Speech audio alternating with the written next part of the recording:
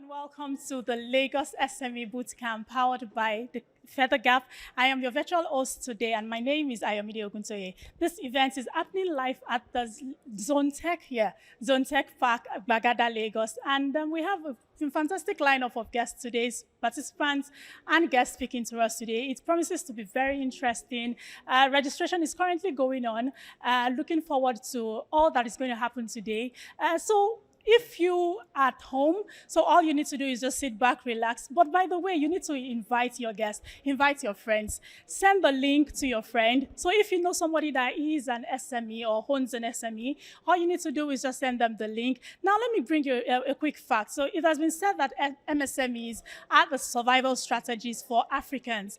And to reduce poverty and the grow economy, we need to support SMEs. And that's exactly why we are here today, to support SMEs and provide them with the leadership skills that that they will need to navigate through that part. We'll be speaking with some of the participants today. But first, I need to speak with the host. So let's meet with him. So let's hear from you. How's the preparation been? This is the 5th edition. What has been the journey? And what should we expect today? First and foremost, I want to thank Web TV. You guys have been awesome. I mean, I remember last year in Ibadan, and Web TV crew traveled all the way, and then we forgot to give them food, and I was so pained, and then they still showed up again in Lagos, and, it's been really awesome. I mean, thank you so much, guys. Thank you to Uncle Femi, Awoyemi. It's been awesome. So, I mean, it's been a brilliant journey from the very first time that we had this. I mean, it came to the vision came up as something that I grew up with, right? I grew up with my mom running an SME business, and that was what she essentially used to school me, right? Shortly after she retired. So I wanted to help small businesses right from time. And then I joined large consulting firms, and all of those consulting businesses would only do stuff with big boys, right? So I sat at business development tables where they would say that, the minimum ticket we can do was $80,000. And I'm like, you are leaving out these guys who provide 86% of the jobs, right? So we started off, I started first a consulting business, but yet I couldn't reach the bottom of the pyramid. So I said, let's put this together so that we can help with the same quality of advisory services. You can see NICOM there. NICOM is providing free legal advisory services to everybody. When we started, it was just personal funding, right? So, but now, brands are identifying with this, and it's been an awesome journey. And more importantly, our community. We have a community of close-knitted SMEs. All of those guys, they are friends. They have conversations, advice on a daily basis. We have newsletters. We've reached quite a lot of people, and I think the journey has been awesome, and we're grateful for that. Right, and I wanted to touch on collaboration. How has collaboration been? Because we know that 2022 has taught us the importance of collaboration, and that's the only way we can move ahead. How has collaboration? In what way have you been collaborating with other partners and people to help bring this to life? So I tell people that competition in strategy, I'm a strategy professional. So competition is no longer the in thing. It is now co-opetition, right? So you have to cooperate or collaborate to compete. And we wouldn't have come this far without the power of collaboration, right? In every little way that everybody has helped in terms of brand positioning, volunteers, the collaboration that happens. Even brands come in as volunteers, right? They offer their services, and it's incredible. And there's also a lot of collaboration happening within our community. Guys are doing business together, at the micro levels and all of that. So, and then I think even in the economy generally, there's a lot of collaboration happening, and it's very important for growth, especially a continent like Africa that needs high levels, leaps of growth to catch up with the Western world. Now, let's just talk about your expectation as the last one. What exactly are you expecting? I know you're looking forward to a successful event. We all are looking forward to a successful event. But as a host, what exactly are you expecting to say today? So I'm expecting learning and impact, right? And there's something I usually say that, anytime I travel, and I used to have a team member who would tell me that, hey, why are you going all the way? You didn't even ask them how many people are showing up there. And I would say that if I get there, even if it's 2 people that get what I'm saying, right? It's because of those 2 people that I'm going there, right? So I'm hoping that, these guys are going to be the 2 people that take away lessons from here today, and that will make my day. Wow, we're looking forward to that as well. So let's keep our fingers crossed, and we're hoping to see that happen today. Thank you very much for your time. Thank you. You're welcome.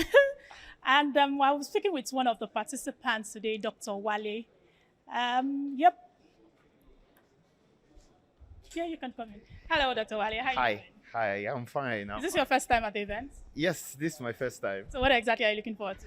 Oh, well, I think, first of all, I think this is actually a very good way to meet with people, to network with people, and learn about the small, medium enterprise landscape right here in Nigeria. Because as it is in any other part of the world, there are everything is different. The landscape is different. You have to know how to navigate.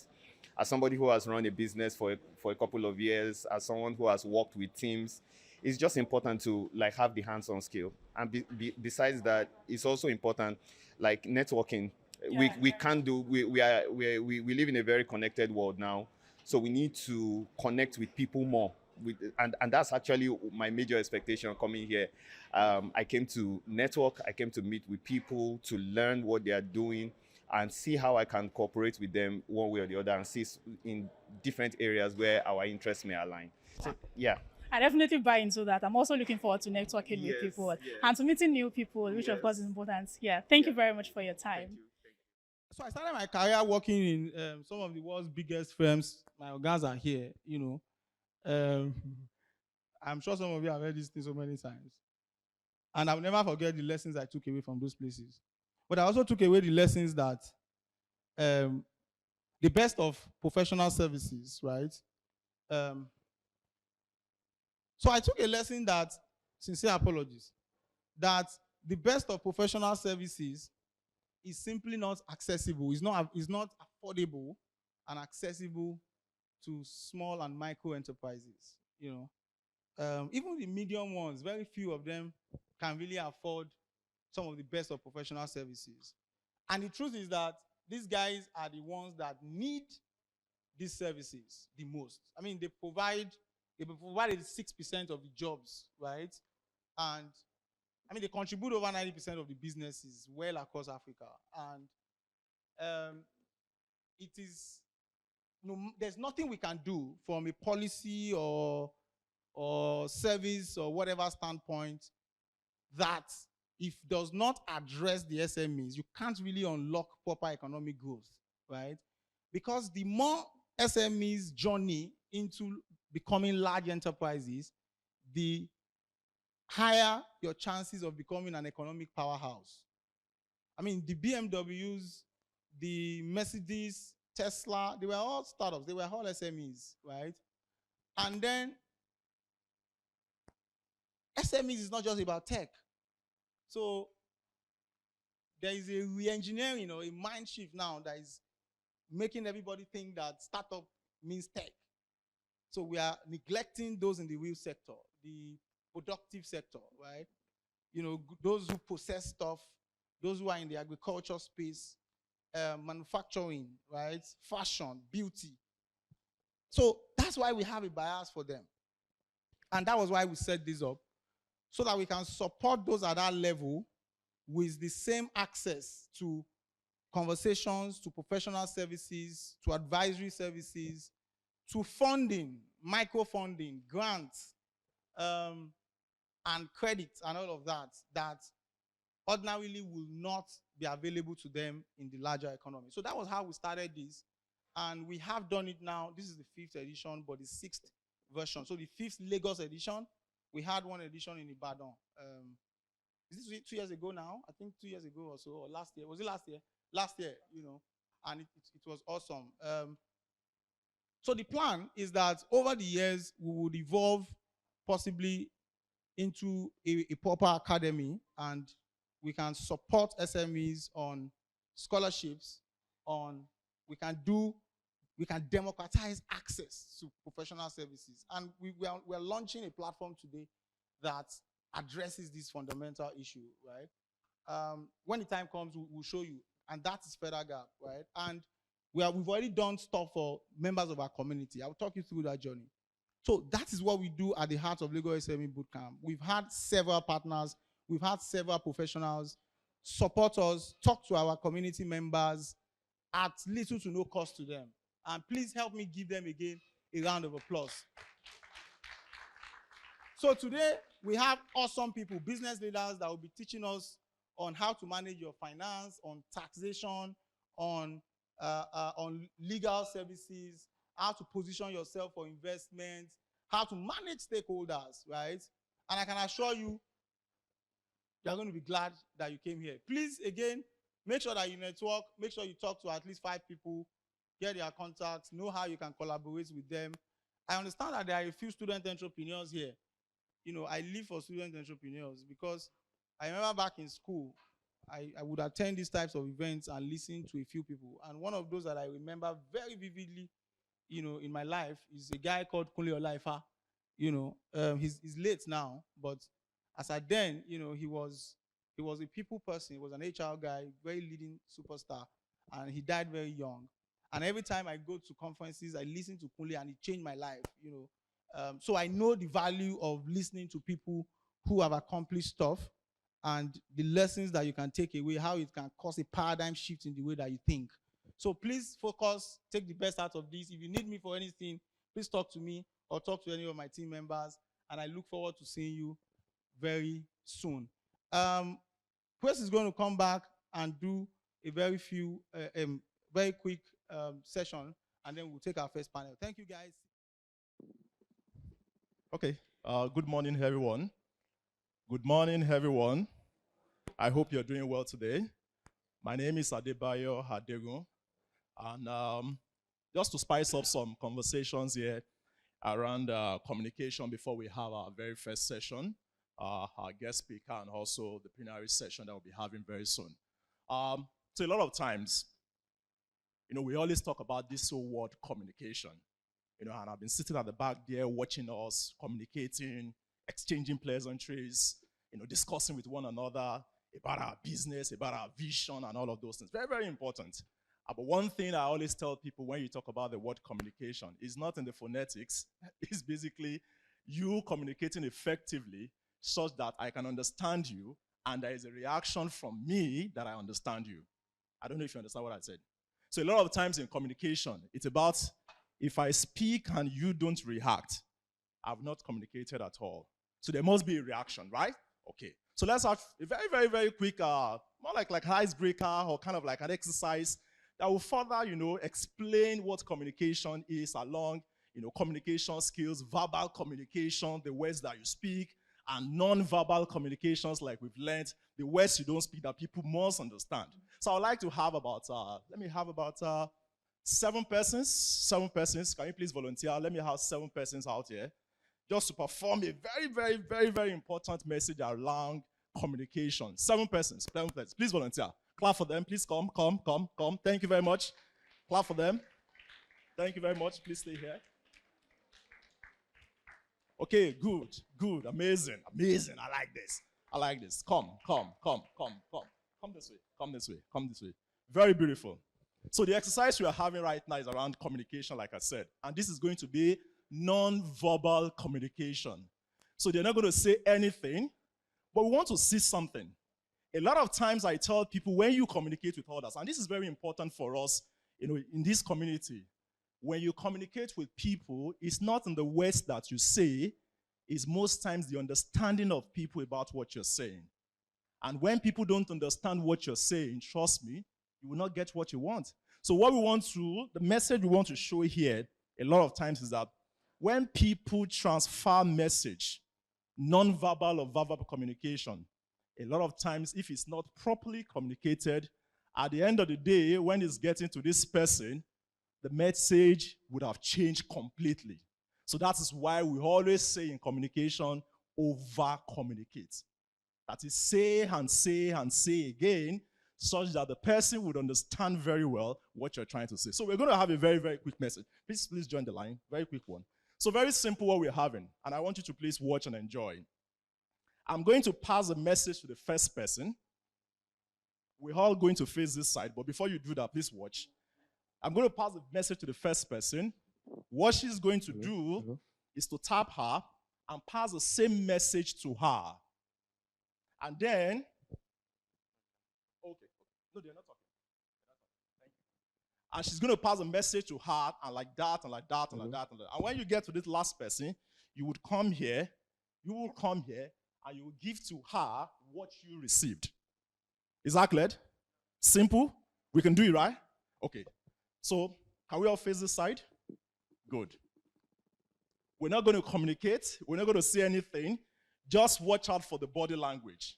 And once you receive the body language, tap the person in front of you and pass that same message to the next person. And when you're done, you face my own side here. Cleared, right? All right, so let's go.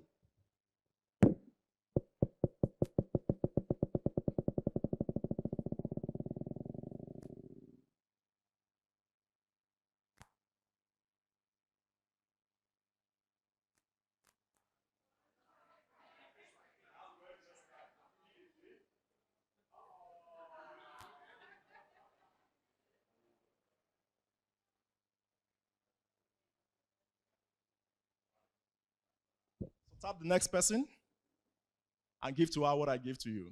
Turn. All right. Turn this way to the next person. Turn. Okay. Next person. Move.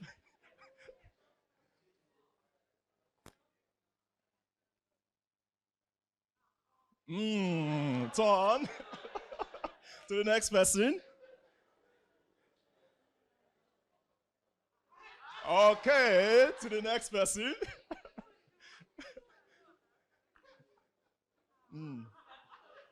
Okay, to the next person.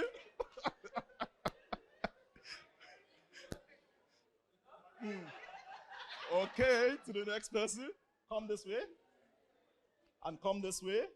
All right, please face here. So give to her what you received.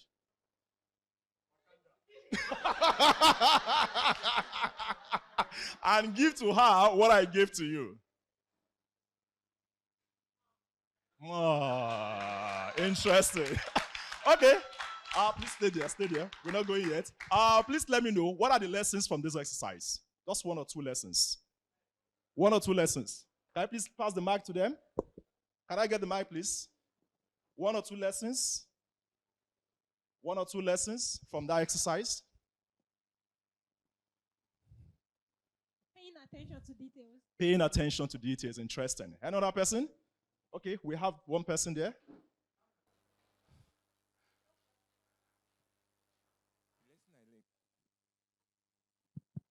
The lesson I learned was that once information is going from one person to another, it doesn't go in its originality. It's always adding another spice, because what they did was not actually what you told her from the beginning. Interesting. One more person?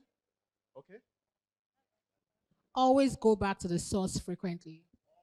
Go back to the source frequently. Amazing. Thank you very much. Now, I want someone to please share with me. What do you think we could have done differently that we will still almost get the same message with the last person here? What do you think we could have done differently that by the time it's getting here, the message is still like 98%?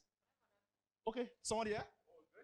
I feel like if he had asked her repeatedly to describe that symbol or sign she was trying to make, he could have gotten a clearer message. And when he was describing it to me, he just quickly did it and faced that. Okay. Yes. The message should have been passed uniformly, like just from one point to the other, not several points. Interesting.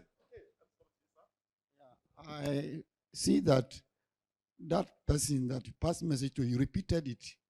He should have also repeated, because we must be sure that that message is passed to that same person very well. Brilliant. Exactly. Okay. Yeah, I'll just add to what she said. You know, she said like it should have been broadcasted to everybody. So I would have added like transparency. So it breeds transparency. So when everybody knows, there's no hidden message, there's no secret. Absolutely. Please clap for them. Clap for them. Amazing. And that's the lesson for me in that exercise. I gave it to her twice. Imagine if she has to give it to the next person twice, and she has to pass to the next person twice. there's a probability that when it gets here, we might have close to maybe 95, 98% of that message compared to once. And in fact, this man wasn't just pass, and he's passing it to the next person and all of that. All right, so for us to really let them to go, we're going to have another very interesting game right now. Very, very interesting one just to go. And I want to take you back to primary, secondary school. So we want to see those who went to British National School and those probably who went to Makoko, nursery and primary school. So this is what we're going to do. And it's a song, and I want you all to follow me through that song. So I'm going to be asking you different questions, okay? And you're all going to be answering those questions. And I'm going to take it very, very fast. Very, very fast. So you probably remember that nursery rhyme, which says, zoo, za, zoo, like the way we go. Okay, don't worry. Don't worry. You will get to know it. You will definitely get to know it because I'm going to say it loud and we're all going to understand it. Okay, so let's go, please. So very simple. So we're going to go, so you're going to clap. Very, very simple. So I'll go, zoo, za, zoo, like the way we go. Lagos SME, you do pa, pa, pa. Are we good? All right. Zoo, za, zoo, like the way we go. Lagos SME, are you ready? If so, name of banks in Nigeria. GT Bank. Wema Bank. United Bank for Africa. FCMB. Union Bank. Kuda Bank. Providence Bank. All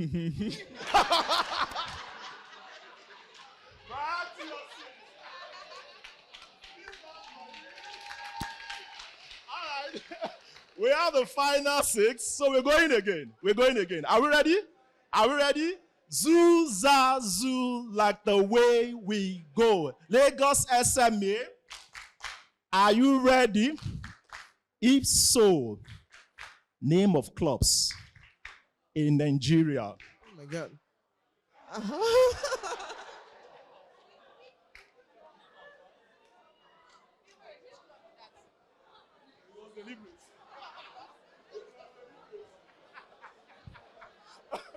It was deliberate. All right, let's go, quick one. Zoo, za, zoo, like the way we go. Lagos SME, are you ready? If so, name of fintech companies in Nigeria.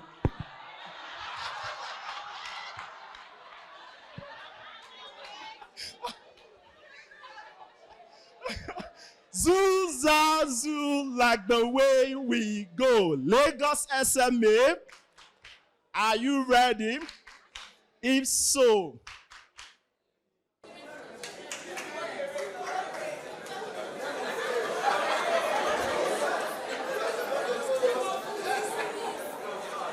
Lagos SME, if so, name of Nigerian artists that you know. Bello. Davido. Wizkid. Daniel. Timaya. Niniola. Tiwa Savage. Temi. Terry G. Irasta. Wizkid. Ricardo Bank. Tenny. Don Jazzy. Korede Bello. Sorry, All right, let's get it fast. Interesting. All right, let's go. Zoo, za, zoo, like the way we go. Lagos SME, are you ready? If so, name of West African countries that you know. Nigeria. Burkina Faso. Kenya. Sierra Leone.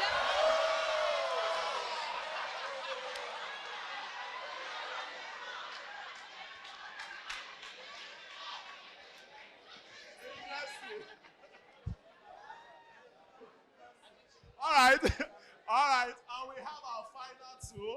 And I want the audience to dictate what we're going to give to them. What should we give to them? Name of what? Oh, yeah, let's go with cars. Okay.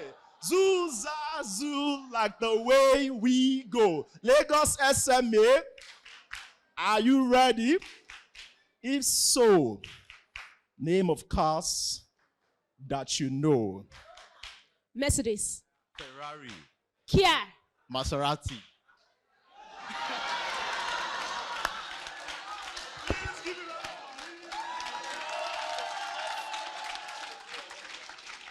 Thank you very much.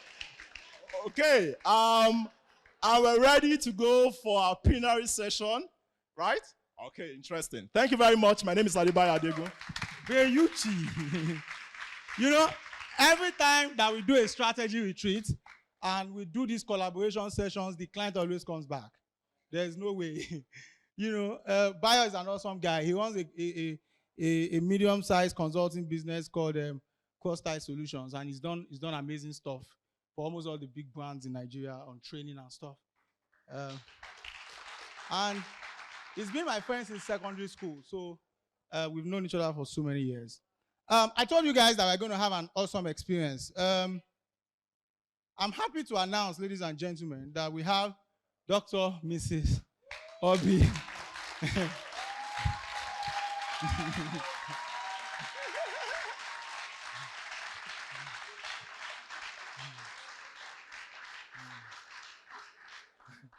Mommy, thank you for coming, man. You know,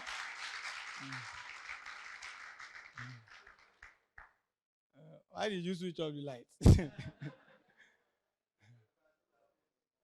So that you can see it.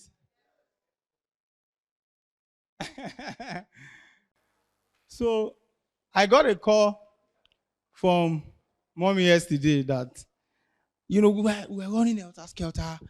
You know, doctor is coming. We need to get a car. And then the car that was supposed to come and meet her, the fan belt broke. And then another one was coming. And the person was slow. And then I had to call another one that, please, I just need somebody on standby. And then we were panicking. And then I just got a call from doctor. And I said, problem don't start. Oh, Mommy is angry. And guess what happened? So I had sent my assistant early in the morning to go to Sheraton to help her book room. And we were running helter-skelter. And then she called me and she said, Ayo, you know, your event is tomorrow. And I have a couple of personal things to do today. And you should not have been involved in this thing today at all. That why are my people stressing you? No problem. We move your driver. I'm okay. I'll be fine. And I said, no, the driver is with you already. And then you know what happened a few hours later? I got a refund of the hotel bill. I am not joking. Tears dropped from my eyes. I was shocked. I had to tell DS this morning that I have to announce it because it's a shock. It's a great lesson. If you see me buying things for my volunteers this night, it's because of that refund.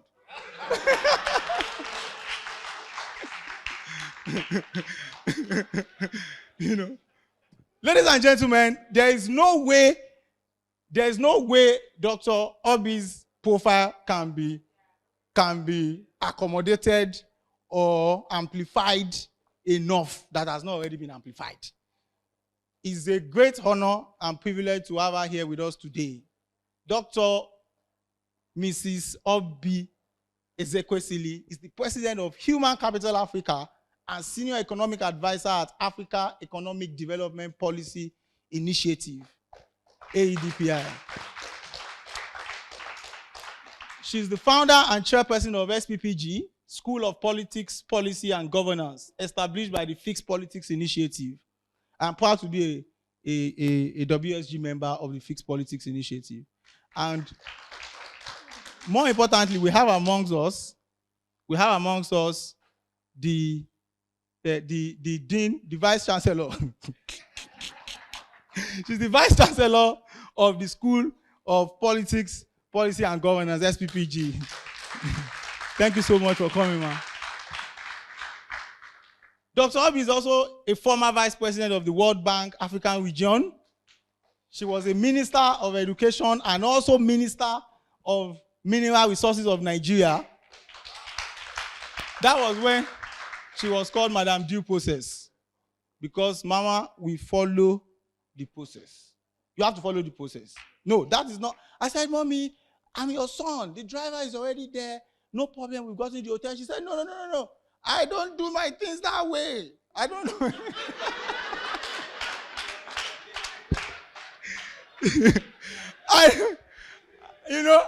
When we were doing fixed policy strategy retreats, I was yabbing the mommy that they are old people, that we are younger people, and there's the way we young people do our things. It's a lie. The way people do their things is better, because if it's a young person, they will not refund that money.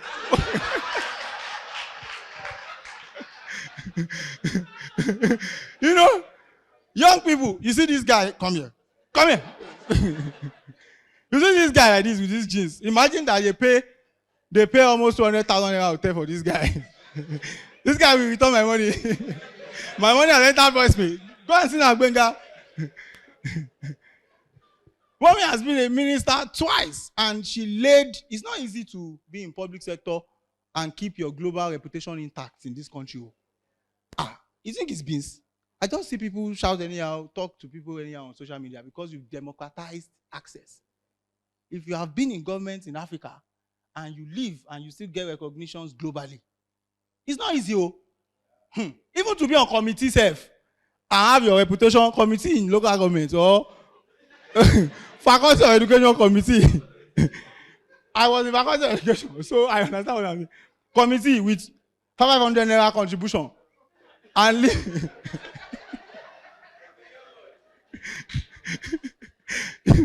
and they don't stone you before you finish.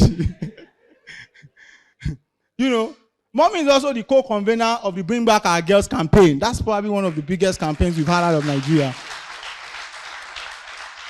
She was a presidential candidate in 2019. She's a senior fellow at Yale Jackson Institute for Global Affairs, USA, and was also a Richard von Weizsäcker fellow at the Robert Bosch Academy in Berlin, Germany.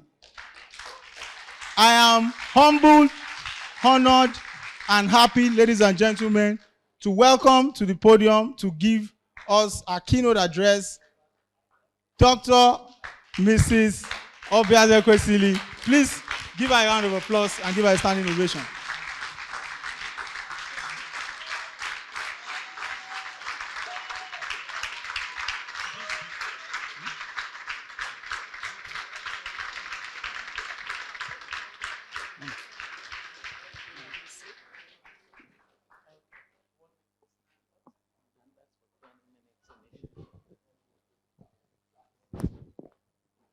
Hello. Oh my goodness. Please sit. Please sit. I was saying to Dimeji that I didn't realize that Ayo has the skills of comedy. And in our world today, you really need to have a diversity of skills. That's your staying power. And so I am so delighted to be in your midst and to really congratulate Ayo and Durojaiye. Am I correct? Where are you?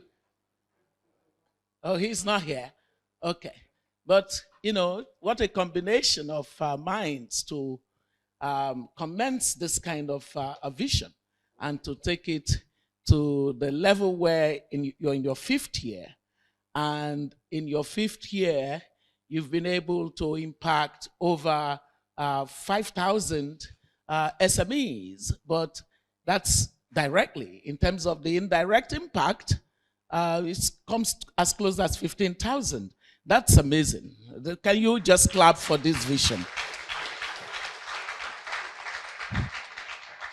One thing that you will, because average age here is surely, I would now tip it to a different level, but take me out of it because we're outliers. Myself and my dear sister, Alero Otobo, we're outliers. But if we did an average of those of you who are here for this event, it would be anything between 28 to, maximum maybe 29 years. And one thing you will get to learn over time is how the idea that you go into a green field of a thought and stayed with it, unwavering about the challenges that come, is not something very prevalent.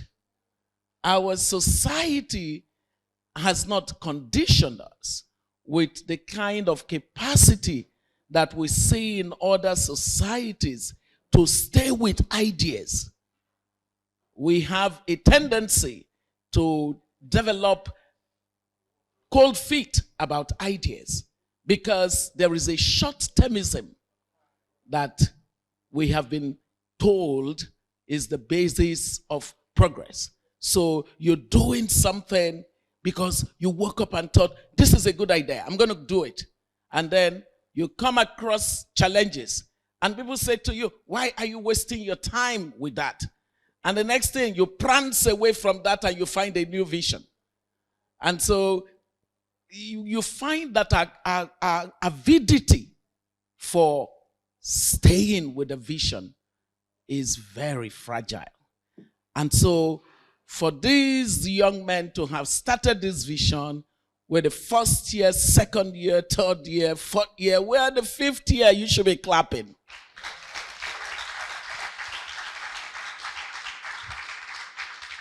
Because they could easily have said, it's not quite working the way we thought it would work. And let's find something else to do. It's so easy. I mean, you see it all the time. Like you see people and you say, what are you now doing today? And they say, I'm now doing something else. And then give them a few more months and you see them, I've moved from that. You know? So please clap again for Ayo. I'm very proud of you. And what I like particularly is that Ayo has brought technical skills into a conversation that people normally are quite anecdotal about. They simply say, oh, micro, small and medium scale enterprises, they need to be supported and we just have to do something about them. But what are we supposed to do about them? I would think they would need money. It would be a good idea to be buying their product. No. What he's done is just so worthy. Because I am huge on technical skills. Because with technical skills, you're much more structured in the things that you do to support small and medium scale enterprises, especially the micro ones. So, Ayo, if you don't need to stand, then better get a seat, since I'm going to be speaking at least for 20 minutes before we do the fireside chat. So I decided to just drop a couple of notes consistent with the idea of effective strategies that grow global SMEs. And first, I put a note that that the MSMEs are often definitional according to the context in which they operate. And so different countries have different definitions of their MSMEs. Often they are defined by virtue of their turnover, by virtue of the number of people they employ, by virtue of the market access that they have, and things like that. And you can imagine that whereas we would say that companies that do turnover of anything between 5 million and 50 million are within the range of micro and small. If you called those companies small in Germany or in the UK or in the US, everybody would look at you and wonder, what are you talking about? But like they say, it's the law of relativity, right? I do remember a folklore that my father would tell us as we grew. He said that, the ant said to the other animals, you should have seen the crop of yam that was harvested in my grandfather's compound, this year. And the ant went on and on, disturbing everybody. You should have seen the size. You should have seen the size of this yam. At some point, the very wily tortoise said to the ant, what was the size of the yam? And the ant said it was the size of my thigh. It's over your head. You imagine the thigh of an ant, what it would look like. But as far as the ant was concerned, that was great. Now, for us as Africa, part of the challenges that we have about economic growth and development is that we, unlike, when I say we, I'm talking about governments, unlike the ant, do not at all celebrate the value in having micro, small, and medium scale enterprises. We often don't realize that there were countries that went ahead of us in terms of the way they perceived SMEs in their history. Germany, for instance, especially a number of researchers in Germany at a point in time in its history, did look at SMEs as being barriers to economic growth and development. Why were they thinking of it that way? They were thinking of it that it just caps people's mental capacity to move forward, to make progress.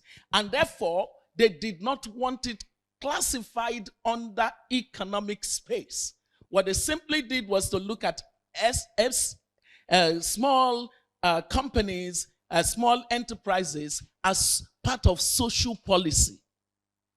Now, when you look at what is purely a very important driver of economic progress of society as part of your social policy, then you've capped them yourself.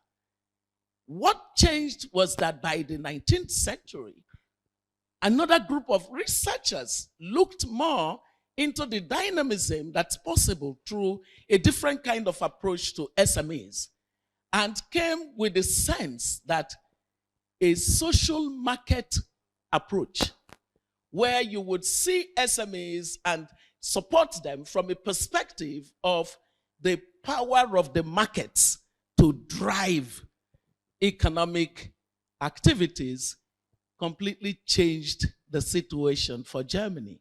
And suddenly, SMEs became the center of German economic development strategy. Is that clear enough? Once that happened, you today have a Germany where SMEs are actually the driver of economic growth. And that is why we're not surprised that Germany is the most significant economy in Europe. It's all about a change of strategy, a change of perception of what SMEs represent for that country. Globally, as data shows, the range of business of the economy that SMEs account for is anything between 90 to as much as 99%, including the most of developed countries' economies. And this is important because the critical thing for SME's growth path is an understanding of what we call growth. An understanding of what we call growth is what enables you realize that growth is simply removing the barriers to increase. It's a simple definition of growth. If you removed the barriers to increase, there will be growth. Are you following me? Because we don't look at growth that way, we're not analytical sufficiently to identify what the barriers to increase are for any operator within the economy. Removing the barriers to increase essentially means that we must analyze, we must identify, and that's why I was talking a lot about the technical skills that people like Ayo and Dimeji bring into this space. We must analyze sufficiently what the barriers to increase, to growth of small, medium scale companies, micro companies. What are their barriers? Sometimes the greatest tragedy is to misdiagnose, and therefore we're busy supporting for something that is not the problem. An empirical approach at identifying what stands in the way of increase, in the way of growth. If you want me to grow, in other words, if you need me to take a step forward, growth is basically that rather than stand stagnant where I'm standing, you do something that causes me to take steps forward. I'm growing, right? But if you put barriers on my way and you say to me that I should grow, so you've put, okay, we've got this. Can I grow beyond this? I can grow beyond this. So the way that you can get my growth to happen is to remove the barrier to my progress, to my increase. So we have to think of our SMEs from that perspective. The reason being that the benefit of having a significant size of your economy being MSMEs, the significance is that if you don't understand how to not just remove the barriers to the increase, but to remove it speedily, and to remove them at scale, you're not going to achieve the most important economic problem that our continent is dealing with. And what's the most important? Two. It's about productivity and competitiveness. The productivity and competitiveness problems are the things capping the possibilities of our continent. So we don't think in terms of productivity. We think in terms of expand the land, expand the size of everything. But we don't think in terms of the efficiency that can exponentially grow by the introduction of new technologies, new knowledge, new even marginal elements of structure to achieving productivity. So we're frequently sort of saying, let's put many more young people to go to the farm. Excuse me, sir.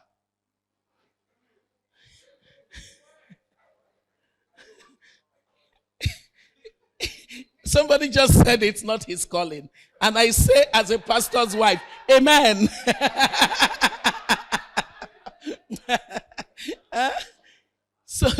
So it is really about, there are two key economic problems we must solve. We identify, I think I saw the data for what percentage of our own, for Nigeria, MSMEs account for 96% of the total number of businesses in the country. 96%. Okay? And they contribute about 50% to the national GDP. Okay? And 73% of MSMEs are sole proprietorships. And it says 14% are private limited companies. The balance of 13% are partnerships, faith-based organizations, cooperatives, and others. In terms of gender, only 23% of females operate formal SME businesses in Nigeria. SME owners in Nigeria are typically between the ages of 20 to 60 years old. My data is by courtesy of the survey by PricewaterhouseCoopers, right? This kind of data is quality stuff.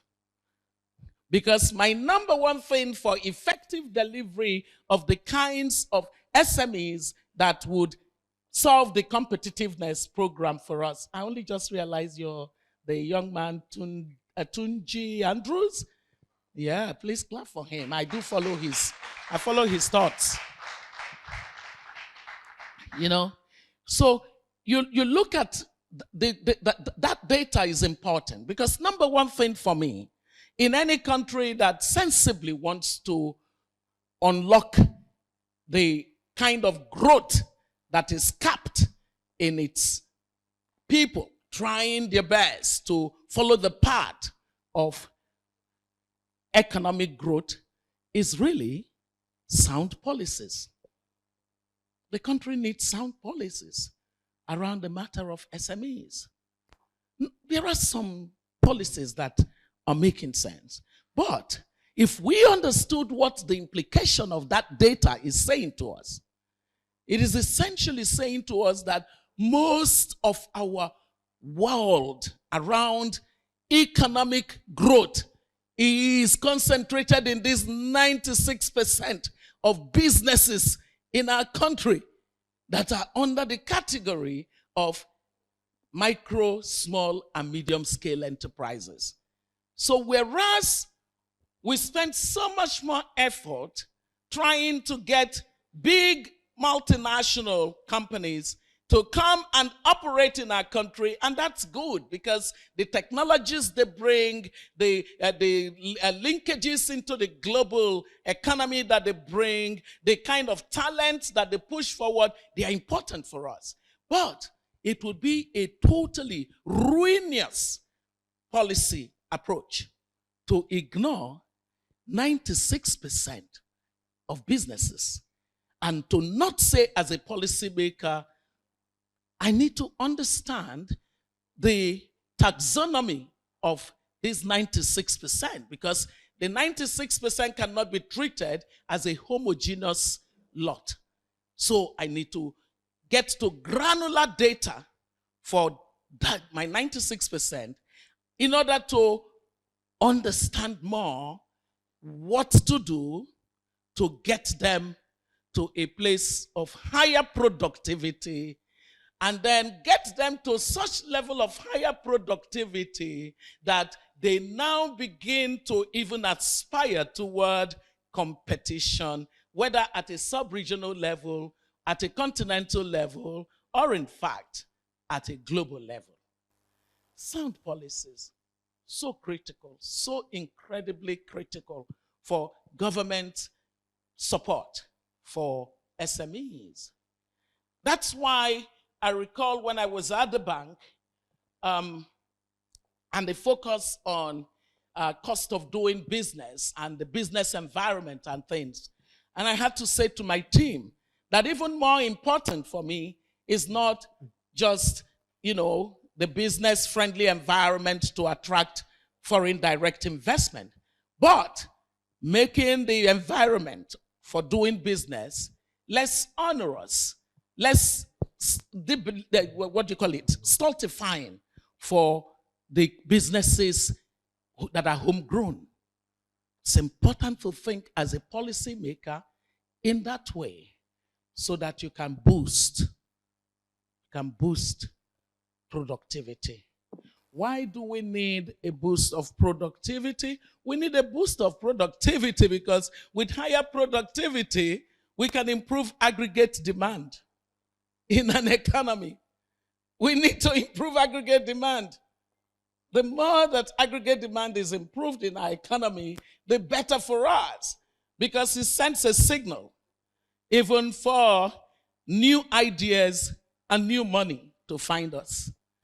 If our aggregate demand is insignificant, not many boardrooms are going to be bothering about us, right?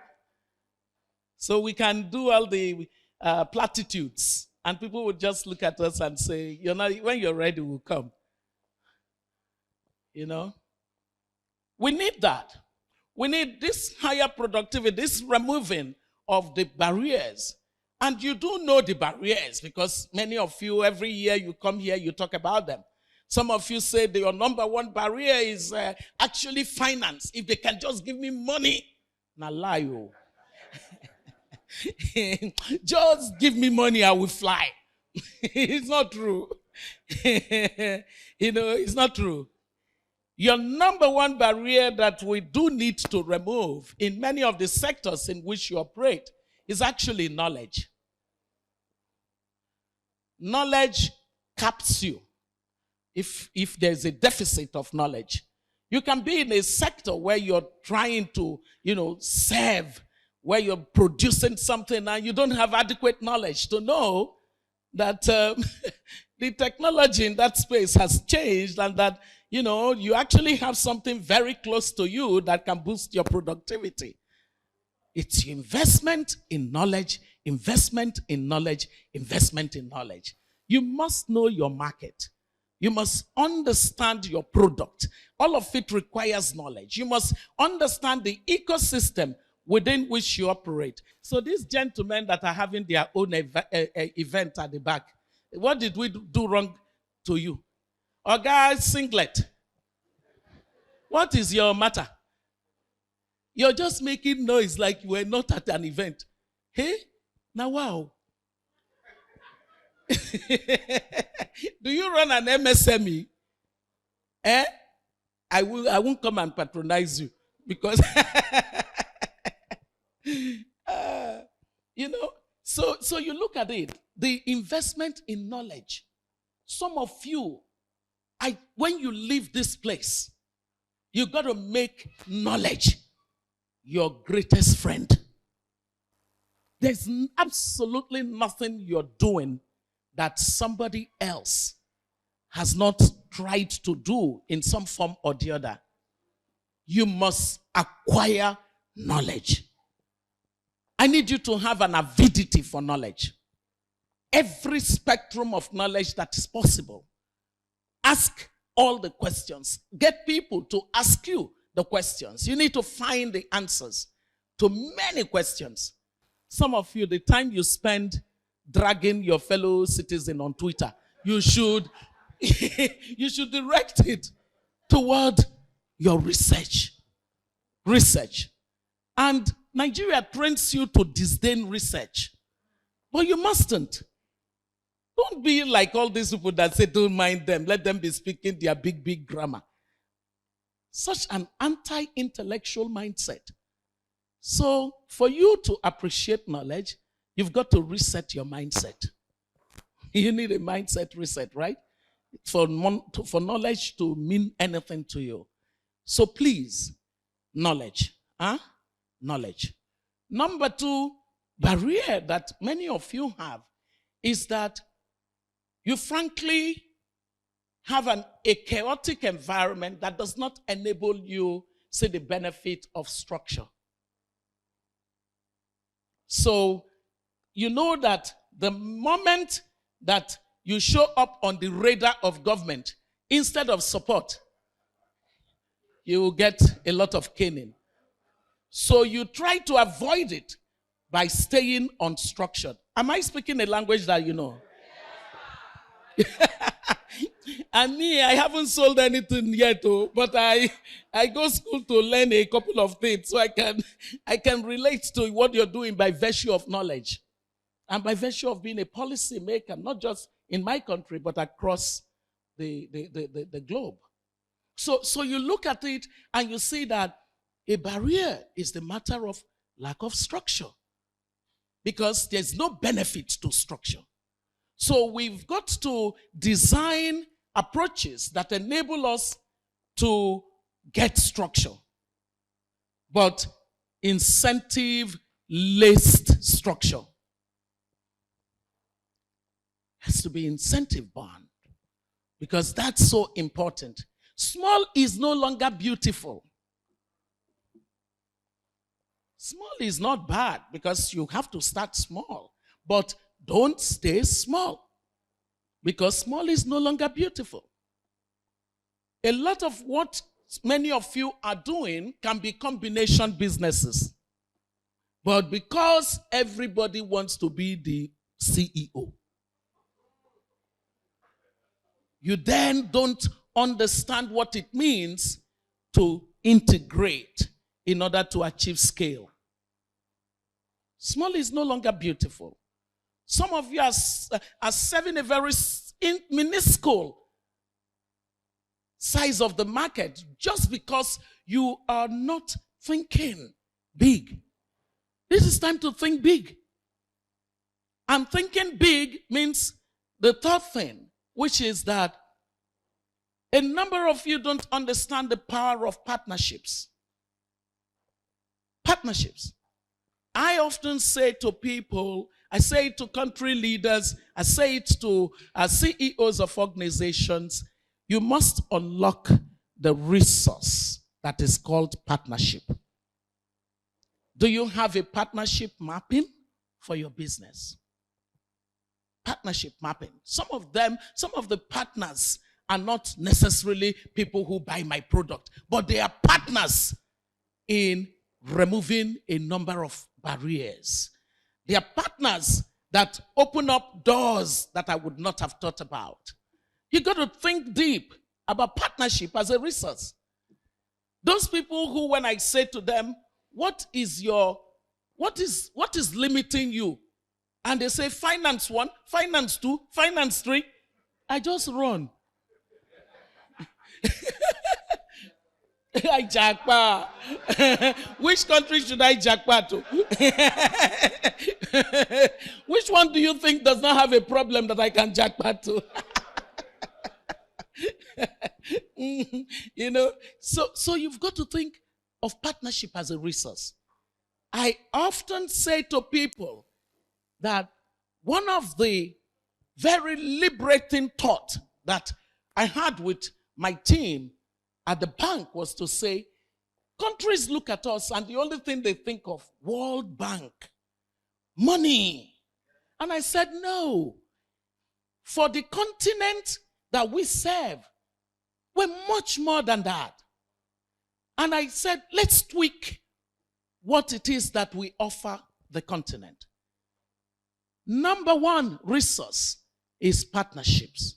Number 2 resource is knowledge. And number 3 resource, finance. Do you know why?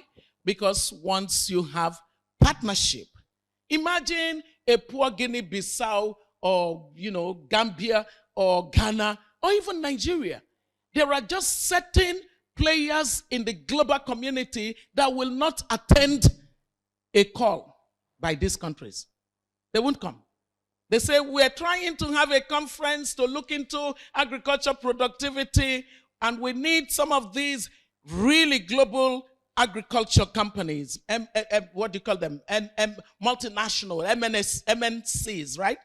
And they don't even, like your letter doesn't go beyond the reception of the office. But the World Bank writes and says, I want to do something together with the government of Rwanda on agriculture productivity. And guess what? And I have like 45 of such companies saying, we will come. I'm not telling you theory. I'm telling you practical because it happened. So partnership, it unlocks a lot for you. Then knowledge, I've already talked a lot about that. Then in terms of the financing, understanding the various streams of finance that are possible for you, that's so crucial.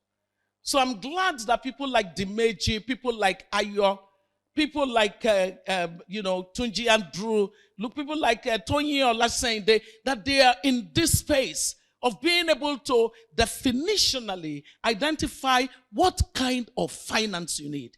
Some of you have gotten into trouble by not knowing the kind of finance you needed. You went and carried finance because they said, come and take. And then after you took, you couldn't give back. Type of finance is so important. I want you to know that in all of these barriers, the most significant barrier for me is really the entrepreneur himself or herself. What's your mindset for entrepreneurship? Because it is your mindset for entrepreneurship that would determine the quality of talents that you would have around you. You need talents to build in any industry. Whether it's a product industry or a service industry, you need quality talent beyond yourself. So your own quality will determine. Have you not always had this thing that the person, this guy is nice, it's just the people around him? Who put the people around Oga? Oga put it now. Eh? So people have a way of asking people that reflect their image to come to. You don't want to kill your business by thinking that way. So you must upgrade yourself so that you will go for top talent. Because top talent really makes all the difference. Why is that so? Innovation comes from having top talents. And we have seen across countries that enable SMEs, micro, small, medium-scale companies to have access to innovation, they are faster in economic growth. So you need that. You need that. You need to grow. Don't cap yourself. Am I speaking the right language? Yeah. Don't cap yourself. You've got to grow. You've got to invest in your being. And don't be that kind of person that would say, don't tell me anything, Joe. I know my business. What do you know about my business? No. One of the greatest things that an entrepreneur can have is humility. It's a big selling point. That humility means that even a child saying to you, I don't like this and this about your product. You have to listen to that child. Because the child is giving you quality feedback. Quality feedback. Oh God, this is your service that you people render here. There's something that is very off-putting about it. Then you say, why are you criticizing me? We don't need your money. Go. Well, it won't be long before everybody will went. It won't be long. But I am here to sort of engage with you, to give you some of my thoughts from the perspective of what research, time thinking about policy, time observing what enables businesses to grow and ultimately economies to grow. That's what I've come here to do. I've not come as an expert of your business. You are the expert of your business. But what I've come is to give you some ideas of what you should be thinking of. And also to lay on the table that advocacy for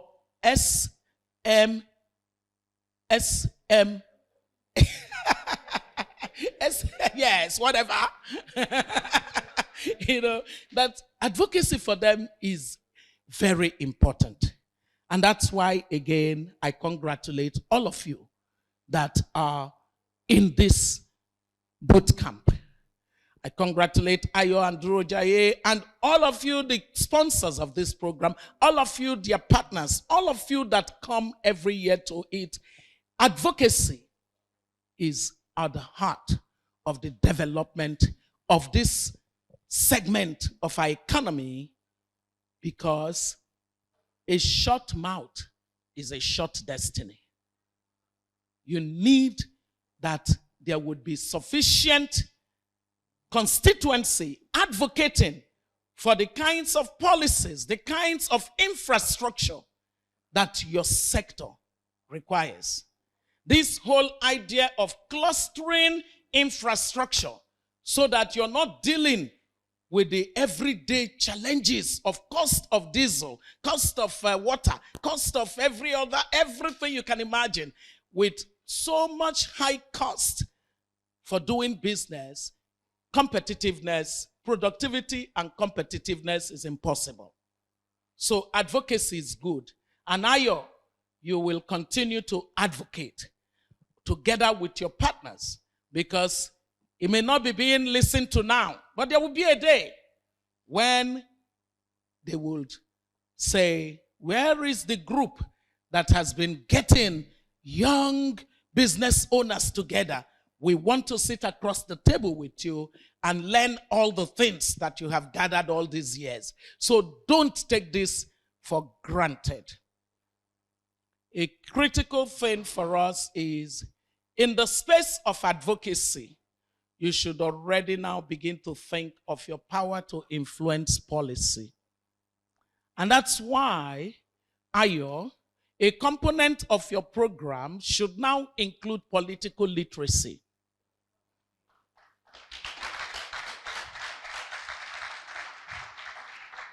It has been a sad thing for citizens of fragile democracies to take economy and politics into silos that don't meet. It's part of the reason that you have entrenched poor governance. And the way to move away from it is that as you're making people more productive, you should be giving them the knowledge to influence their politics. Because politics trumps economy. Repeat after me. Politics trumps economy. And the only way that we can reverse that is to make sure that the quality of politics is the kind that sufficiently empowers economy. So crucial.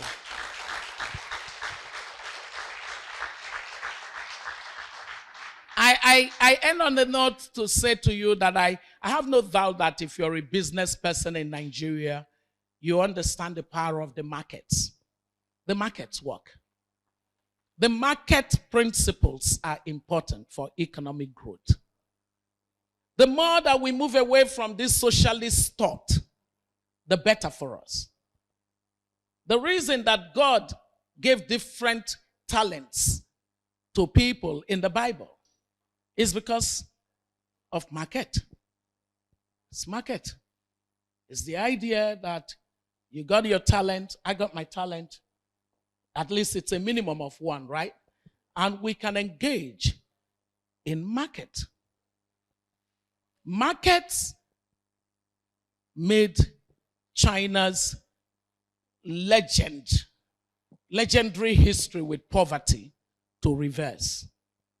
They haven't democratized their politics, but they understood that individuals respond to the stimulus that is called incentive.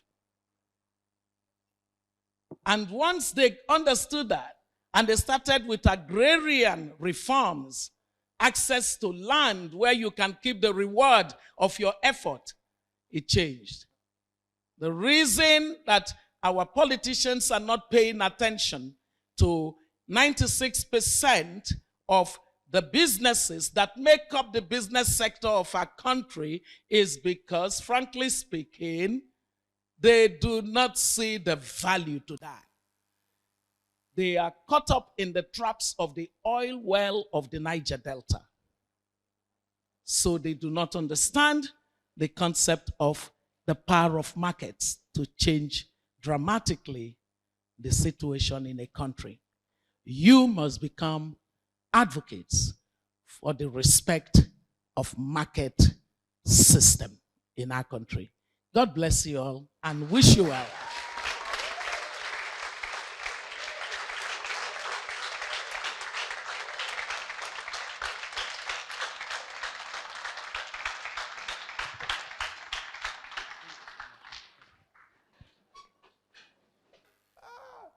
You know, it's because of political literacy. It's politicians that wanted to silence me. You know, anytime I hear political literacy, my heart goes big, big, big. Because it's easier for, you know, our mothers and elder people like this to support and push us. Once we young people start including political literacy like this, it gets very toxic. Abi? People will just come. What is wrong with you? What is wrong with you? You think you are doing boot camp? You think you are doing boot camp? What is wrong with you? Because you are a Yoruba boy. You are a Yoruba boy. You don't want us to support an Hausa candidate. They will leave the focus. And which is why I spend all my time on social media educating we young people that you have to try, when you are alone in your bedroom, between you and your God, try to think above tribalism, religion. It is our biggest enemies as a country. Somebody yesterday came up with a creative, brilliant design for the currency that, oh, these are the type of things we should be doing. And guess what the conversation was about? That he removed Arabic lecturing, be something funny. Alaji, you are laughing. Very ridiculous conversation. So, irrespective of that risk, we are going to follow that advice that mommy has given us. Our periodic fireside chats, in fact, going into the elections now, we'll start doing fireside chats for our community members on political literacy, electoral behavior, how should you vote, and all those kind of things. It is very important, because otherwise somebody will just come up with a policy that will just ruin your business and your livelihood is gone. So please, let's give a round of applause again to mommy. So for the next, I know you guys have questions. We're going to take about 2, 3, or 5 questions, depending on how, complicated the questions are. Please, let's keep it very straight, very simple. Your name of your business, and then the question. To join me with the fireside chat with Dr. Oby, please, I want to welcome Otuabasi. Otuabasi is a journalist, a very seasoned journalist with Web TV. Otu, please come up.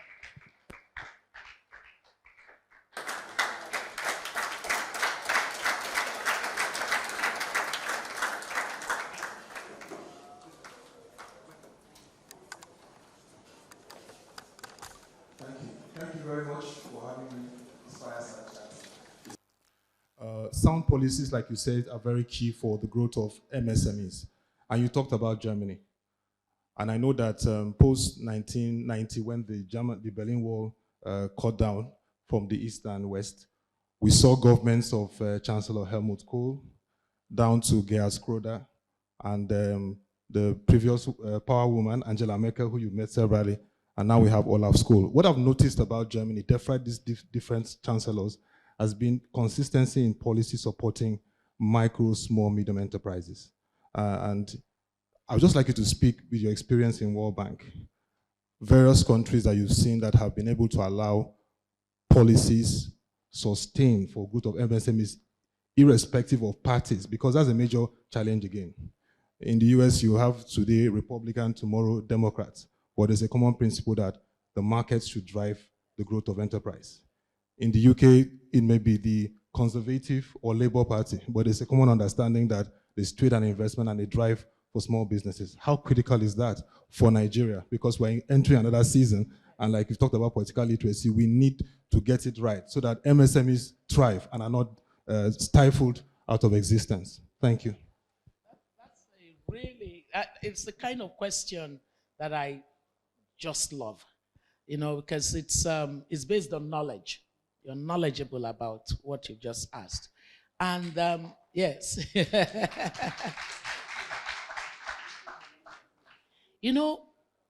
It's about the consensus of the people. That's what I was trying to get from you about market principles. That's why I ended my conversation by saying that markets work. It's historical. One of the 2 graduate courses that I teach at the Yale University, is really resolving Africa's economic policy dilemma, economic philosophy dilemma. A country must have a consensus around how they perceive the world and how they see their development. In Germany, they came to that consensus by saying we're a social market economy. So it's known. We're a social market economy. Meaning our economy will be based on market principles, but will be done in the way that will leave nobody behind, by ensuring a balancing act between using the markets to solve problems and ensuring that the social policies support those that must be included in the process. So that way, those kinds of policies where the market cannot solve, you don't just leave it hanging. Government must take care of it. Handle it, but in an efficient way. So that kind of a consensus has meant that regardless of whether it's the CDU or the SDP, whichever party, there are just some basic fundamentals. It's also the same thing with America. So you can't just come as president in America and unwind the many years and decades of practice of market efficiency, because the markets are more effective in allocating scarce resources. When you give people the power to determine, we have elected Ayo as our president. Now, problems that the market can solve, in other words, private sector can solve, we simply say all of the powers are deposited in Ayo. He should determine which company should wake up tomorrow and which one should not. You know, that's an abuse that you have basically laid down. And you have basically capped the possibilities in one individual. It has crippled Africa that we have taken an attitude where we think that the government is so powerful, it must determine, it has the brain for all of us. No, the market has better brain than the government when it comes to issues that have to do with economy. Right? It does. So, for us as a people, as we go into election 2023, the government needs to be hearing your voice. You're the ones in 96% of businesses, for goodness sake. It means you're going to say, use the market more. Don't take over responsibility for things that the market can solve. According to research, the market works for the poor. When telecommunication,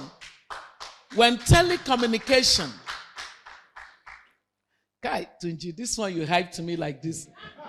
You know, the market works for the poor.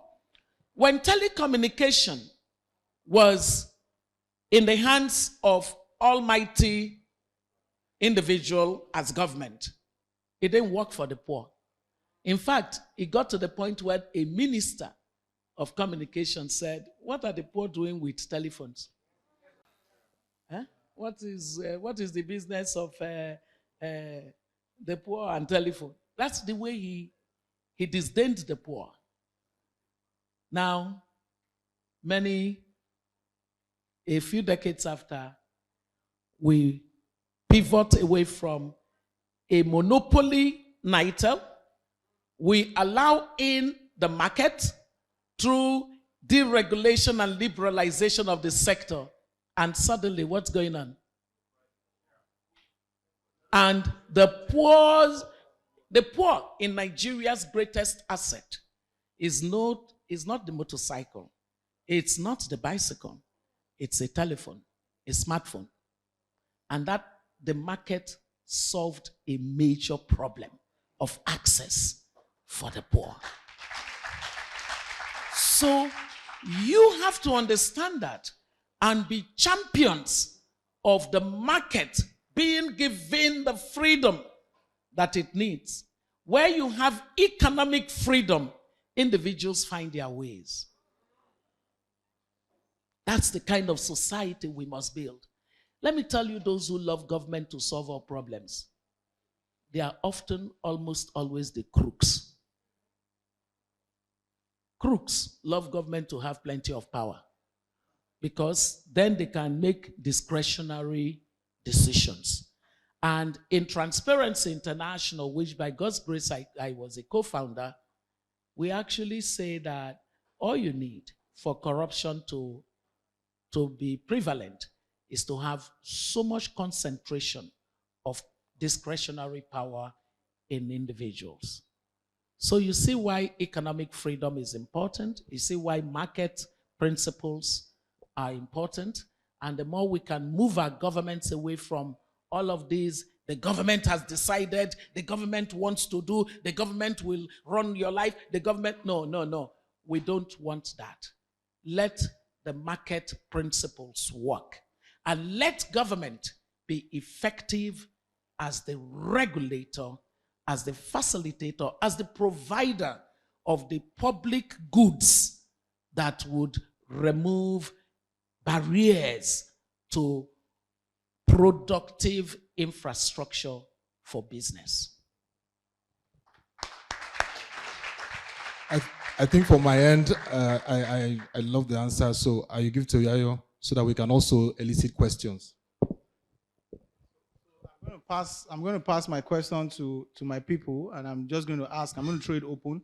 If we can take three, one here, one. Do we have anybody with questions from the open house? Okay, 1, 2, Alaji, Chike, 3. Okay, so gentleman, please. Oh, lady. Yeah. Good morning. Yeah, my name is Chinenye Unoka. I'm a products manager and also the founder of Samba Global Limited. So we run an agri-tech business where we process agricultural foods and export to other countries. However, it's a new company. It's barely a year old, and we just relocated from Calabar to Lagos last month. So we are currently partnering with Nourishing Africa and Unconventional Capital. We just want to know how we can make, when you spoke about we partnering with small people to expand our frontiers. So we want to know how we can partner with small people, because we are supporting SDG 5 and SDG 8. That's improving the welfare of women and as well as economic growth. So how do we do that to expand our frontiers so we can actually be the 14th world superpower? According to PricewaterhouseCoopers, they said by 2050 we should be the 14th world superpower. So, and that's because entrepreneurs are the new residents. The residents are new entrepreneurs. So how do we partner with more people to make this a reality? Thank you. You're doing one thing or the other that has to do with agri. You already have a community. You have a community. So start that community.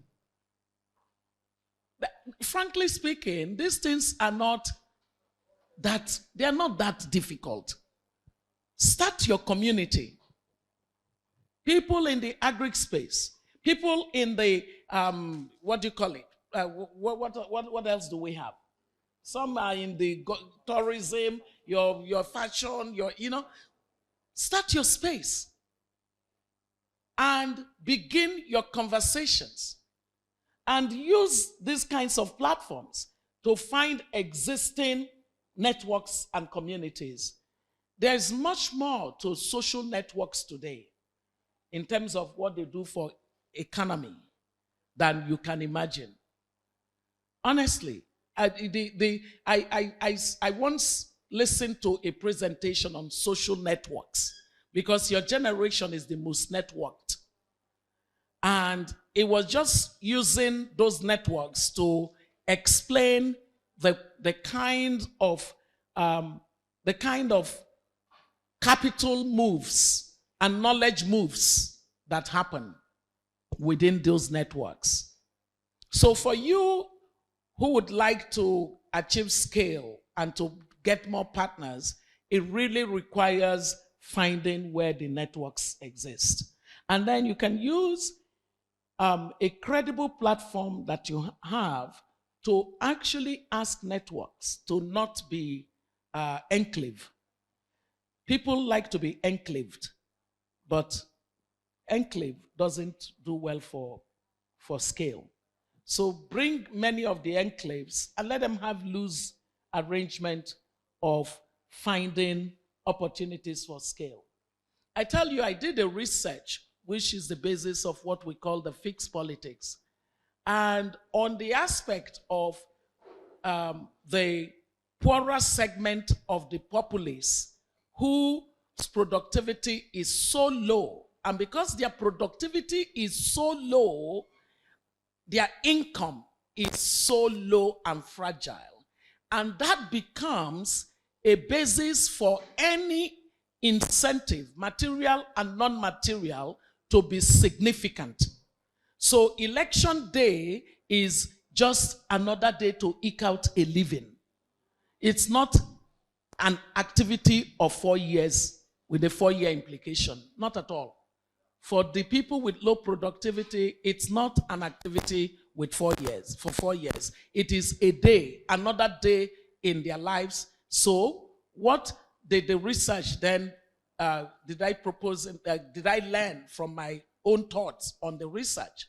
It is that for you to get these people to a place where their rational decision, what they do today is a rational decision. It's all of you Lagos big guys that look at them and say, why are you selling your vote? They are making rational decisions. The poor woman is saying, on this day of the election, 2,000 added to the usual 1,000 I make gives us 3,000. If there is no other day that we have 3,000 as household income, at least there is that day. They're not thinking 4 years.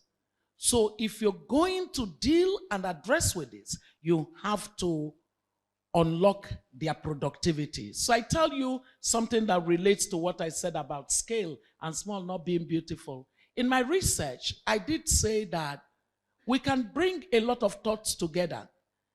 If I took the akara bean seller, those women that sell on the roadside, if I took them, if as my group to work with, and I would say, what would technology do for me? Technology would map all of them in the various corners where they sell akara. So through technology, I capture them. My technology gives me that capture as a community of akara women sellers, right? That has never existed. But I'm not turning them into a cabal, because that could be a cabal a lot. I'm turning them into a force for economic agency. My technology brings them together. They become a market of people that actually have individually small market influence, but collectively strong force.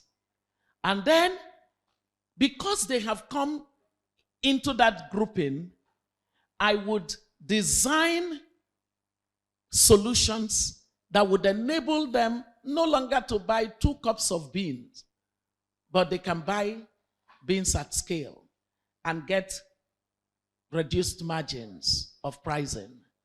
I can look at other inputs that they require and find a more efficient access that also further reduces their cost of producing and 1 unit of akara. By the time I looked at my costing, their margin takes them many leaps and bounds beyond what they currently are at. Productivity has increased, right? Why? Because I exercise just the basic thought of the power of agglomeration. That's all I did. That's the same thing that many of you are failing to do. You need the power of agglomeration. Some of your partnerships are not so that you would become one company. It is that you would forcefully merge your power to determine market outcomes. Is that good enough? Thank you so much. How many speaker more are we taking? Because a lot of people are actually signifying interest here. No, so we can take only 2 more and we already have them. I think they signified later, so Okay. Alaji here and Chike. Okay, I like Yeah. Okay, I like it. Yes, sir.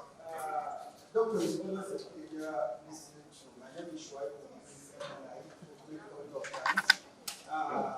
the journalist asks a very, very important and strategic question. And I want you to, please, those of us that have never been in government, to get this. PDP let Eradua cover President Obasanjo. As soon as he came in, most of the policies of Obasanjo were reversed. I'm trying to juxtapose my discussion, my conversation alongside, what the journalists have said.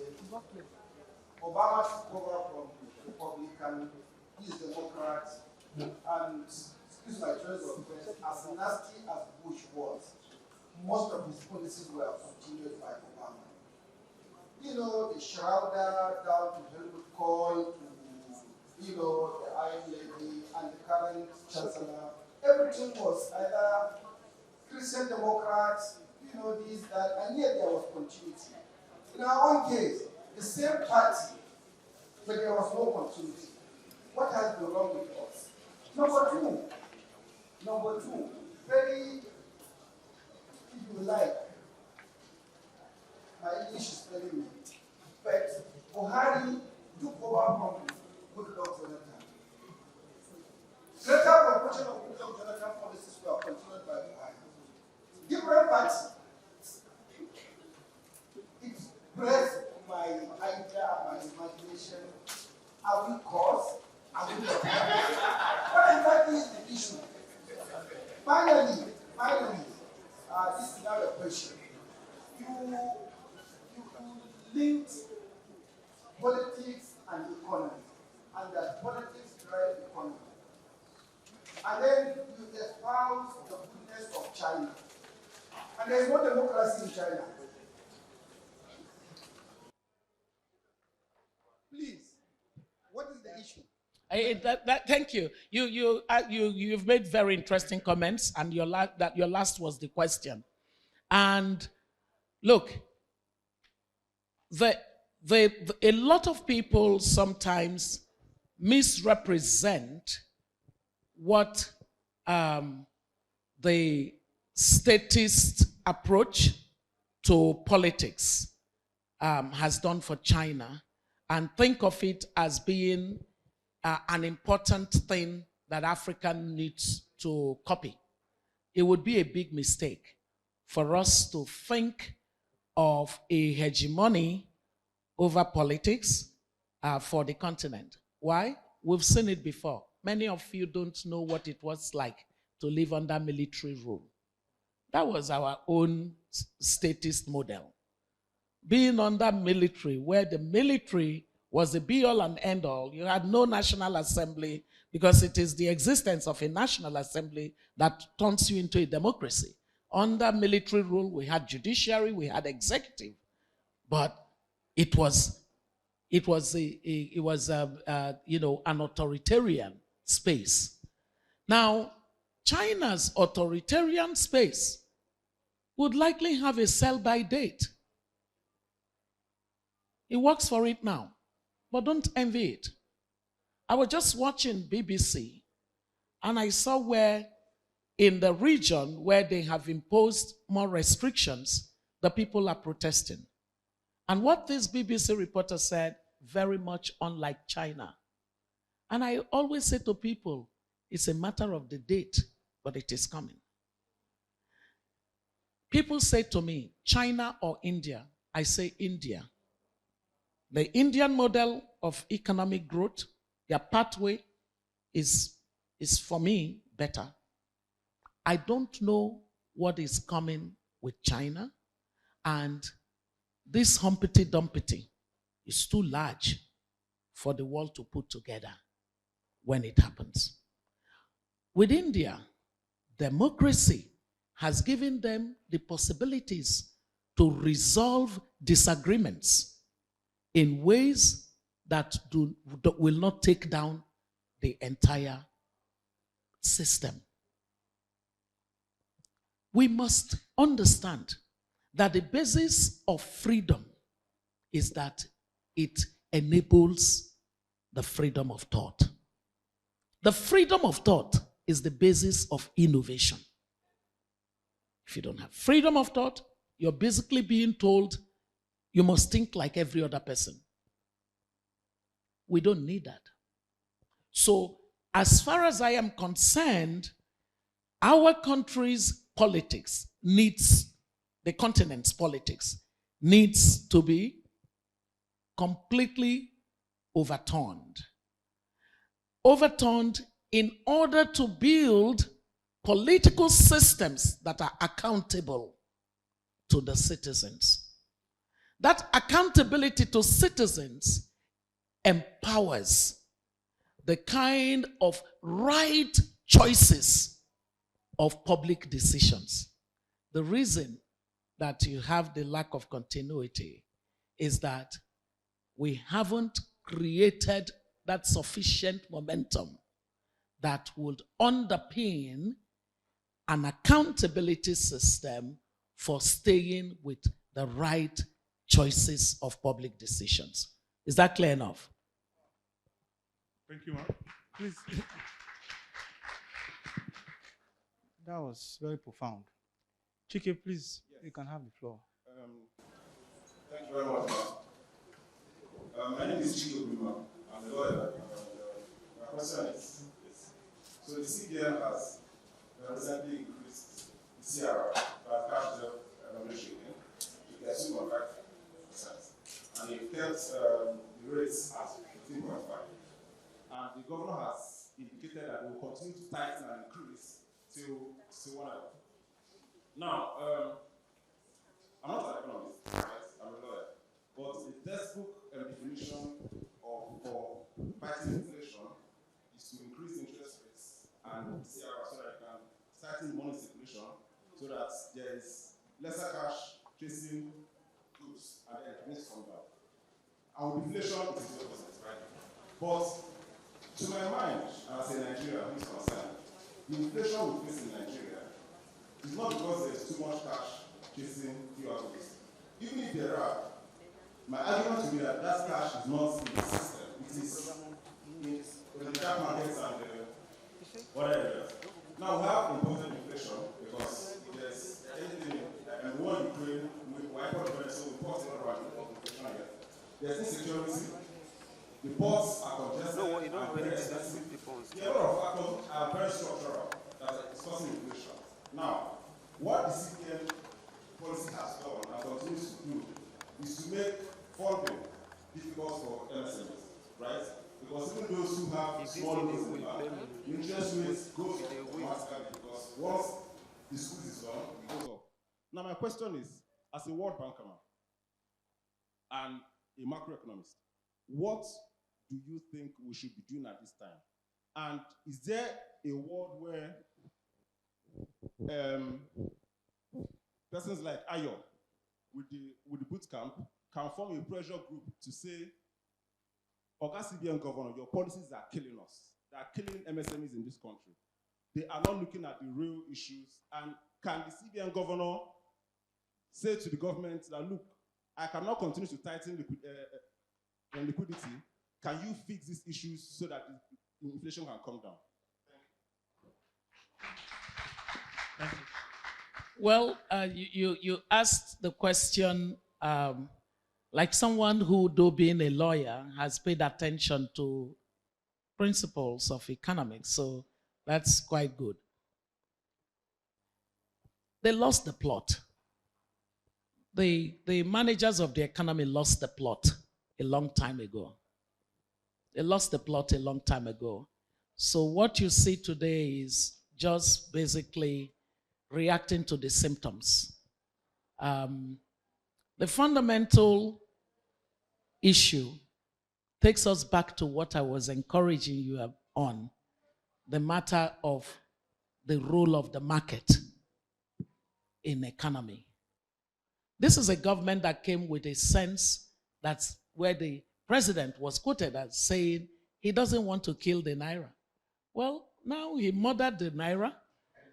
And no, he didn't bury it. He did, what is that way that the Indians, a cremation. That's what happened to the naira. And where did it come from? It came from just a poor understanding of the monetary policies and how it was that in the governments that came before him, we had similar situation. It actually inherited a very difficult exchange policy regime that had affected the value of the naira. It totally was unstable. The kind of instability that was inherited was huge. But it took a number of important monetary and fiscal policies working not in an accommodating way, but in a way that was sufficiently complementary and allowing the market to determine things.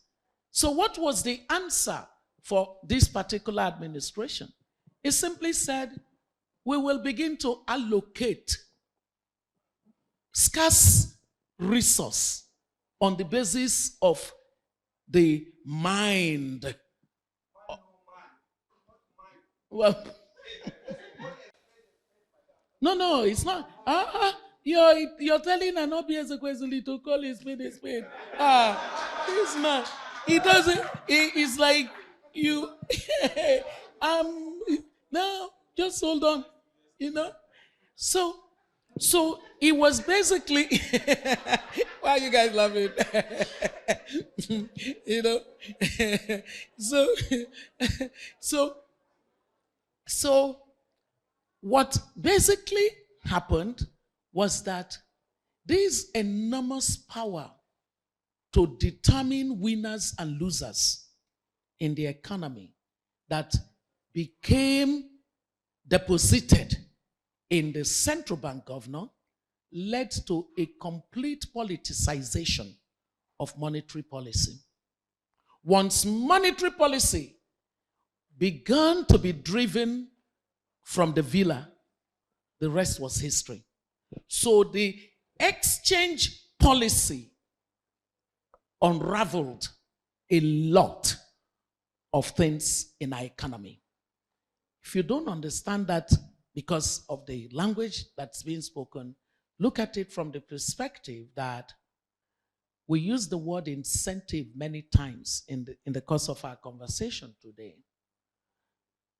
A scarce resource like the access to foreign exchange that enables production in our country suddenly was being decided discretionarily. So if Ayo's access is huge politically, and he could argue his case by saying, you know, I do this and I do that. So access has already meant that he's privileged, right?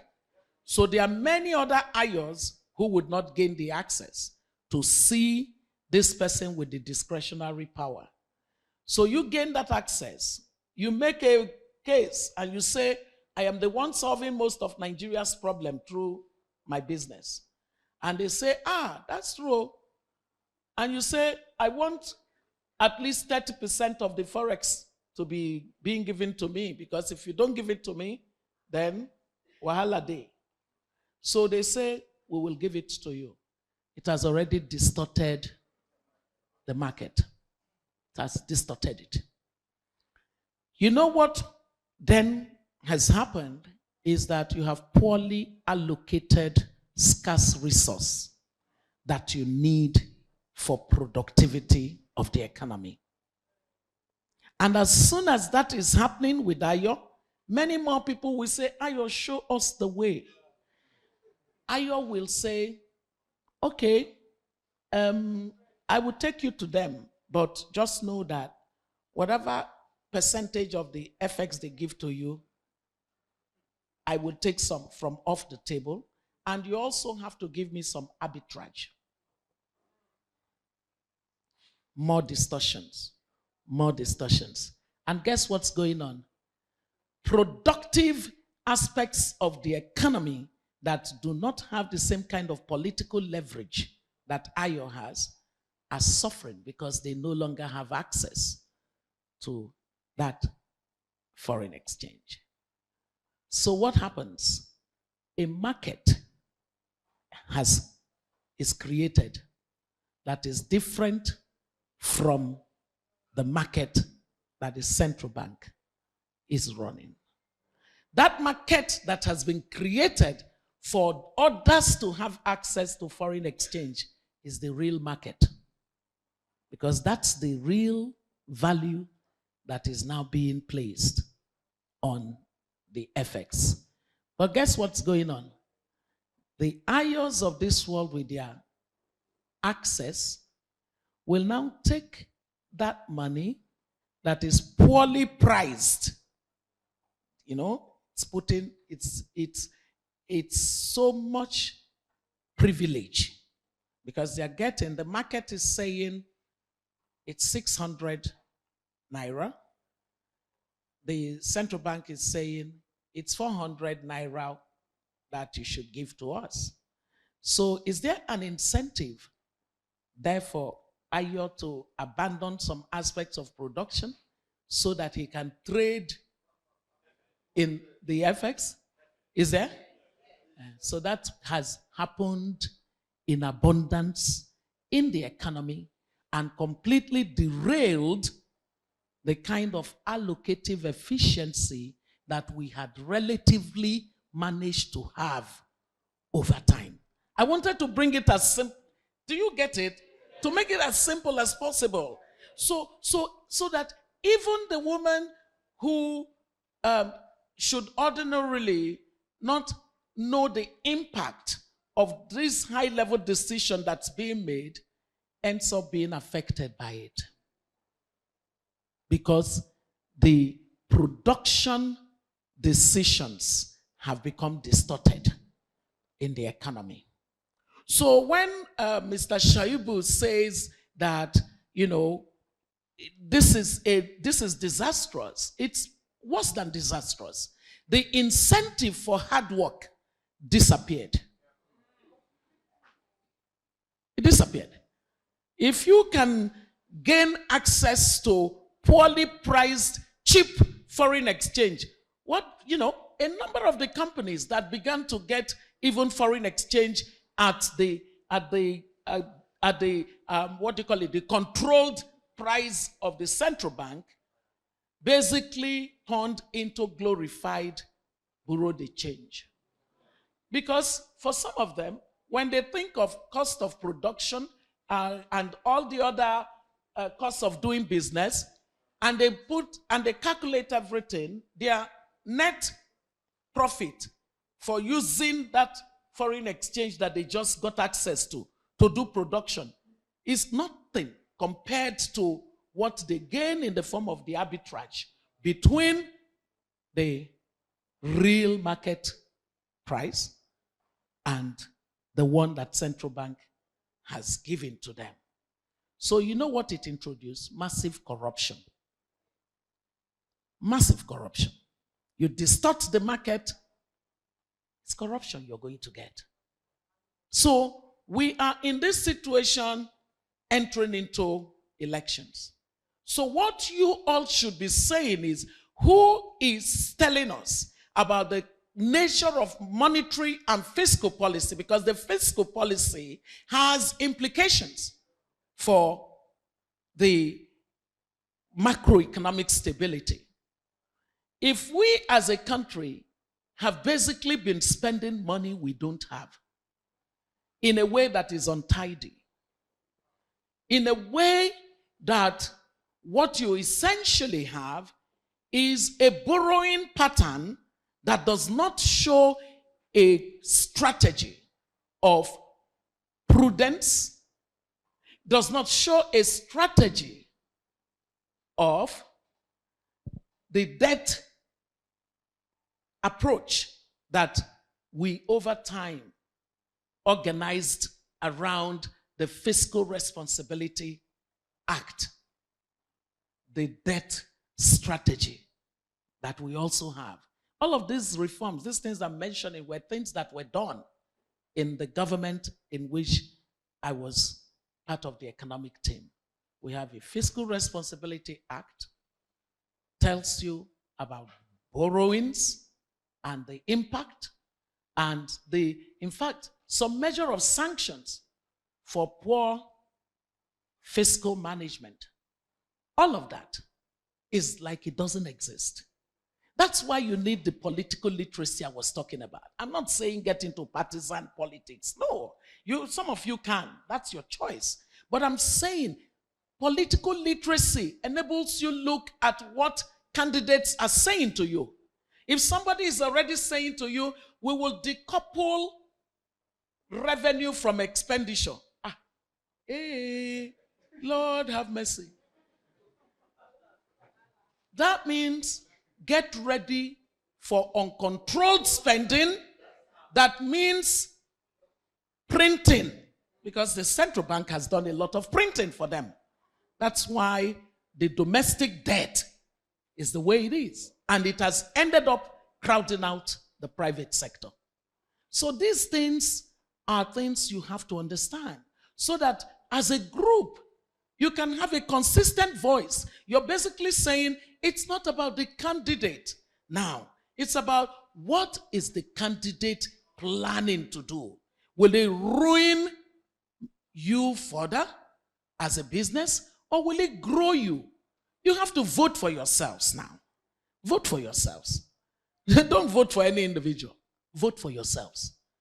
If you know what that means, it means you have to be very intelligent about the various policy options that are being put before you. We must first, as soon as a president is elected, they must launch a macroeconomic consolidation program. There is a shock to the economy that is necessary in order to rebalance our current realities in terms of price levels of everything, from interest rate to forex to just basic, prices of things in the economy.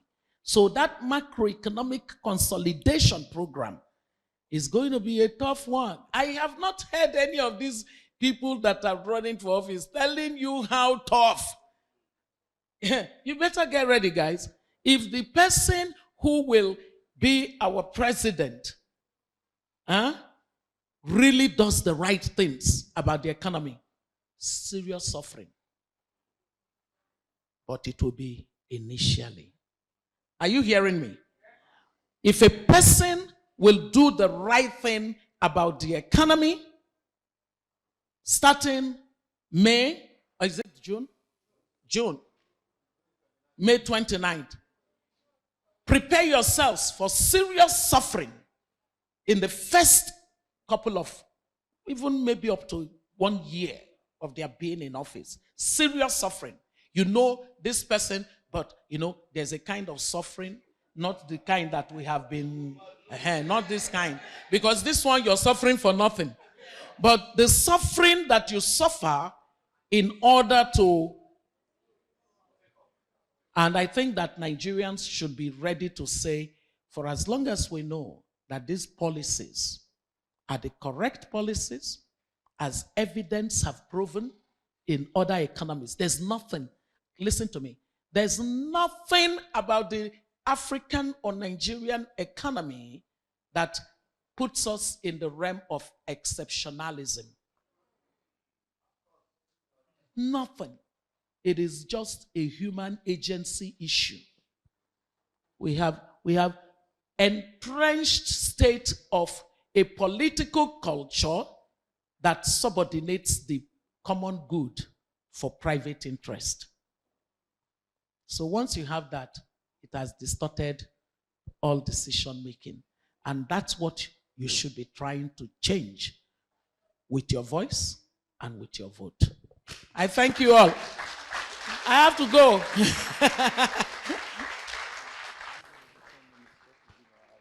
Okay. Thank you. I wish you guys well, because the next thing I do is to give awards and I leave. And so my closing thought really is that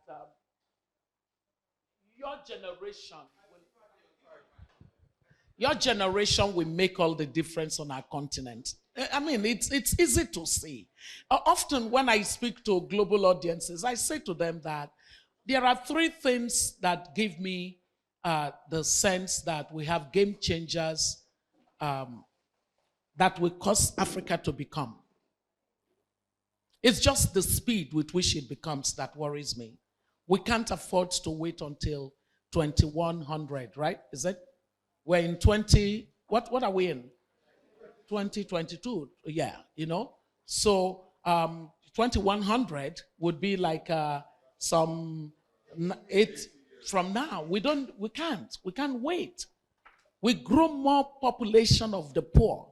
Data already shows that by the year, and this was before COVID, that added more poor people to the number.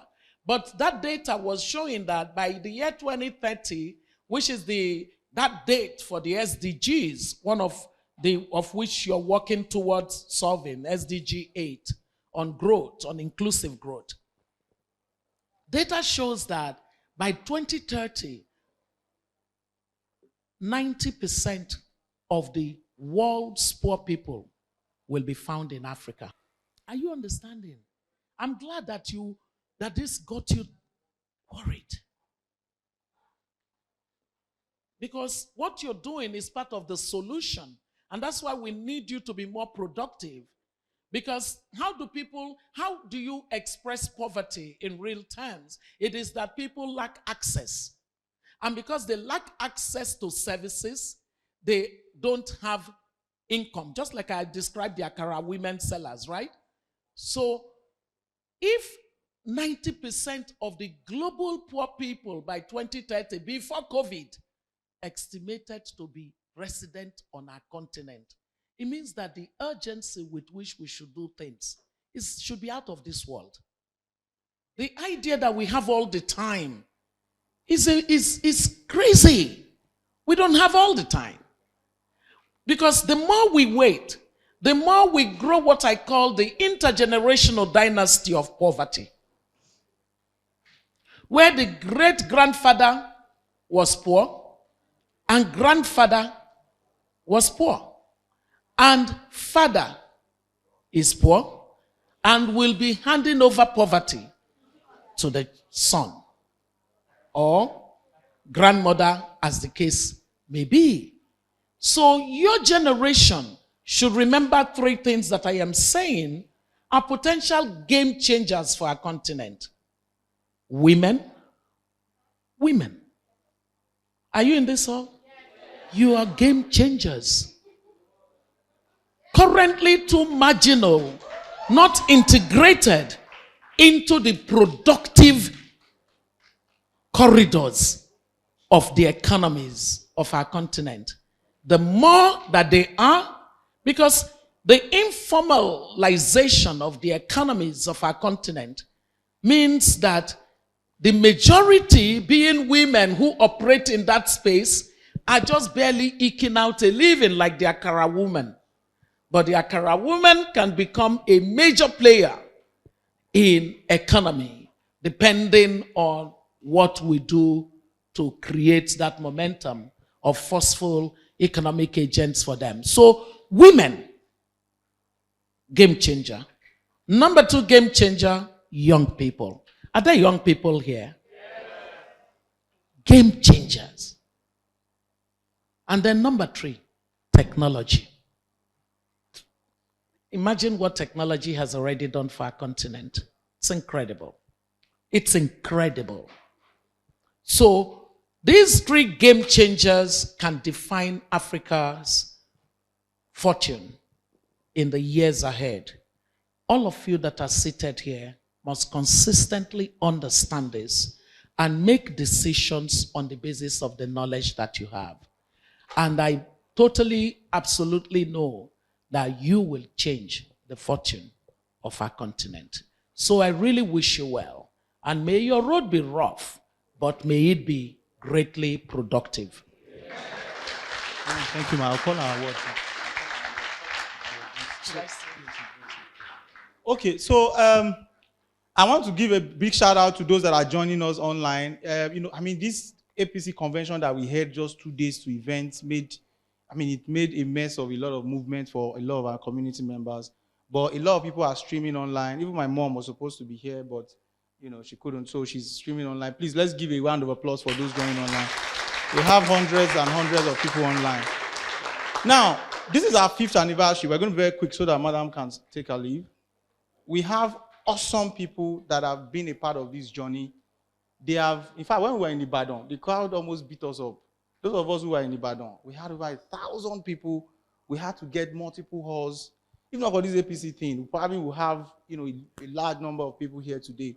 And these guys they've stuck with us. We also have a mentor and advisor who has been awesome. We want to give awards to identify some of these people who have been awesome, right? And I will start. I want Mommy to please help us to hand over these awards to them. And then call everybody. First and foremost is this guy that joined us in 2018. He has led several of the initiatives that we have done. He has provided excellent supervision and support. Ladies and gentlemen, please help me give a round of applause to this my team member who has contributed outstandingly for 5 years as a volunteer to the organization without getting a single dime or an expectation of money. His name is Oluwaseun Afolayan.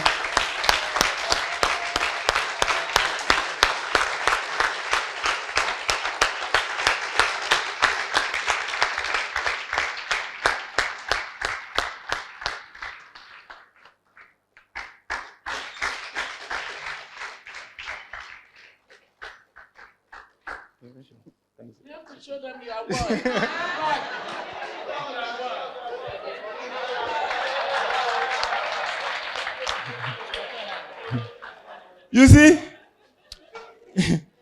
You see, somebody would call me. She has her own day job, very stressful. She lives far away. She'll get home at night. She'll call me. Hey, why how far with the speakers? Hey, why how far with the food? Hey, why how far with the volunteers? She's on everywhere, I call her Konkolo.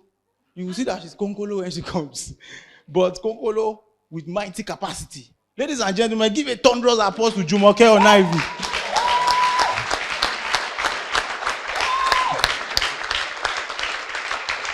For 5 years, Jumoke has supported us and she's awesome.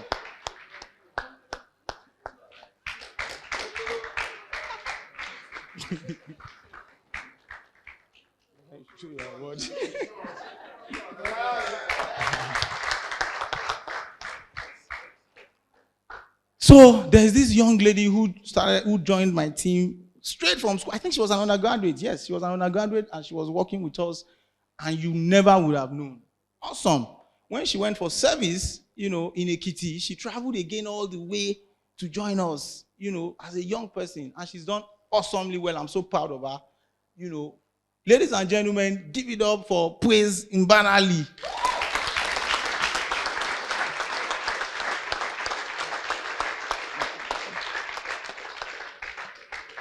Okay, Praise will soon come up. Let me go to the next person. So, this guy is a professional.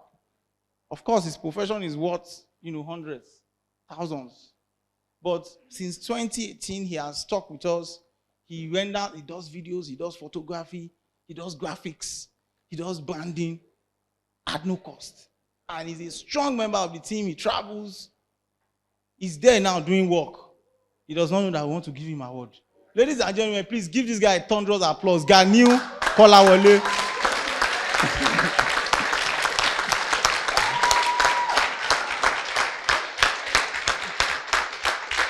Thank you, Ganiu.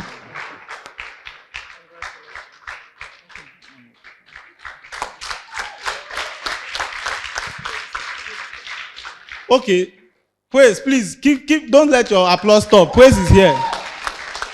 Pray. Pray International.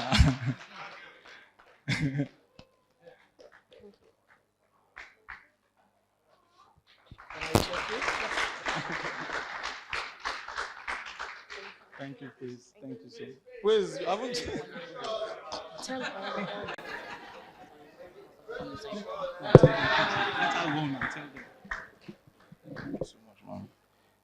Now, some people have not stayed with us for 5 years, but just last year, this year, they've been awesome, right?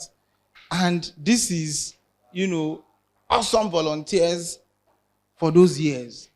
This guy, he doesn't sleep, always posting on social media, sending the mails, checking up on people, managing logistics, even with his day job. Ladies and gentlemen, thunderous applause for Olatunji Lawal.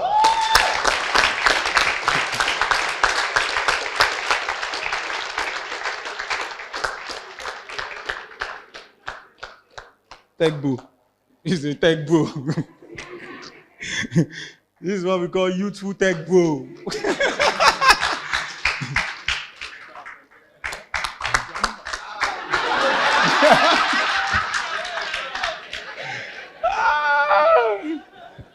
There is absolutely no way we would have had our Ibadan SME Bootcamp last year without this guy. He literally carried it on his head.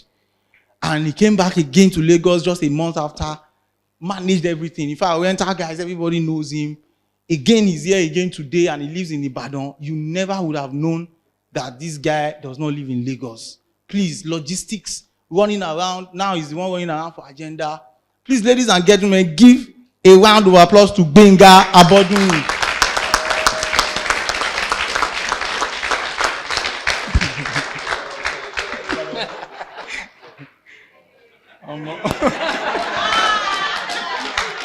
Omo Badon. Shake your hand.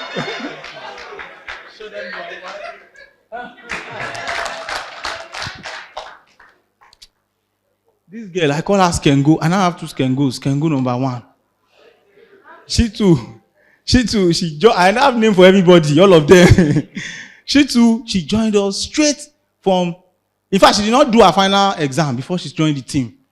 She had not served. She ran away from service. She ran away from school immediately after the exam came and joined us. And she would walk. Today again, she's here, and I'm super proud of these guys. They've moved on to do great things, but they are still with us, right? Ladies and gentlemen, please let me give it up for Ifeoma Uchefuna.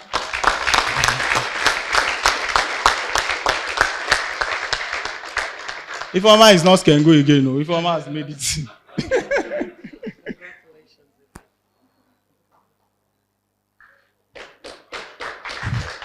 Is this last? This guy is a lecturer in Obafemi Awolowo University. I don't even know how he does it. I wonder if he's in class or not.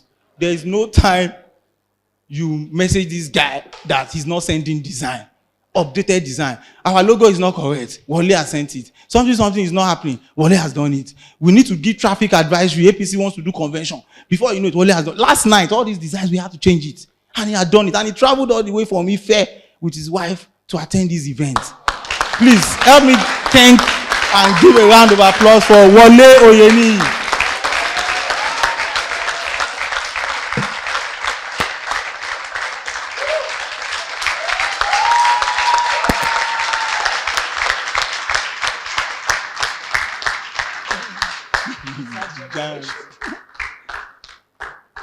Thank you so much, Wole. I really appreciate it. Thank you so much. Thank you so much. Oh my God, he knows my twins. We were in school with them. I told them that I had the honor. Thank you so much. Really, thank you. God bless you. This is last. Choma is not here. Anyone who worked with us last year will know my EA last year. Her name is Choma. Choma did amazing last year. She did awesome. Unfortunately, she's not here today. I would have asked for a standing. In fact, please help me give her a standing ovation in absentia. Choma did an awesome job yesterday. Unfortunately, she couldn't make it today. And, this is in honor of Choma. We're going to send it to her. Engineer Nathaniel is in Abuja. He manages correspondence with us. Last year, we involved the Ministry of Trade and Investment. The Honorable Minister sent a representative. And unfortunately, he lost his dad a few days ago. After he had a baby 2 days before, So it was just too much for him, and it's sad that he can't be here. Please let's give him a round of applause. Now, this is the most important award for this night. There is this, I was telling you about Kunle Olaifa earlier, who changed my mind. There's somebody else back then, they are the same generation, when we were in school in ISEC. This auntie, since that time, has been a close confidant, mentor, supporter. There's no time I message her. In fact, I'm sure her husband will be tired of me that, this is your guy. What exactly is his problem? She comes for every of our events and she stays from beginning to the end, always guiding us, advising us, mentoring us. Despite her busy schedule, she's a partner in Ernst & Young. She's busy, but she's never tired of my troublesome behavior. Ladies and gentlemen, please help me give a standing ovation for Omolola Eson as our most outstanding advisor and mentor to the CLSME community for 5 years. Thank you so much, Lola. Please keep clapping, keep clapping. My big sis. I had to beg God that she has to come today. She was afraid of convention.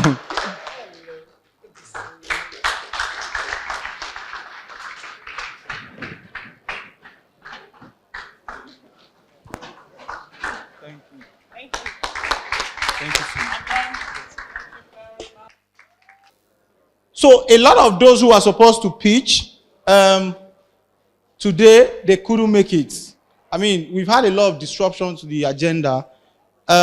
So we're going to move our pitch sessions to later on. We'll probably have a private pitch.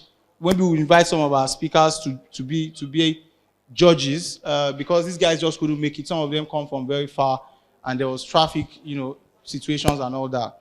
But we're going to move to our first plenary session to discuss finance. Hello? Rule number one. Let's activate rule number 1. Hi, AXA. Hi, Nikom. Hi, Javat. Please, we need one house. Thank you. We can put our hands down now. So, ladies and gentlemen, for our first plenary session, we want to welcome a lady that has done amazing stuff across Africa. She has done awesome stuff around personal finance, financial literacy, with a large, I am a member of that community and I learn awesome stuff from what she teaches people. Please give a very thunderous round of applause for Tosin Olasende.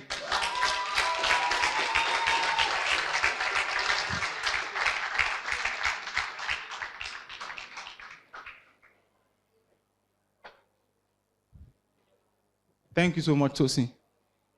Now, this panel, we're going to talk about multiple things. We're going to talk about how you can structure your personal finance, right, for sustainability. We're going to talk about tax.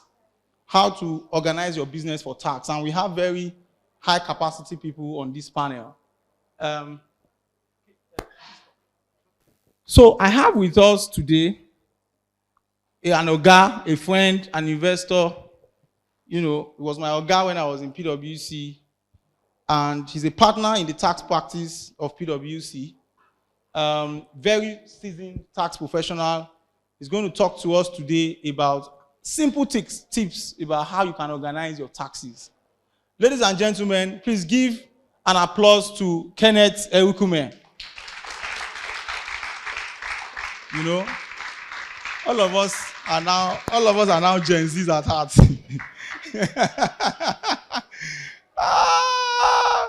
All of us are now Gen Zs at heart, you know. Very nice, it's very good to see.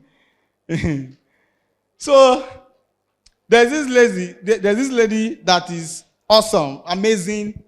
You know, we met a few months ago through the PBN network, and I read about what she does, and I said, you have to come to speak to our community members.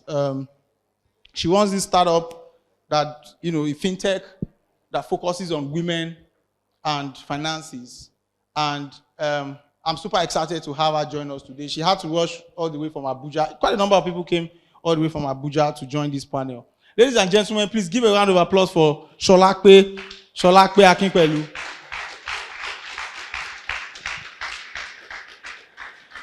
So again, I told you that during these events, I always have a lot of my Ogas on the panel, you know.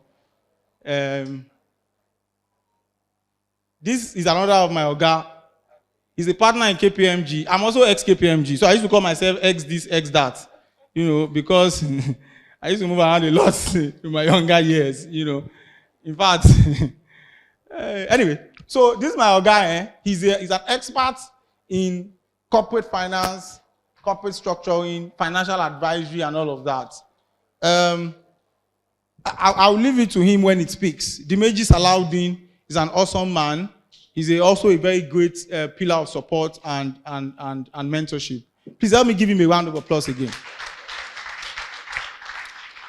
So I'm going to call on stage a friend, a brother, you know, amazing guy, brilliant guy, a lawyer. He does a lot of advisory around M&A, startup advisory, and the likes. Ladies and gentlemen, give a round of applause for Chike Obima.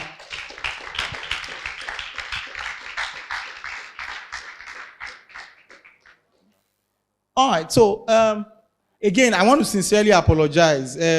You see, I hate it when I'm always having to apologize for these things, but today's zone, we just did not see it coming in terms of the impact that this convention thing, that whatever it's called, rally, was going to have on our event. And it's just crazy. But again, we have to make do with what we have, and we'll try to slash a lot of things, you know, cut it off the agenda so that we can hedge the overrun that we already have. So first and foremost, I'm just going to go this way. In fact, Tosin, you are looking so beautiful. In fact, let me start with Tosin. I mean, just look at Tosin. Tosin was with us in 2019, and it's so amazing to see the consistency and growth that Tosin has achieved. You know, I'm so super proud of her. Tosin, there's an issue that SMEs have, right? And, you know, when I speak to SMEs, I speak to those people who haven't gotten to that maturity stage yet. You know, there's a curve, right? As soon as they get to that maturity stage, they begin to understand these things better. But this will probably help them get there faster. Those below that curve, they tend to model up their personal finance with business finance, right? And then at that stage, a lot of people are funding the business with their personal money, right? And it's critical then that it then becomes critical that they know how to manage their personal finance effectively so that the business can, you know, be better off, right? So, you know, very quickly, in very simple terms, how do you think that SMEs should best organize their personal funding with the understanding that these monies are very limited to the benefit of their businesses? Okay, great. Thank you so much for having me. So let me use our company as an example. Prior to us starting Money Africa, I used to work with British American Tobacco and I used to get paid a salary. So when I started Money Africa, I told myself, when will Money Africa be able to pay me what I think is market worth? So for anyone, if you're looking for ginger, think about it. If I go back to get a job, what will that company pay me? Circle it out. Then start saying to yourself, you're going to start allocating some portion of it as a salary because you're a separate person from the business. Another reason why it's very imperative for you to start early. When you bring in investors eventually, if you never used to pay yourself a salary and all of a sudden you're now paying yourself like big chunky salary, or you start doing that, it looks as though you're taking advantage. So let it set a precedent. So if it is 10,000 naira the company can give you now, take it. If it is 20K, let that separation start showing. Behave the way you want to see as you start, the way you want to be seen as you start. So it's very, very important that you're allocating something to yourself. So now, still talking about this salary thing, I remember asking a lot of people, when did you earn your first salary? And many of them said, I've never earned a salary before. Guess who they were? They were SME owners because they always saw their business money as their personal pot, right? So please, please, please do that. And for those that actually have SMEs that are still receiving money in their personal account, that there's no separation, there's something called a business name. So it does not even have to be like, go all the way out to get a company registered. So just even with a business name. If I were to go on Instagram and I want to make a purchase, and the person sends me their personal account, or if they send me their business account, I can already start rating that person. The way I start perceiving them is different. So in summary, start paying yourself something. And number two, earmark your dream or your desired salary. Your ginger to see the company grow to an extent that it can pay you what you desire. Thank you. I totally love that. Thank you so much, Tosin. And because that where your submission then feeds into what I want to ask Kenneth, right? Because for me to pay myself salary, it means I have to separate my business money from my personal money. A lot of SMEs are afraid to do that, and they tell me this a lot because of tax. They think that once they register, the tax man is just going to come immediately and hunt them, or once they start getting paid in certain accounts, those kind of things, right? And then the fear of the taxman makes them, or the fear of regulation generally then makes them so scared that they don't structure for efficiency, right? So, Kenneth, what are the taxes that are applicable to SMEs? What are the reliefs that are applicable to SMEs? What are the exposure levels? Yes, I had some of my career in tax, but I'm not the tax expert today. I'm a strategist. You are the expert. Please, I'm tired of telling these people.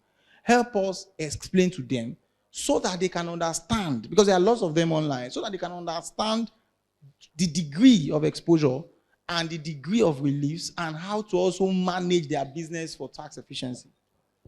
All right, thank you, Ayo.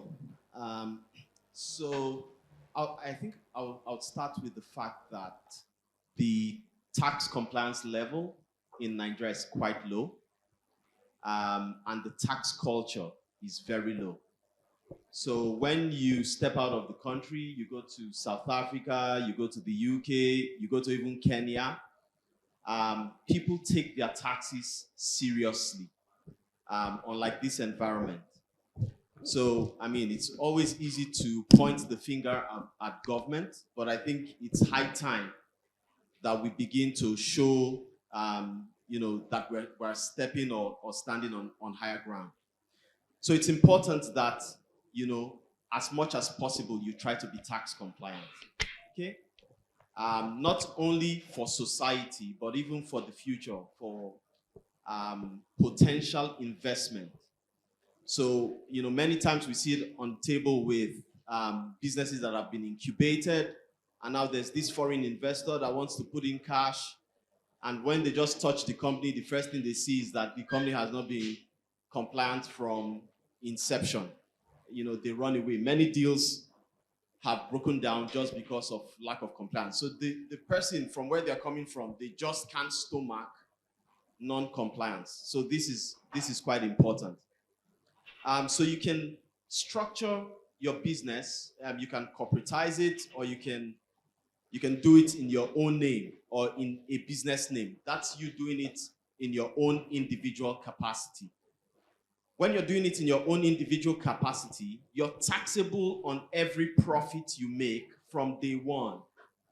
And the rate moves from 0, so if you're earning below minimum wage, which is about 360K, then there's no tax.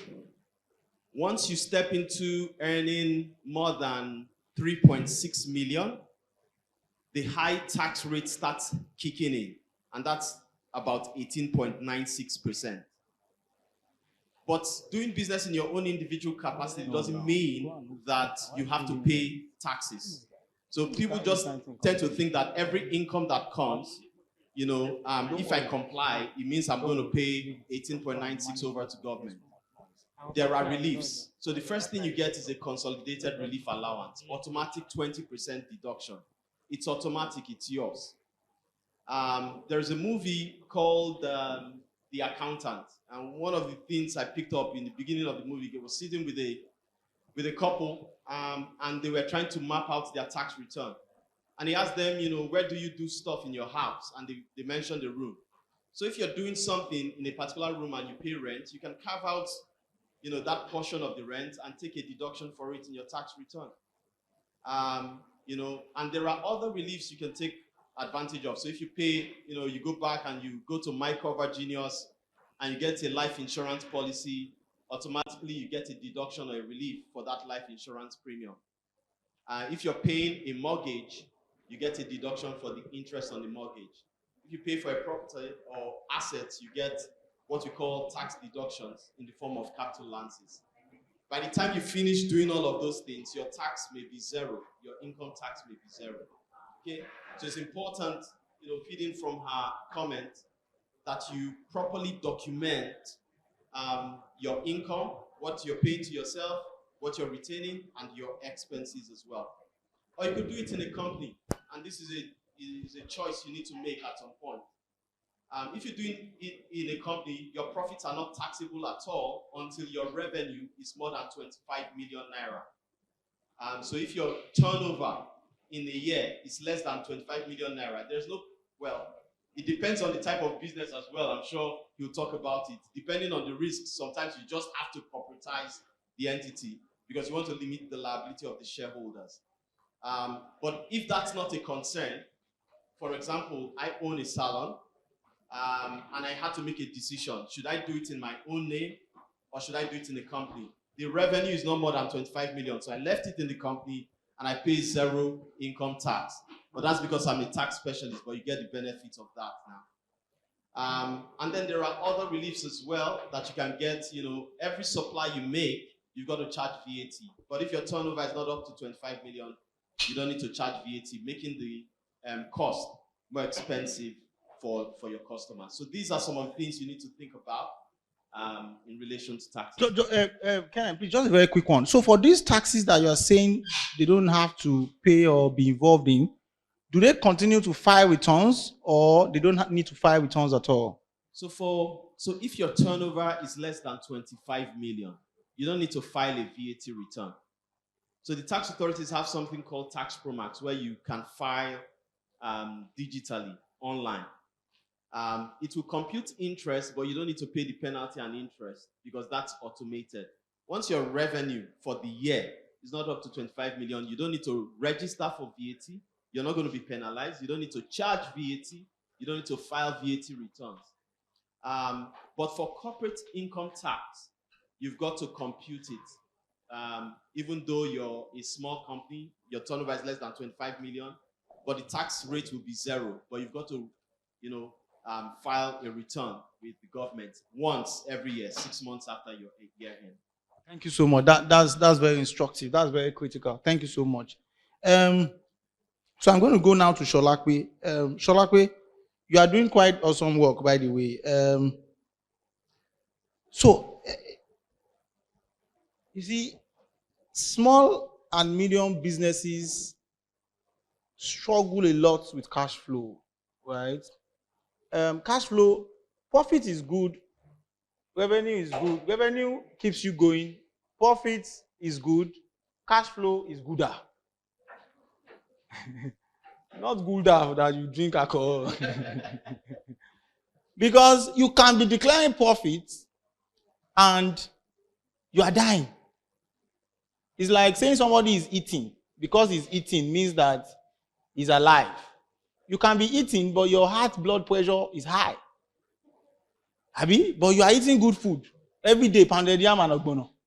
That's exactly what it is like with cash flow management, right? And again, that's what we're trying to solve. That's the next pain point that we're trying to solve, right? For SMEs. We're trying to back their finances. That's what we're trying to do with Federal Gap against large corporates that will not pay them on time.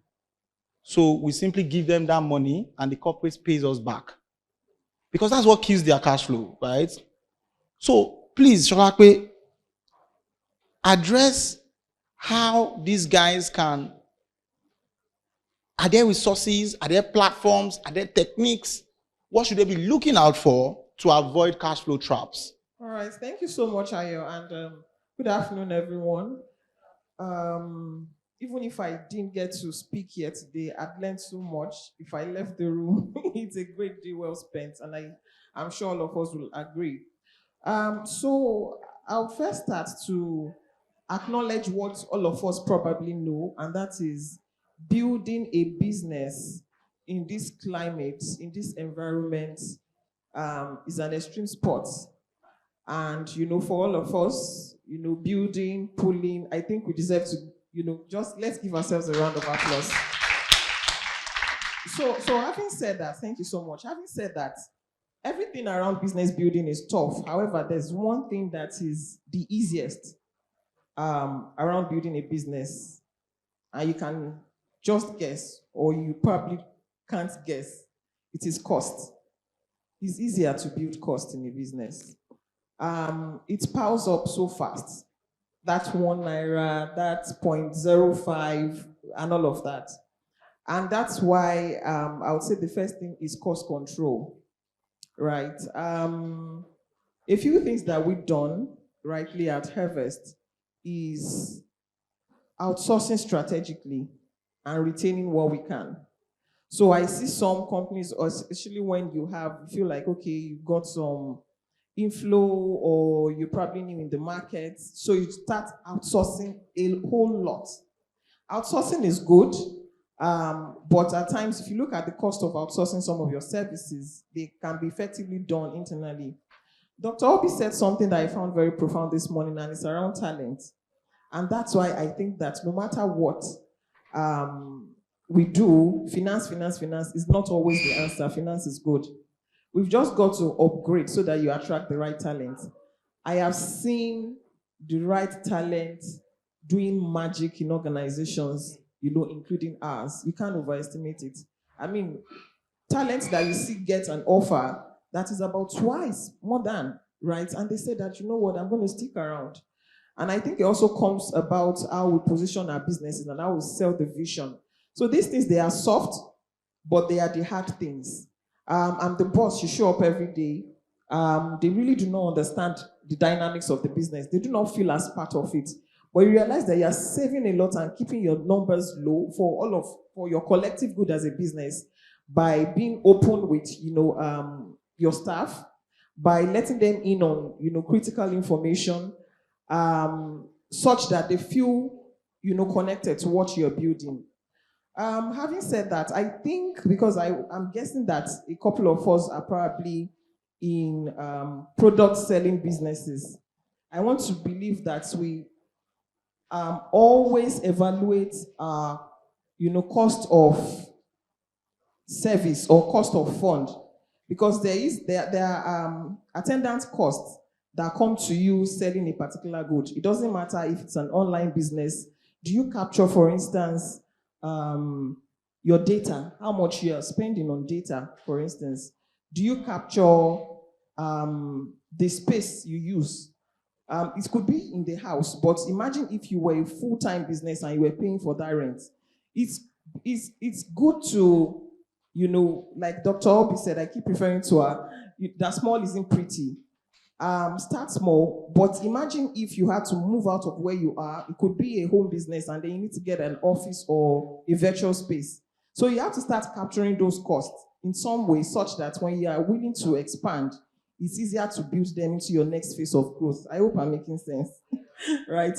All right, so yeah, those are just the few things that I can share, and I'm sure that we'll still talk much. Talking about, just a very quick one, because talking about this outsourcing, right? there are some types of outsourcing that can kill your business if you are not careful. Right? For example, I see a lot of my community members, they're always quick to buy bikes, you know. So I'm selling food. Okay, yes, delivery is critical to my business. And then I buy a bike.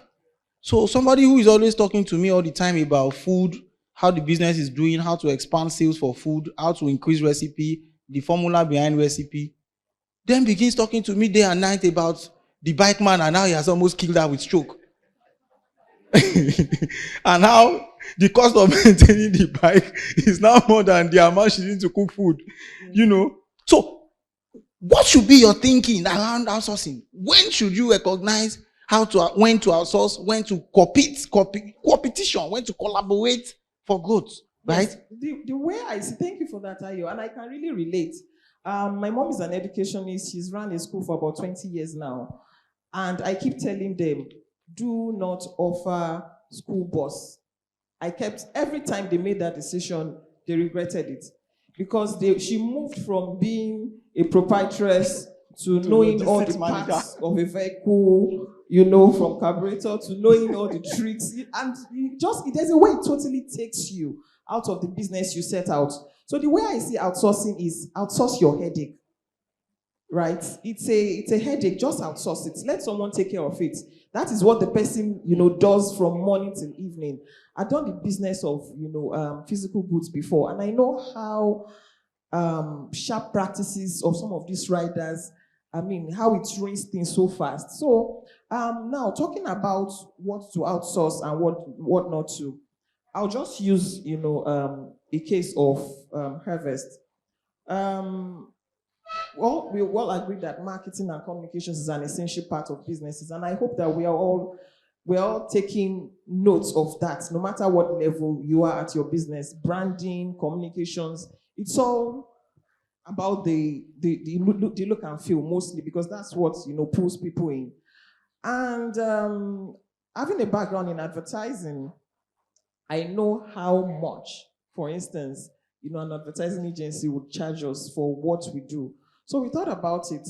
What would it take to set up something similar to, not exactly like an advertising agency, but how many people do we need and what cost does that come to, compared to outsourcing to an advertising agency? And you realize that with that, we would have probably be paying maybe ×5 for the most affordable advertising agency out there compared to what we're doing internally now. But again, that is because we're able to source for the right talent around those areas. But I think there are just some things that are totally right off, you know, your alley in a business. Like you mentioned, like logistics. Till now at Harvest, we still outsource some, you know, roles like outsourcing, recruitment and all of that, because the amount of time you need to sit down and keep talking to people would significantly take you. So you can outsource all of that, but again, it's a tipping balance, and you just have to find what works for you. Because this is a major thing, to be honest. This in-sourcing thing, you know, always wanting to, especially that logistics thing. I mean, you know, you are doing small chops, and then you bought 2-3 bikes, and then every day, instead of you to go and collaborate with another person in the community who does logistics, and you can, because you do a lot of volume, you can negotiate, economies of scale, you can negotiate rates, right? And let the guy deal with his headache of his Okada men. You will now quickly go and buy 3 bikes. Tomorrow, Okada guy has fallen down at Ozumba, and by the way, next tomorrow, the guy has been arrested in Akpongbon. And then, before you know it, you are not sleeping. Not because your small shop is not selling, but because the Okada's tire, you know, is all over the place. So please, I really appreciate you pointing out that clarity. DS, people do not know how to develop budgets. In fact, people believe that finance and accounts is for the technical experts. One of the things I am grateful for in my life is that I started off my career in 2 audit firms, and they essentially taught us to become accountants. And that really helped, right? And I always tell people in my community, my team members, go and take a course called Finance for Non-Finance Professionals. It is very critical. Now, DS, people don't know how to develop basic budgets. It's not working. They don't know how to plan for maybe an investor is coming in. They just want to see something basic. They know you're a small business, nothing fancy, not those fancy models. How can these guys develop these basic things? What are the elements? What are the principles? Yeah, thank you very much, Ayo, and good afternoon, ladies and gentlemen. I would give a few examples, so that we can relate with it. Maybe 2 or 3. Let us suppose that I'm an entrepreneur and I am considering going into 1 out of 3 businesses. Let's say I want to set up a small dry cleaning business, for example. That's one. I'm also considering setting up, let's say, a poultry business. Okay. A third example could be maybe you are tech savvy. So you want to start building software that can help hospitals to keep their records. Those are 3 very different businesses, right?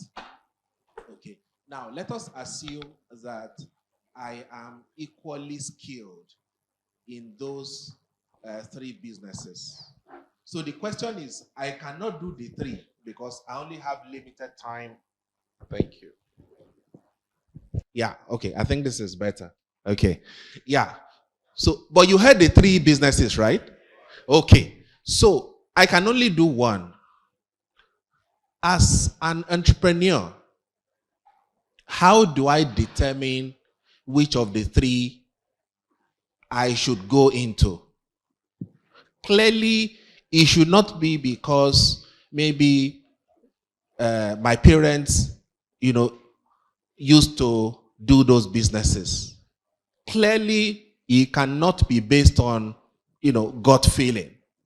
Okay? What you need to do, the process of arriving at a decision would actually be underpinned by what we call financial modeling. You have to model the 3 businesses. And then, on the basis of those models, you then select which one would give you the highest return. Because you are in business, to make money, and you want to maximize, the profits that you make. Okay, so that's what a financial model enables you to do. Essentially, what you do in a financial model is you sit down and you estimate what the future performance, what the future results of the business are going to be in terms of the sales revenues, in terms of your costs, in terms of your profit, and so on and so forth. You have to sit down and make the projection into the future, okay, because the business doesn't exist today. Now, you can immediately begin to see the benefits of doing that. Number 1, your decision as to which of the 2 businesses, which of the 3 businesses to go into is based on facts, because you have translated your idea into raw numbers, okay? It's no longer a gut feel. The second thing is that because you have done a forecast of your future revenues and costs and the level of profit that you hope to make, let's say in the next 2 to 3 years, you have a goal, you have a target against which, as you go along, you can check how well you are doing, because upfront, you have a forecast, you have a model. The third important benefit, which ties into the question that Ayo asked, is to say, as an SME, we don't have all of the funding that our businesses require, you would have to engage somebody. You have to go to somebody, to say, this is what I'm planning to go into. So that forecast, that 3-year forecast of your revenues, of your costs, and so on, enables you to communicate in a logical and coherent manner, and in a way that can convince a third party. Okay? Even a microfinance bank would ask you to bring this financial plan, this financial model that we're talking about. Now, to be able to construct a financial model, there are six things that we need to think about. And I'll just mention those 6 things very quickly. Most of them you can relate with. The first is you've got to be able to estimate your revenues into the future. This year, how much do I believe I can make based on a set of assumptions? Next year and the year after, you estimate your sales revenues. The second thing that you got to estimate will be what we call your cost of sales or your direct costs. Which are the costs? I mean, Sholakwe spoke about some of those costs. Those are the costs that are directly attributable to you generating that revenue. So your direct cost will be the second thing that you have to estimate. Okay. The third element will be what we call your operating costs. Your operating costs are your indirect costs. So, for example, if you run a salon, okay, your energy bill that you pay at the end of the month is indirect, because whether or not you have customers, you would pay those charges. So it's indirect. So your operating cost will be the third critical component. The fourth component will be your personnel costs. To stay on the same salon example, you will need to have a number of people that work with you. So the salary that you pay them, your personnel cost, will be the fourth item to be considered. Now, all of those 4 items, you aggregate them in your profit and loss or income statement as we know it today. There are 2 other important components. One is your financing. And there are 2 components of the financing: debt or equity. Equity is like your savings that you have accumulated over time and that you have put into the business. Equity could also be money that you got from maybe your dad or your mom that you have invested in the business. Unlike debt, which is like a loan for which you have to pay back, together with interest after a while. Because the salon business would require fixed investment. For example, you've got to buy a generator so that if there is no NEPA, you can still service your customers. That generator that you've bought, the money has to come from somewhere, which is why you need the financing. So the 5th item is the financing. And then the 6th item is your fixed investment or your fixed assets, like the generator that we talked about. Those are the 6 main components that make up your financial model.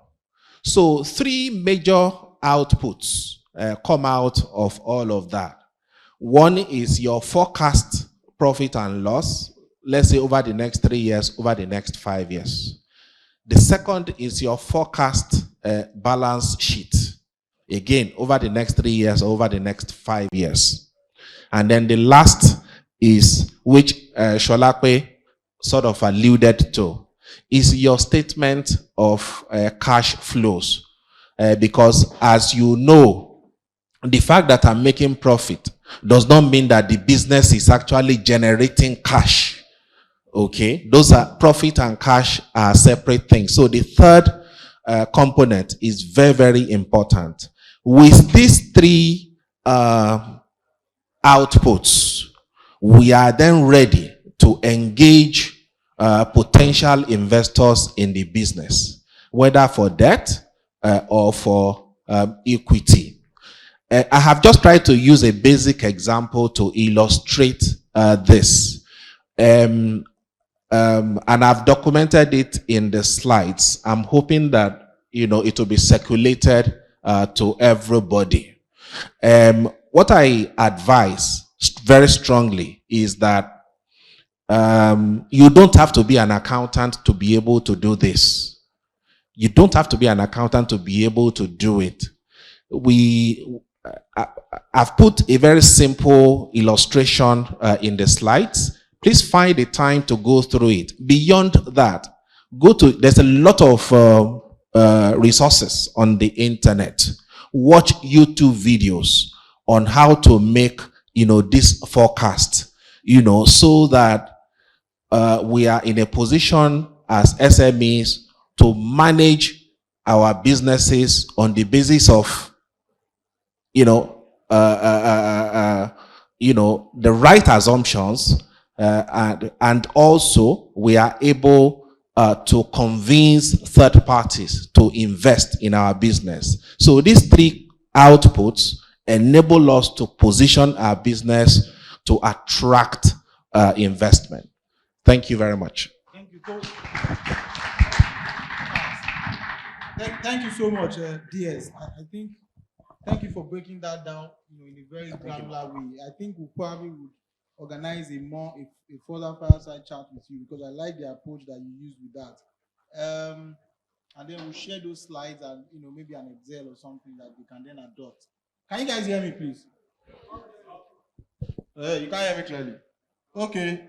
How about like this? Better? It is. Oh, okay, awesome. So I'm going to go to Chike the lawyer, right? You know, I always tell people that Nigeria has very low legal consciousness. And when you use legal services very well, it's either they see you as someone who likes trouble, or they see you as, you know, a lot of SMEs do not have legal services in mind until they run into troubles, right? In fact, a lot of them do not plan that. They don't know that the business can grow beyond what they started. So they would not put in any legal, they will not even do anything, right? Until they need it. And there are several examples we've read in newspapers how some entrepreneurs ran into trouble from an M&A deal or something. We've had series of franchises close shop just because of an issue that happened with an investor, right?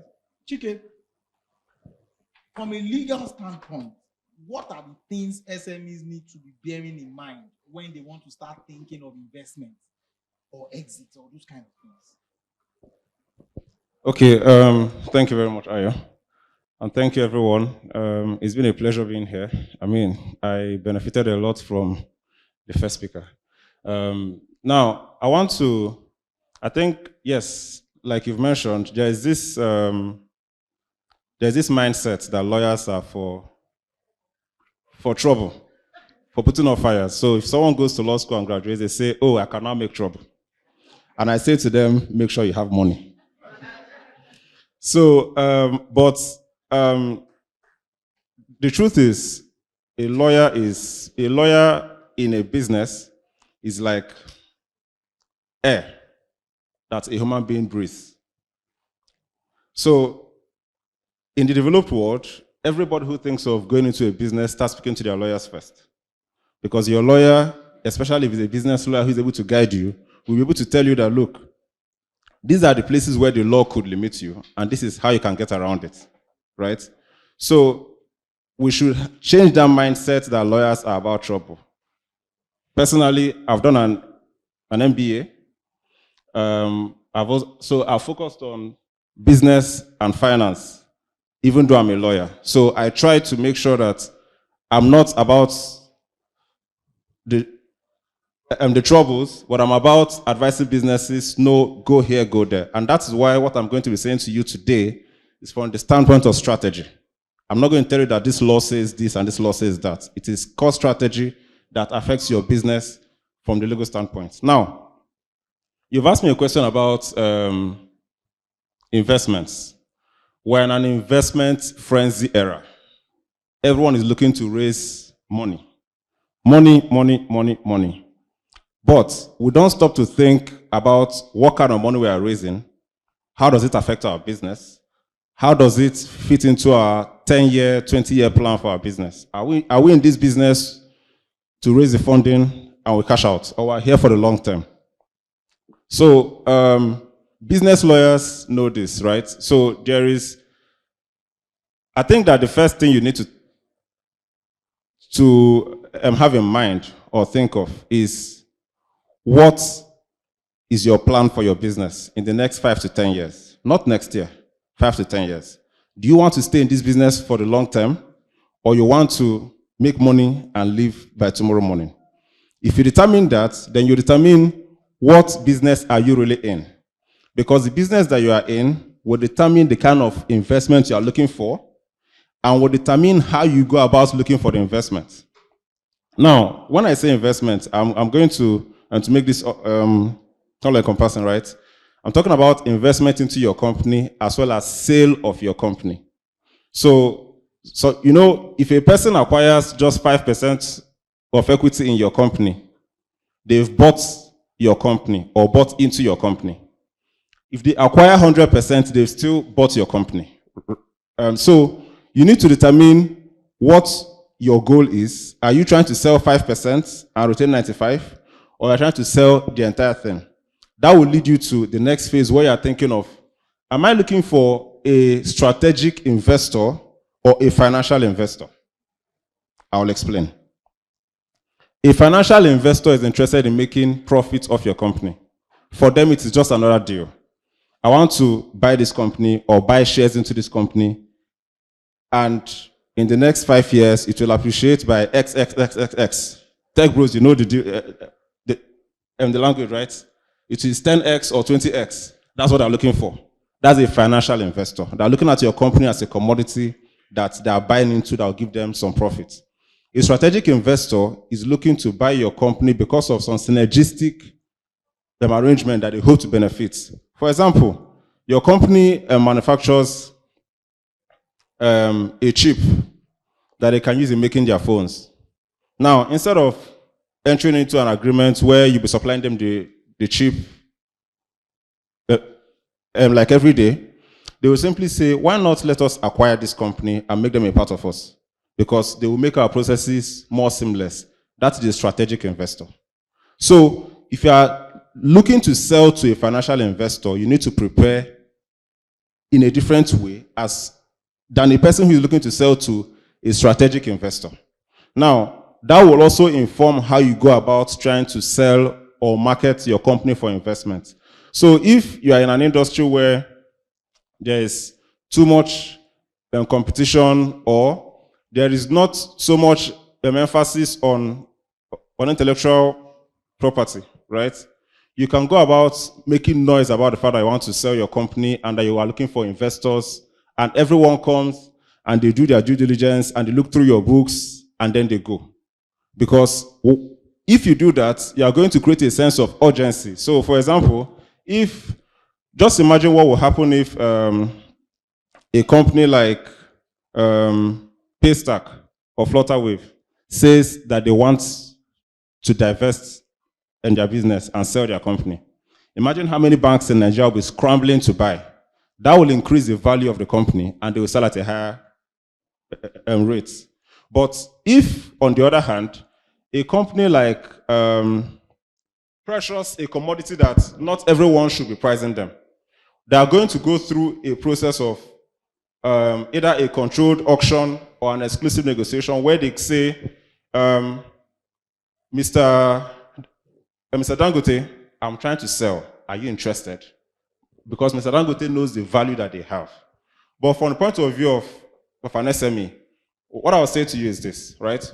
You need to conduct what is called the EOTB, the eyes of the buyer, the type of analysis. Essentially, what you are doing is that you are saying to yourself, if I was a buyer trying to buy my own company, what will I be looking for? What will I be looking to see? Are all these things present in my company at the moment? Can I sell my company to myself if I was a buyer? And when you are able to do that in a very objective way, you will end up putting in place processes that will help you make your company more attractive and more sellable. For example, are there laws and licenses, are there permits that I need to have as a business that I don't have? Am I filing my tax returns? Is my company registered? I always tell SMEs, please don't, unless you are not looking to attract investments, shun the idea of doing business name. Nobody will invest in your business name because business name simply means it is you as a person. So if we were to sue a business name, for example, to court, the parties will read Abike Cakes. It will read Abike Dabiri, for example, suing in the name and style of Abike Cakes. What that means is that the person who is suing is not Abike Cakes because Abike Cakes is not a legal entity. It is Abike Dabiri that is suing. The same way, if an investor wants to invest in your business, they are going to be asking themselves, am I investing in Abike Enterprises, which is a human being sitting right in front of me? If he dies tomorrow, what happens to my money?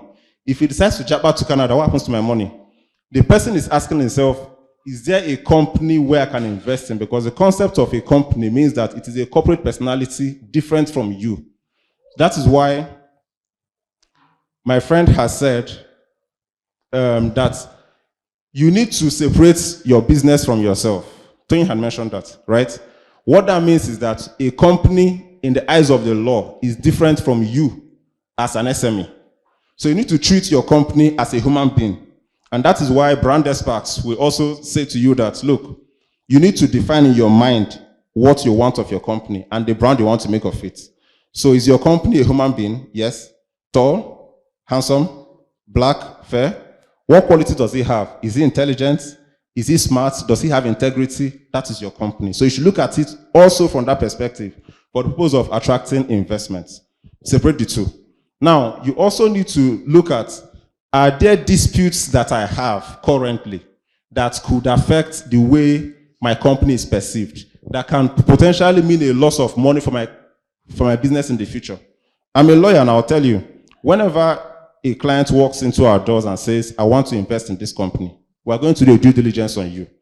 A due diligence is essentially us beaming the searchlights. You know, you see how these lights are pointing towards here? We'll beam the searchlights on your company to find out whether there are any things that we can say to the client, that one, don't touch. And the investment is gone.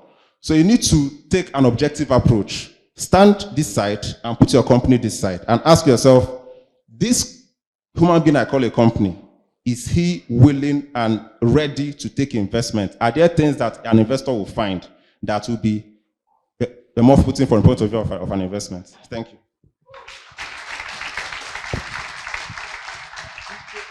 Chike, the lawyer, and the teacher. You know, Chike will come to my office and teach me like a baby. You know, and you know, he's an awesome guy. He's an awesome guy. Chike, thank you so much. But there's something I have that I really want to quickly ask you, and then I'll come to Tosi and wrap up because I think there was a second follow-on question that I have for you. So, Chike, I understand that the law, for example, I think you guys in the legal system are rigging the election. For example, I understand that lawyers do not even need to register their company. And once you say Chike and Co. or something like that, you are already recognized as an entity. Now, maybe for production manufacturing companies, maybe not. But why can that not apply to other professional services?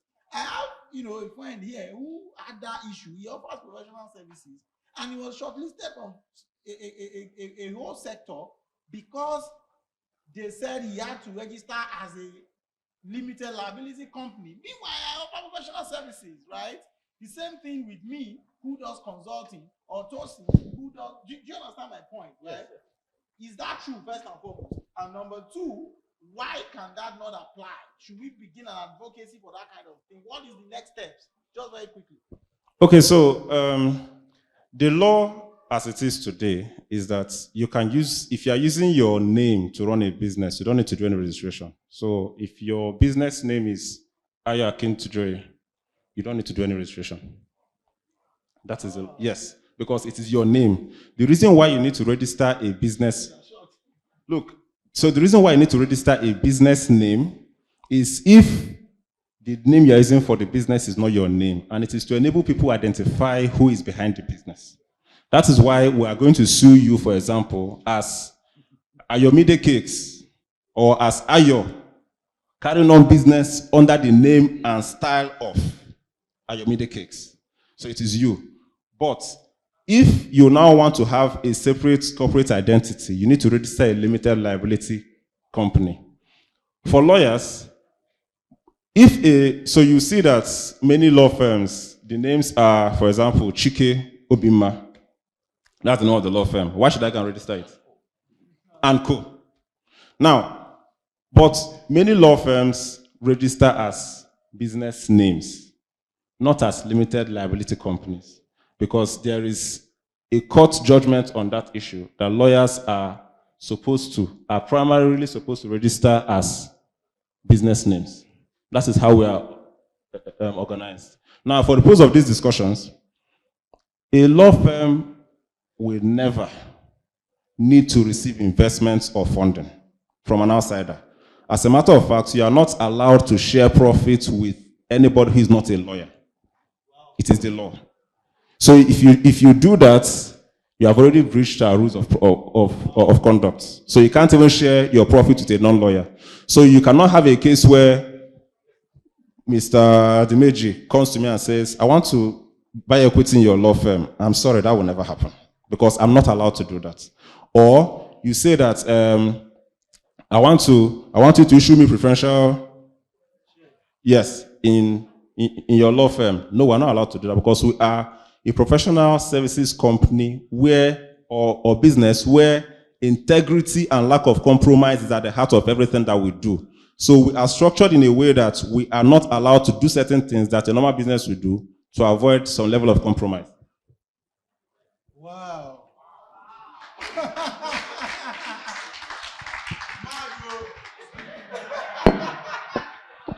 cannot believe what you're telling me. This is like, yeah. When you said that, it doesn't like. Now, are you kidding me? Wow. So that's why we cannot compare ourselves with lawyers. Some will. Well, I'm not trying to be proud. But the nature, so back in the day, a lawyer doesn't take fees, like doesn't charge fees or issue invoices, way back in the day. Because the lawyers in the Inns Courts of England, they have a pocket in their gowns where their clients drop fees for them as per, we appreciate what you are doing. So the emphasis for us is first and foremost on the integrity of the practice and the services that we render. Even though now, because the economy has gone the way it is, we charge a premium for that. But integrity is everything for us. And that is why sometimes a lawyer is judged through an entirely different lens from other professionals. And that is why if anything happens, you will see lawyer and 7 bagged for this. They will not say doctor and 7, they will say lawyer and 7 others jailed for doing this. So we are viewed from a different lens entirely. So maybe we are different. Whatever. But I mean, this has really been insightful, to be honest. I think it answers a lot of some of the questions to the conversations that we've had. See, I'm always talking to businesswomen, always. So, I mean, that's really interesting. Maybe I should change my business to Ayo-Bankole And Co. Tosin, I need you to help me address retained earnings. How? Because so the biggest issue. So what we're trying to do in our community is we are trying to push. So there's a journey, right, where you move from nano, micro, small, medium, then large, right? We are trying to push our guys through that funnel, right? And that's what we're trying to build now with tech, right? Now, it's difficult to do that without retained earnings. And I hear you talk about salary, paying yourself salary. Now, I want you to help me break it down for these guys in terms of if I'm only trading with 2 million naira every year or 5 million naira every year, and I'm trading with that money in the middle of that trading, you know, there's something I say that they do in oil and gas industry. They take out their monies from the middle, you know. So meaning that all your cost, everything, even your profit, you are taking it out as a cost, you know. So you're essentially spending the money, doing the business, spending the money along with it. Because to pay yourself salary monthly may not be sustainable. So if my total revenue every month is 500K or 1 million, and my profit is maybe 100K, how do I pay myself sustainably and still retain earnings so that I can grow in terms of total trading amount? Okay, that's a very good question. And I think we also have to be very honest and also very practical.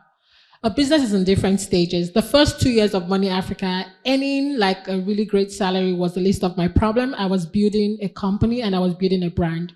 So where are you currently at now? You might be at a stage where you cannot afford yet to pay yourself the kind of salary you desire, that your dream or your main objective is growth, and that's fine. So when you start hitting maturity stage, you know, you can start seeing that bump and you're able to then increase it. So where you're currently at is very, very important. It determines where you'll be able to say, oh, I can pay myself this much salary or I cannot, right? So those are the things to actually look at. And now still speaking about it's not sustainable. My company cannot afford to pay me every month. That's fine. But if you would either waste too deep into it, you might as well just allocate it. Because let me give you an example. So let's say in the next 4 years or the next 3 years, investors eventually come, they're looking through the bank statement, they're seeing IMAX Lekki, they're seeing Sarah Hair, you get, they're seeing those personal expenses. Then how do you then, explain it? So you just want to build that whole proficiency top of the game. I started right. So just allocate something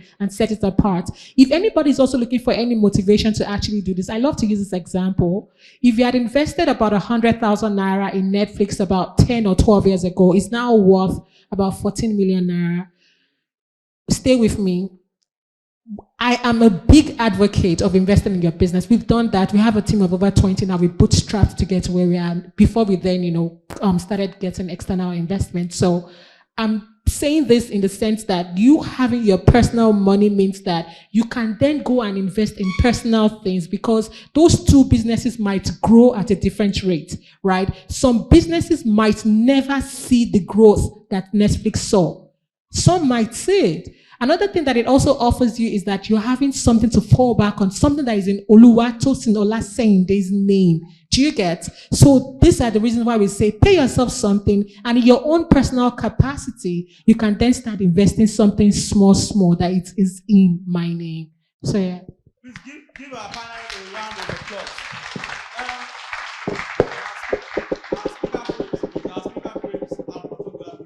Thank you so much. You guys. Please, I'm going to take pictures.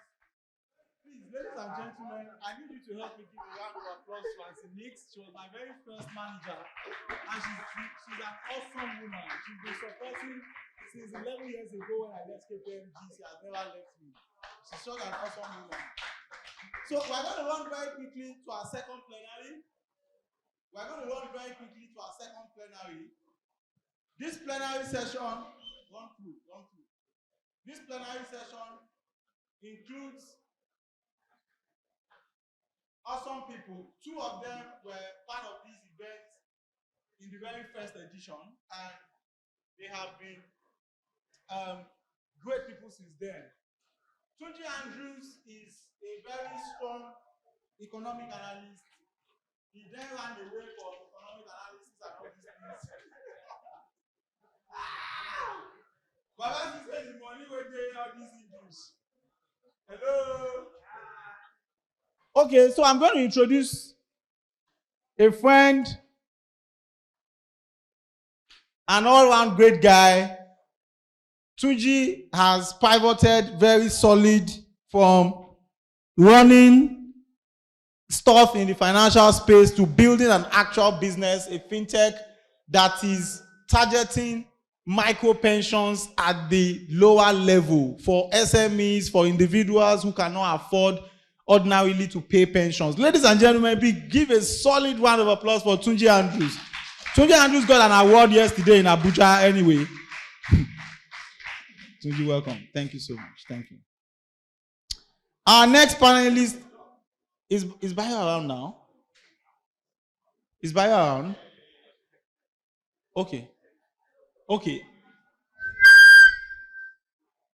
So again, I told you guys that I have a lot of ogas here. He was my oga in Philips Consulting. Bayo has also been very supportive. AXA partnered with us in 2019. This year, they are here again. And Bayo has remained a good boss, friend, mentor. He's the Chief Digital Officer at AXA Mansa. Please give a round of applause to Bayo Adesanya.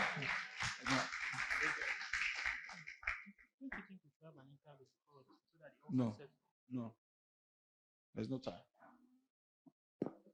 I met with this lady, I can't remember when. Okay, yeah, over a year ago, almost 2 years ago now. We were, hello, guys, please help coordinate guys at the back. Please, guys, Tosin. And we spoke together on a panel in Owerri, right? And she was awesome in terms of how she managed the understanding of leveraging social media to good use, for growth. And I said she has to come and talk to our community members because there's too much toxicity online, there's too much looking for clout, there's too much misuse of the social media space that is important that we listen to those who have built brands for themselves online on how best to do it. Ladies and gentlemen, welcome Bolaji Ajibare to the stage.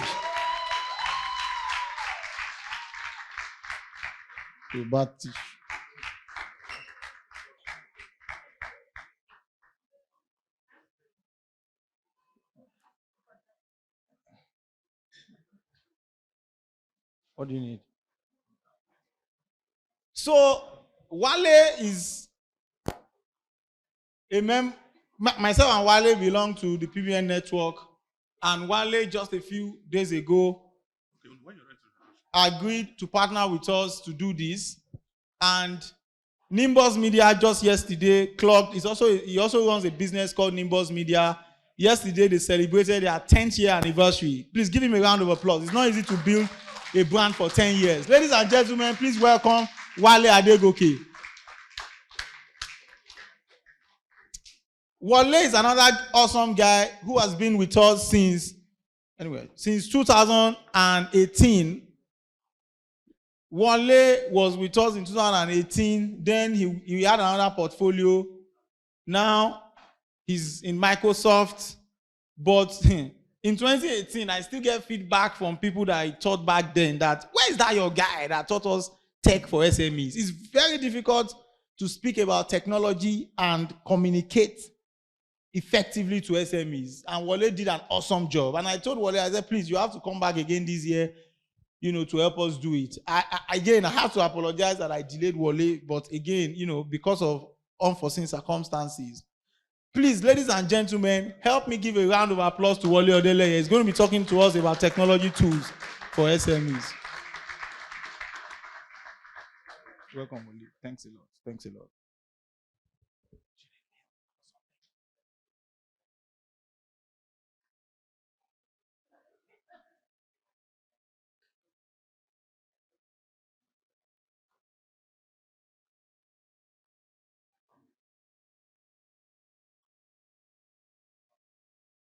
Okay, guys. So please, we need everybody at the back to move just towards the middle, right? so that, because we have a very crowded entrance, guys, please, we need to move away from that entrance, please. The guys who are exhibiting, we're going to have a time very soon for exhibition. And then please, our partners at the back, please, can we maintain some quiet in the booths at the back, please?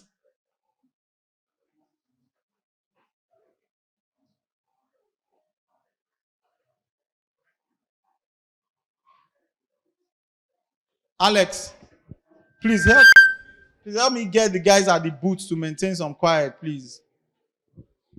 Okay, so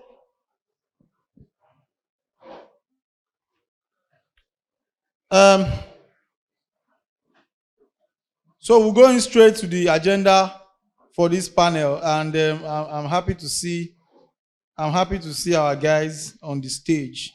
And I'm going to start. Let me start in the same way I did earlier.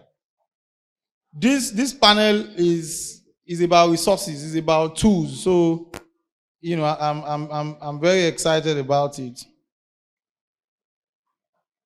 Tunji, Tunji has been a very wonderful advisor on this journey for this community we're trying to build. Tunji, you were known for one thing earlier. I mean, Dr. Oby acknowledged it. You did awesome work in the financial analysis space. And then between the last 1 to 2 years, you've built a business, and, you know, grew that business to scale, right? I know you are still growing, but how can you teach our guys on the resources that are out there, the techniques that are out there, the principles that they can use to manage their businesses from that small business to scale? First of all, thank you for having me. It's actually very difficult, and I say this with all understanding of what you're going through in terms of trying to raise capital. But in hindsight, I kind of feel we're all doing it the wrong way.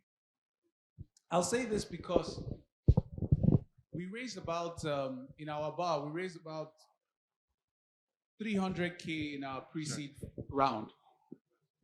About $300,000 in our pre-seed round. That pre-seed round took my life.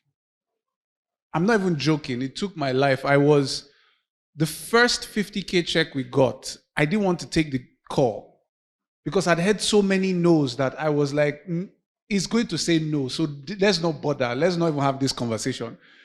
Luckily, I took the call. But in hindsight, if I were to do it again,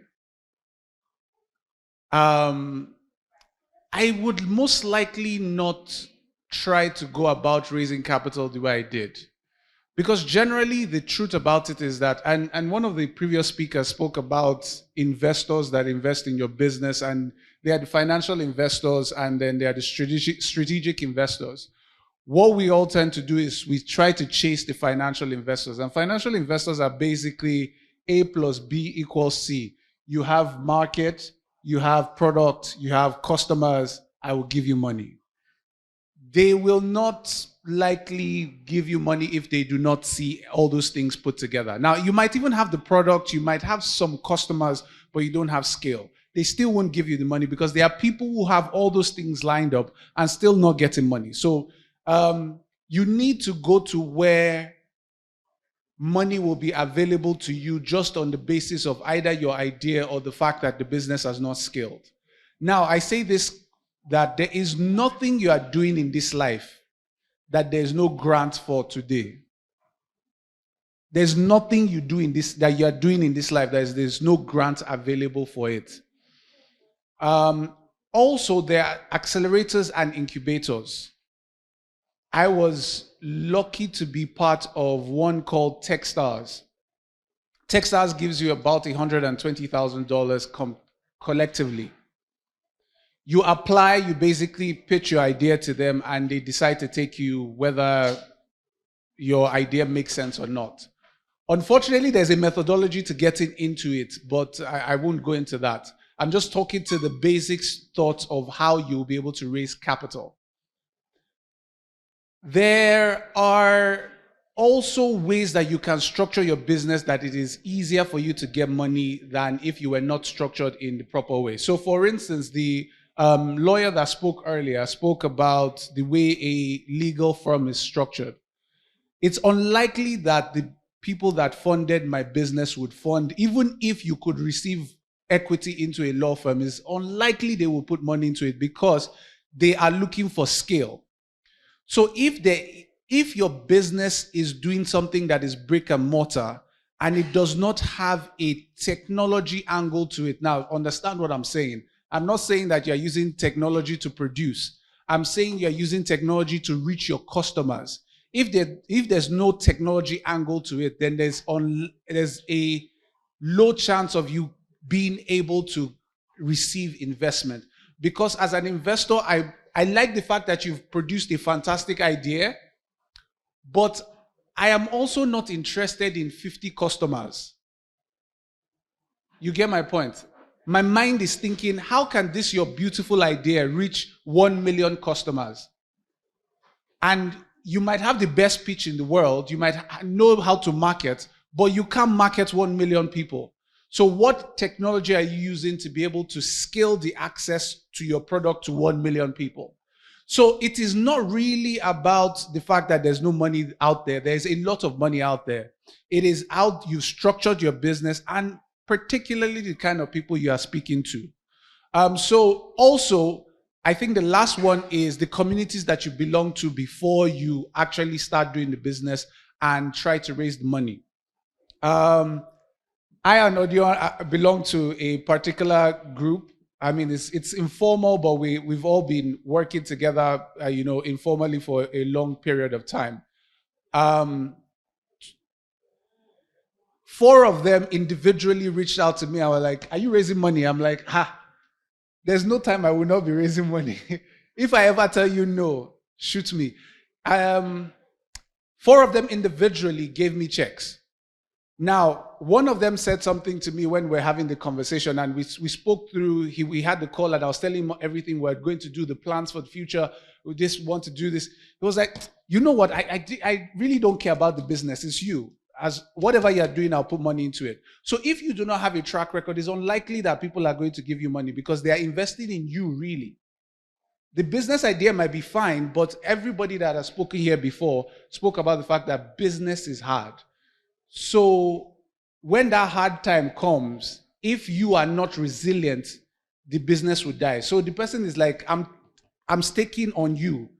Your idea, yes, but I'm staking on the fact that you'll be able to stand the test of time. So as I've said, your group, your associations before you started the business, accelerators, grants, the technology angle to where your business is structured, and I've forgotten the last one, but basically those are the ways that you can be able to, raise capital quickly. Awesome. I really like that.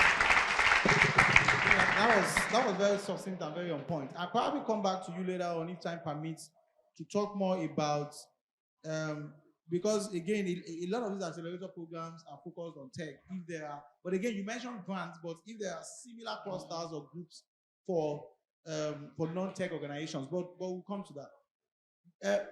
BA, insurance is extremely important to technology business, to SMEs. It is extremely important. But there's always this perception that insurance is either expensive or it is the access to it is limited or that it is unreliable.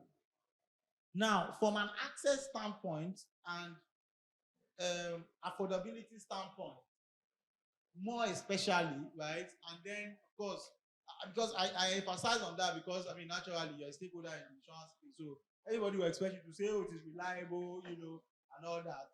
But from those 2 standpoints especially, how should SMEs be changing their minds? What is the value that insurance brings to their business?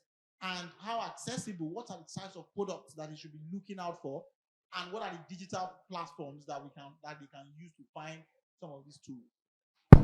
Okay, thank you, Ayo. And good afternoon again, ladies and gentlemen. Obviously, I work for AXA Mansard, as Ayo has introduced, so I'm going to be speaking a lot from our own perspective today. Let me start by asking you fantastic people here, please. For everybody that runs their own business, which is what I expect, is common to everyone here, what would you do if you lost that business tomorrow? I would actually like somebody to answer, please, because so that we make it real. I won't come here and talk theory. Or has anybody lost their business before? Real quick. Does anybody think they can lose their business tomorrow? Okay. Hello, everyone. Hi. My name is Sego. Yes. And I'm a food manufacturer. Yes. And agriculturist. Okay. I believe in developing a lot of businesses. Okay. And I used to have a business. My product right now is called Hakapin flour. It's a flour infused with fada rice, plantain, and right. meat.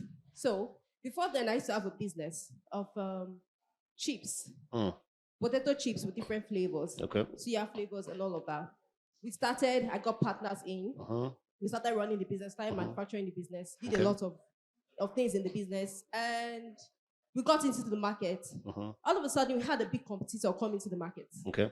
We didn't see that coming. It crashed. Their prices were better. Right. And how did you cope with that? That's actually where I want to get to, right? So that we make it real. We came down with loans. Loans. We came down with loans. Okay, and you had to struggle through that, right? It's a small business. We had goods that we've not even sold. Very good. Thank you. Thank you. Thank you. So I wanted to just quickly make that real, like I said.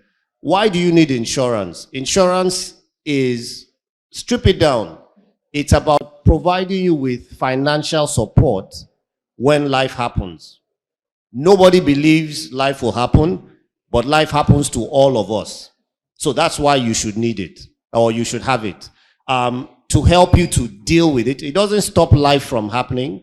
You don't buy insurance and all of a sudden you are immune from the recent flooding, for example, that wiped out so many farmlands and farmers and their source of livelihood.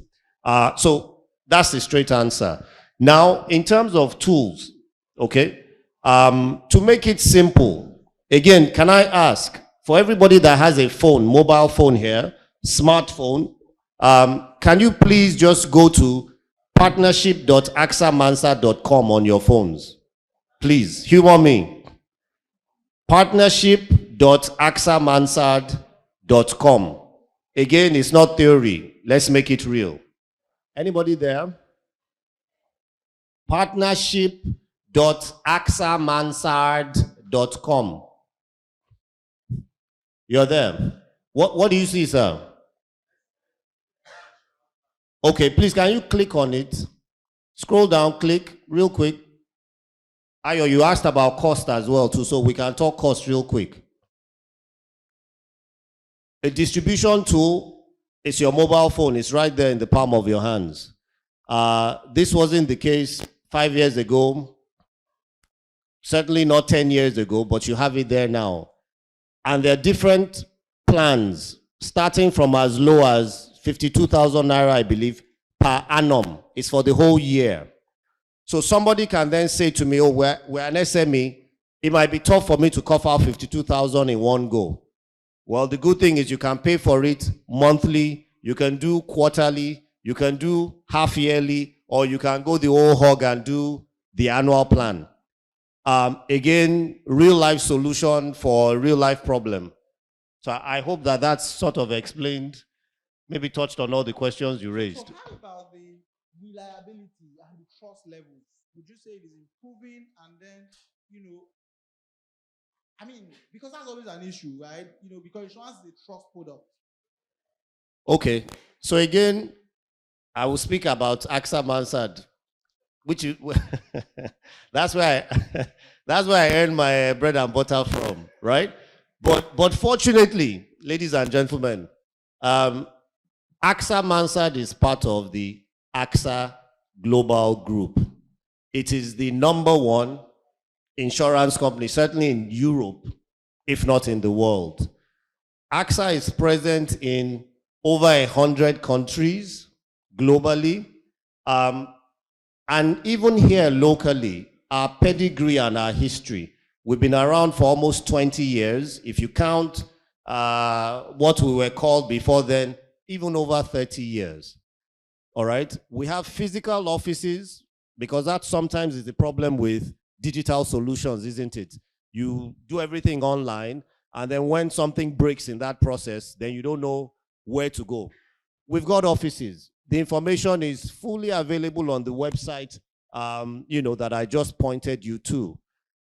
I would say that you should be careful as well in dealing with insurance, your insurance decisions, just like any other financial decision that you're making. Check out the brand, check out their pedigree, make sure that you can reach them. And yes, I think just take it from there, Ayo. That's really it. Thank you so much. Thank you. I think that really helped. Meanwhile, we also have, so that's the thing about, I think I totally agree with you that information is also very critical. If you're going to do business with insurance companies, you look at their pedigree, you look at how accessible, how reliable are they, right? You do your own due diligence. There's one of our partners too. So there are tools. There's one of our partners, My Cover Genius, that also provides digital solutions. So there are platforms like that that also helps you compare and contrast products, compare and contrast providers. Of course, AXAs are the leading ones, globally. So it is easy for you to know, so that you don't go and run into the trap of insurance companies that would then make you come and say, oh, all insurance companies are bad. Because insurance is extremely important for any type of business that you do. If it is goods in transit, if you own a shop, all risk, fire and burglary, all those kind of things, they will help you on your rainy day. And it is extremely important that you know and appreciate that. If I can just quickly chip in as well. And that's the problem when we take decisions solely based on price alone. Ladies and gentlemen, I urge you to please do your proper due diligence. Again, if I speak for AXA Mansard, we are quoted on the Nigerian Stock Exchange. Again, nobody is going to take your money and run away from you. It is easy to get to us. You want to look out for companies that pay when there are issues or claims to be made. And like Ayo said as well, very different, depending on the type of business that you do, there is a need often to have some support, just in case something goes wrong, just in case. Thank you. Thank you so much.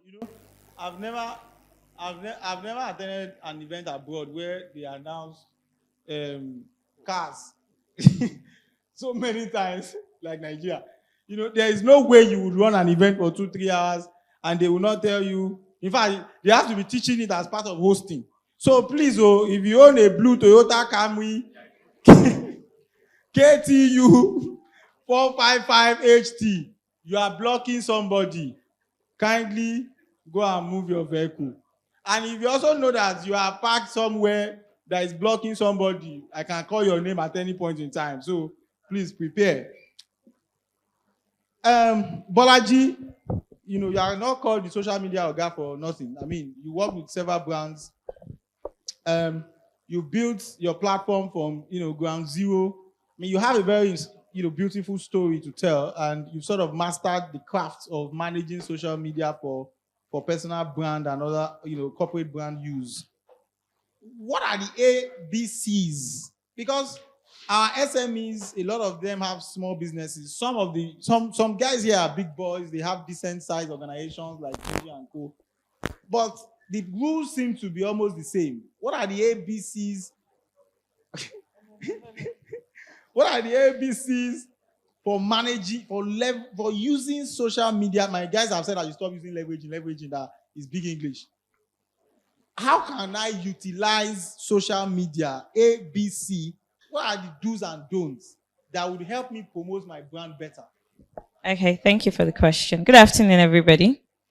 I'm going to start with number one, you don't compare yourself. For example, Bolaji cannot compare herself to Tunji that is raising $150,000. Sorry.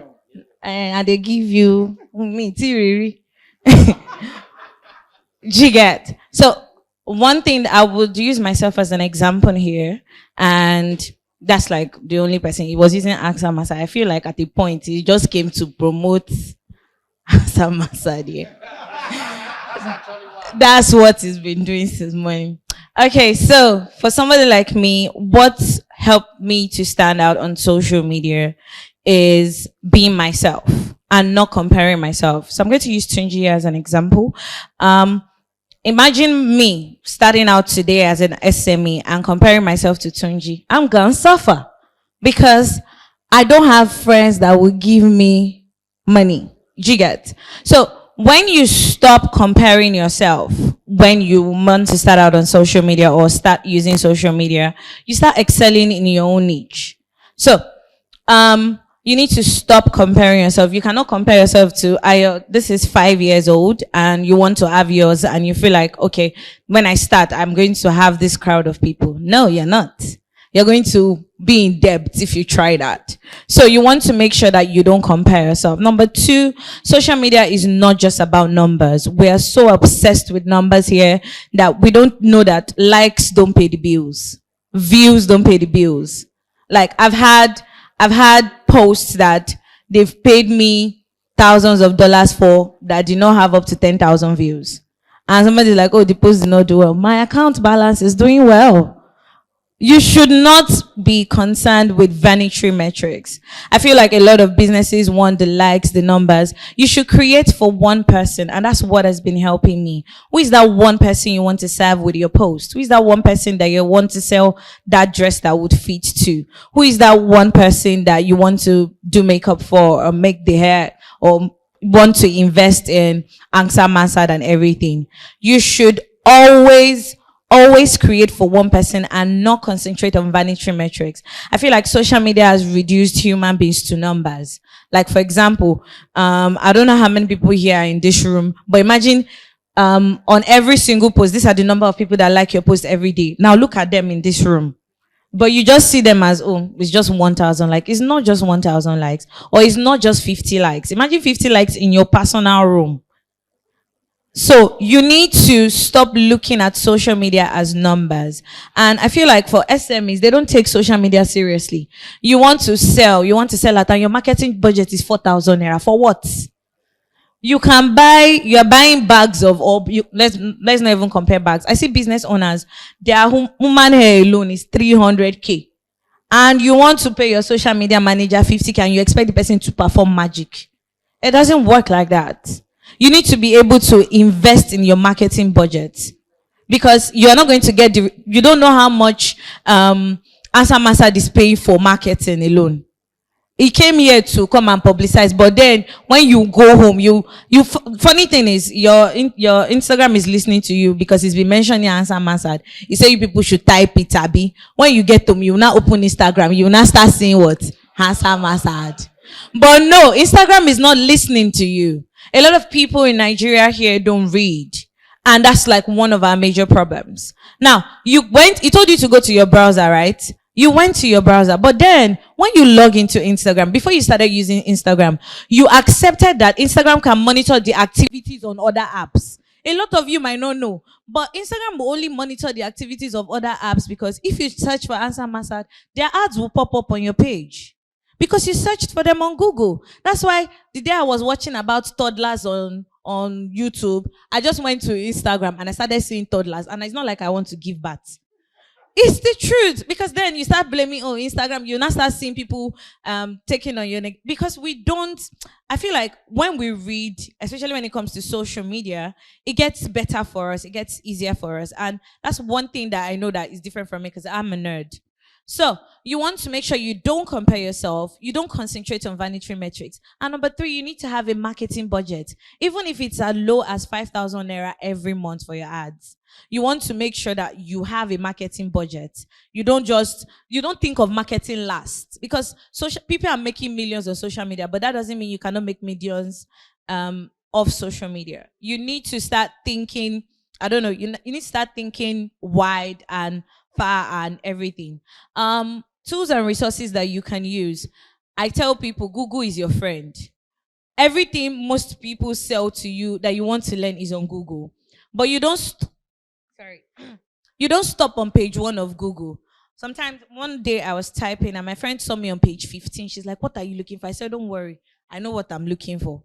So you don't stop your search on page 2 or page 3. Most Nigerians, page 2. If our answer is not there, it's not there anywhere. So you want to make sure that you put more time into research to look for tools. What tools will help me? Like you said, the information that you wanted there, did you know it existed there? No, because we don't do our research. So you want to make sure that you do that. For SMEs, again, another thing I would say is we like blaming people a lot, especially Nigerians. Something is not working out, let's blame the algorithm. Something happened, there was a glitch with Meta 3 weeks ago or 4 weeks ago that people were losing followers. How many people can relate? Like a lot of people lost followers, right? But then you see people say, Instagram, what happened? I'm losing 300 followers. Do you know some people lost their account? Like you are concerned about your followers? Imagine the first time I lost my account at 35K. I lost it. Like, that's like my entire business. That's my entire life. But then we're so concerned about, I lost followers. If you're concerned about the money on your account, you will not be concerned about the number of followers you have. Because followers don't pay the bills. A lot of followers are bought on social media. So we have to be very intentional about what we concentrate on or what our focus is when it comes to social media, especially as SMEs. And a lot of people, I'm going to round up with it, a lot of people feel like, once I run ads, that's the magical solution to my business. Blah, bibbidi, babbidi, do. I will start selling. You are not going to sell. You are just going to be dashing Mark Zuckerberg money. To be very honest, you can make so much sales. Maybe for somebody like me, I preach against ads because I don't know how to run ads. I've never run one single ad in my entire life. Not one. As a small business, and most of my courses, most of my classes, most of my products are sold out. So you can do it when you actually know what your focus is and know exactly how to interact with your audience. Ads are not the solution to your magical problem. And like I said, once you're able to research, you get answers to your question and it works out well for you. So research, you know, when Bayo was talking, top of mind awareness, access talk in our head. I think Bolaji's zone is what? Research. So I think that in strategy, we say that research is the foundation. You can't build a career in strategy without research because everything you do has to be built on research inside. So I think that if we don't take anything away from that, very solid session, it is very important that you understand how to research to support whatever activities that you want to do. And then thank you so much for that, Bolaji. No, I'll take that. Wale, so it's it's good that you guys start like this because you're flowing from Bolaji. Bolaji is talking about social media. You run I don't know if I can call it traditional media or you're on the other side of the divide, right? And this other side of the divide is often seen as inaccessible to SMEs, right? But again, new players like you are trying to democratize some of these things. What platforms, what channels, right, outside of social media are available to SMEs to publicize their products or to reach more people that is affordable enough, right? So that we don't monopolize these things to only the big brands and then it becomes difficult for the small brands. Okay, thanks, Ayo. First, let me congratulate you on 5 years running this, helping people. No mean feat. So let me speak a little bit about traditional media. Traditional media, it's what is not digital media. Traditional media is television, radio, out of home, print media. These are the media, basically the media our parents grew up with before everybody started having phones, cell phones. And so my business, Nimbus Media, we're an out-of-home media company. Out of home is any media that you are not consuming inside your house. Of course, cell phone came to change a lot of things, smartphone. So even in your house or outside your house, you are still consuming the media on the smartphone. What out of home media is the billboards you see on the road, when you're at the airport, when you're at the shopping mall, posters, banners. That's out of home media. I'm sure you know what TV is, and I'm sure you know what radio is. Press, newspapers. A lot of the press have moved online. Tunji is a radio guy. And so these are all places where they call it mass media. So why is it mass media? You are on your cell phone, on your smartphone, and you consume an advert from Mark Zuckerberg. You are consuming it alone. Nobody else is seeing you consuming that advert except the algorithm and all. But if you are consuming an advert on the billboard, you know that everybody else is seeing that advert too. Other people can see the advert, not just you. And you know that. Basically, what advertising does is it creates an impression. And it's a pull strategy.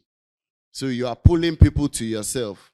It's different from when you are prospecting. Of course, everybody here is a business person. So you're trying to sell your product. So it's different from when you are prospecting. You are pushing, you are knocking on doors. But when you advertise, you are pulling people to you. You are creating an impression. And of course, this impression takes time to create. So people say advertising is expensive. Really, Bolaji said something about she hasn't spent a dime on advertising. Well, she has spent a lot of time. And last time I checked, time is money. So a lot of people here, we have this, don't worry, you don't need to clap. A lot of people here, we have this is the reason I'm here, if I can give you value. A lot of people, we have this impression that I don't have money. So use what you have to get what you want. You don't have money. What do you have that you can use to get attention? Because that's what you need on your business. You need attention on your business. My business helps businesses get visibility. And traditional media is proven to give businesses visibility. Of course, if you are visible with nonsense, then people will say you as nonsense. So you have to take time to strategize. And that's why Shalakwe was here talking about advertising agencies and how she could have spent so much, but she had to engage talented people to come into our own organization. Because you have to create this content that people will look at. And if people are looking at content that is half-baked, then they have an idea of a half-baked organization with half-baked product. But if you take the time to, of course, craft your messaging, then, strategy, create copy, art directors, visuals, and everything, that you have something high quality. Even if you don't spend so much money on placement, the placement that you do make is going to have a good impact because you would have thought through it. What's the ROI that you're going to expect from this? Of course, if you put your advert in a big place where there is a lot of people that are going to see it and it's well thought out, then you're going to have a lot of people giving you reactions and contacting you, calling you to buy your product. Of course, there's regulation when it comes to mass media. It's quite different from the social media, even though there's supposed to be regulation, but it's really difficult for the government to track that because the government is not sophisticated enough to do that. But the government is well entrenched in the mass media. So there's, who here has heard of AppCon? If you've heard of AppCon, okay, so it's now called ACON. Do you know that? Okay, so this is the government, an arm of the government that regulates what goes out on the mass media. Public relations is very important. In fact, that's one of the #1 tools the government uses to make sure that the society is structured and make sure that the society and people, individuals in the society are doing the right thing.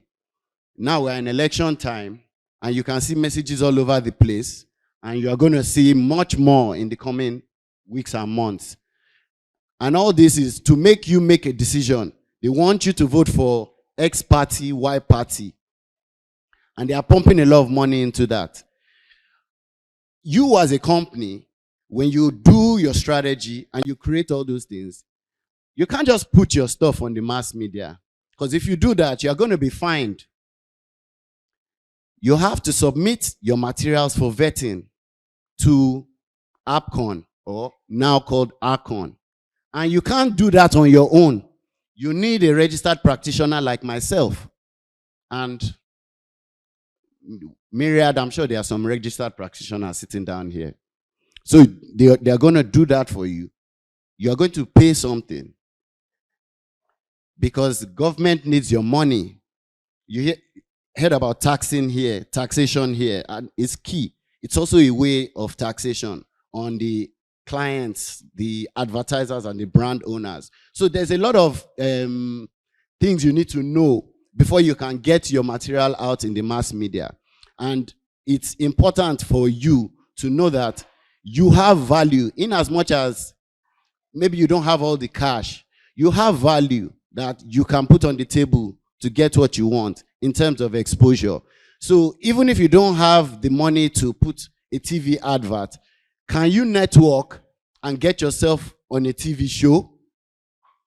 Even if you don't have the money to buy spots on the radio, is there a way that you can craft a narrative that would make your business or product be worthy of a news story? And it goes on and on. Tunji spoke about grants. My company, we just concluded a grant where we gave out 20 million naira worth of out-of-home advertising exposure to 10 women-led businesses this year alone. So we had almost 600 entries. But of course, there are way more than 600 women-led businesses in Nigeria. So it's those that were able to hear about it and applied. And then at the end of the day, 10 people were rewarded. So you also have to keep your ear to the ground and listen, find out about opportunities like that. Small businesses don't need to spend all their money on advertising, but they need to spend their time thinking about it, and they need to know the value that they have, that they can exchange for other value to give them visibility from other people, because the spots and the slots on all the radio station and all the TV station, they are like seats on an aeroplane. Once the plane takes off, they can't sell the seat anymore. So, yeah, let me just stop there. Thank you. Thank you so much. Thank you so much, Wale. Thank you so much, Wale. I think that the part about grants is very instructive because grants in terms of money, grants in terms of services is very, very, very. In fact, I'm so pained that we couldn't take our business pitch today because we also give grants. Usually, we would have pitch sessions, we have small businesses pitch, but unfortunately, we can't do it. And because for these small businesses, they need a lot of grants. At the grants is cheaper for them at the smaller stage, and then they can then migrate so that they can then benefit from services like yours. And that was a good one. I was a judge on that stuff, and there were lots of quality organizations, small enterprises that benefited from that. Well done, Wale. Thanks a lot. I'll go to you, Wale. Wale, a lot of SMEs get scared when they hear tech, except the ones that are designed to be tech startup. In fact, recently, one of my team members was telling me that he was working on something for a tech startup, not a tech startup, a decent sized tech organization that has just started automating their accounting process. They just started building the tech platform that is managing their accounting, a tech organization. So for the past 10 years or so that they have essentially been running their accounting on paper and Excel. I am not even kidding you. And this is a tech company that is on CNN, that is everywhere, you know. So imagine Chinchi is there, who does Ankara fabrics or small chops and all these things, or Beams Wumi, who does seasoning. What are the available, easy to use, self-help, affordable platforms that SMEs can use end to end, not just accounting, for mailing, for communication, for collaboration? I know there's Java 365 there for, those kind of things. What are the examples and how can they deploy it, step by step? All right, thanks a lot. And it's good to see you again, by the way. It's been yourself and Tunja. It's been years. I think between when we all last met each other and now, I have had to consult for quite a lot of large organizations. Organizations that are trying to penetrate or build products that are suitable for the SME market across Africa. And what that has done is that it has forced me over the last 6 years to be less bullish and be more pragmatic around how I make digital recommendations to SME businesses, right? Sometime in 2017, the Microsoft global CEO, Satya Nadella, he put a post on LinkedIn about tech intensity, and he said that inevitably, every business in the world, regardless of size, is going to become a digital business. And the definition of technology intensity is made up of two parts. First of all, the technology capabilities you have in terms of the tools you use and your technology competency. What I find that many organizations do wrongly is that we think that technology is the answer to the problem, whereas it's just a means to an end. And even as a person, it's a realization I have found in the course of my career. It would shock you that even some of the largest banks in Africa that I consult for don't have proper ERP systems, have procurement systems they do on spreadsheets. And we're talking about organizations that have capital expenditures that run into billions of dollars, right? Now, if you're a startup, an SME, and I want to keep this really simple for you, you want to think about your technology investment and your digital capabilities, first of all, from the kind of outcomes you want to achieve. Now, how can you do this? Recently, about 3 banks, about 4 actually, between West and East Africa had all reached out to me that they wanted to create startups. Now, I've never run a business before, right? I've been a career-long person. But that business problem forced me to think like I was an entrepreneur, that if I was starting a fintech or a business and I didn't have so much money, because forget whether they are banks or not, they can't just throw in all their money into that. So if they were going to make this investment, how should they think about this kind of investment and the kind of capability building they should do? And there are 4 things you need to pay attention to. If you use those 4 things correctly, you likely never make mistakes in terms of your technology investment. Number 1, you need to ask yourselves, how am I engaging my customers? Engaging my customers means, what are the channels with which my customers can reach me? Now, a common example I like to use that works very well are the new business models you have. WhatsApp for business, Instagram for business. I have found that many of us don't trust Instagram businesses because of how they've often used these tools. The fact that if I want to buy a product, I'm not sure whether I'm going to get reliability for service or even a quality service, right? You know, there's that element of trust that is missing. And that is the area you need to plug the gap. Now, I started making my hair when? In the COVID period, 2020. And, you know, different hairstylists will just give you a price. And me, I'm a guy, I don't know how to price now. So they can tell you 30K, 40K to make your hair. You know, you just do it. Then recently, I stumbled on a business who had built in a shopping cart into Instagram for business. So what I then do is, if I go to their page, I can pick the hair I want. So if I want to do cornrows, if they'll ask you, is it 6 rows or 10 rows? You can see the price beside it. When I've picked all the services, I want to wash my hair, I want to do this. Once you've picked all the services, I can see the full price I'm going to pay. It doesn't matter whether I live in Ikoyi or you're coming from Shangotedo. You are paying that price. When I walk into that salon, they already know who I am. They know where I live. So if I don't come for 2 Saturdays, because a good business person who makes hair already knows that for this type of style, the lifetime is about 2 weeks.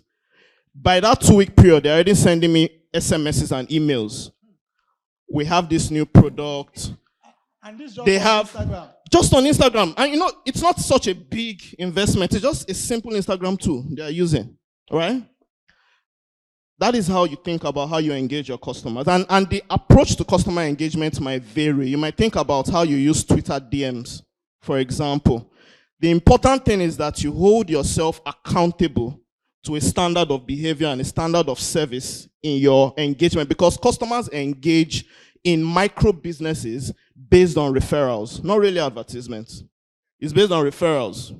So you want to make sure that there's that trust in your business model. So tomorrow, if someone comes to me and asks me, where do you make your hair? I'm more than happy to recommend these guys. Because even if they do a bad hairstyle, they will make sure I'm getting compensated for that. And my next experience, they'll throw in something extra. We will do your legs for you. What's that thing? Is it? Pedicure. Sorry, I'm a bush guy. The second thing you need to think about, importantly, is how you empower your employees. We tend to forget that piece. And in empowering your employees, you want to empower them with the right communication tools, productivity tools, and collaboration tools. A very simple tool like Microsoft Office 365 for home and business works fine, where you are able to do your basic spreadsheets, your Word. You can format your business communication and the way teams work together in a very simple manner, in a way where we can trace conversation, we can trace accountability, and we are able to allow our employees do their most courageous thinking. I'll give you another example. When COVID struck, I started thinking carefully about my finances, right? Now, you know, people in tech are easily amongst the highest earning, you know, in the industry. And prior to now, I hadn't, because of my career growth, the speed, I hadn't really paid attention to how I spend my money. So I reached out to Tosin, the money market lady, on Twitter. And she sent me, I paid a fee, just 10K, to help me balance my finances. And she sent me a spreadsheet, a macro-enabled Excel spreadsheet, where I was able to now put in costs I had never thought about, my DSTV, how much I'm spending on dispenser water, or every single thing I spend money on. It was grouped in a way that as I was putting in those numbers, it was now calculating automatically, you know, what my net expenditure over a period is and where potential cost savings might come from. You know, that again is not a sophisticated tool. It's just Excel, right? But it's Excel being used intelligently. And that's how you want to think about how you enable your business in terms of using this kind of tools, productivity tools. What kind of phone am I giving my employees? The person who is doing social media for my company, for example, should have a standard, you know, iPhone type of device where they can take quality pictures, because all these things matter, right? The third area you want to think about carefully is how you optimize your processes. Process optimization is where we make a lot of gaps. So for example, how do you handle your bookkeeping, invoicing, basic accounting, right? And you don't need to invest in some gigantic tool. There are very simple online tools. Online tool like Zero Accounting, Sage One. There are many of them. And in fact, there are many local homegrown solutions I've seen, and I'll explain where I'm going with that can do that very well. So basic things around your inventory management, your cash flow management, basic budgeting, operational budgeting. You're able to now create a structure to how you run your business and build accountability to your business, right? The final area for me is then how you now transform your product.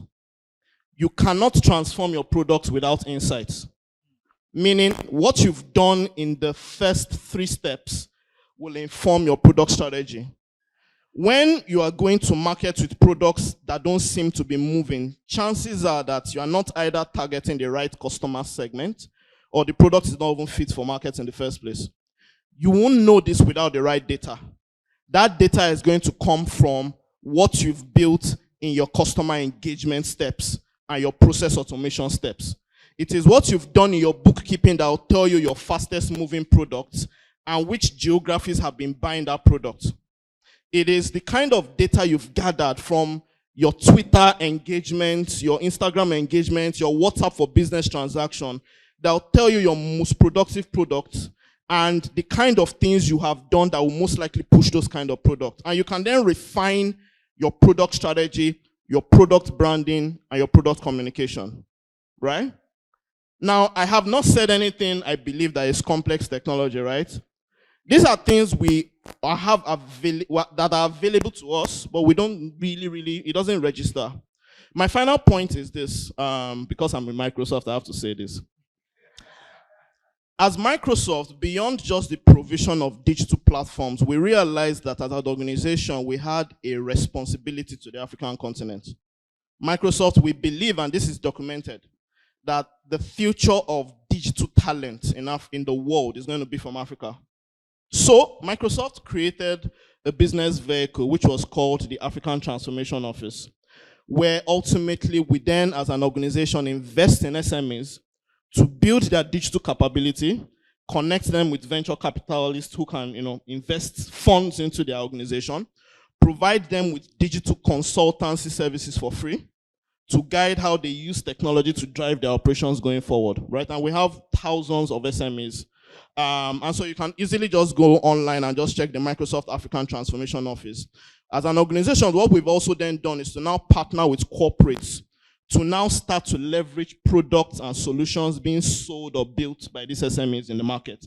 And you don't have to be an SME that is into tech.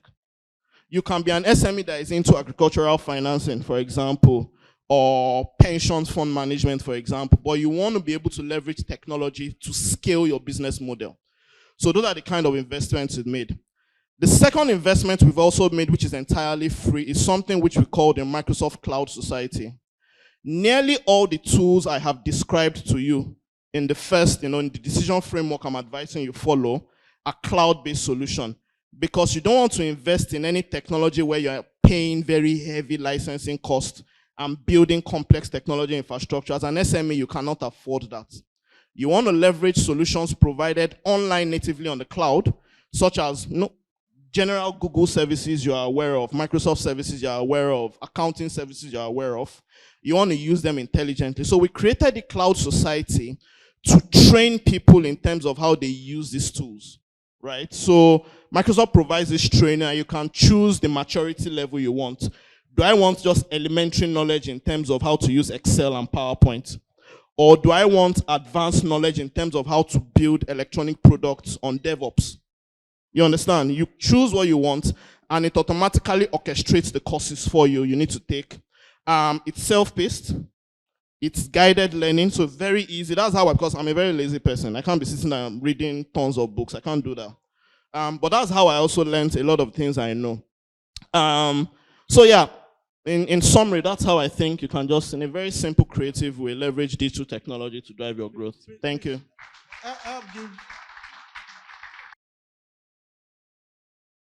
So guys, we have hello. So we have some refreshments, right? After the third panel, we're going to take a break to the back. we'll go to the exhibition booth, and then we'll have some refreshments right at the table at the back. So, ladies and gentlemen, we're going to our third plenary session. And I want to welcome, the third plenary session is talking about how to manage stakeholders, regulators. Hello? Hello? So my first speaker,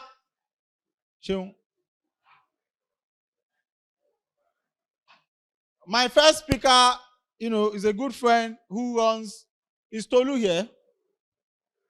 He's a good friend who runs a company called HC Warding. Tolu, where's Tolu? Yeah, you need to go and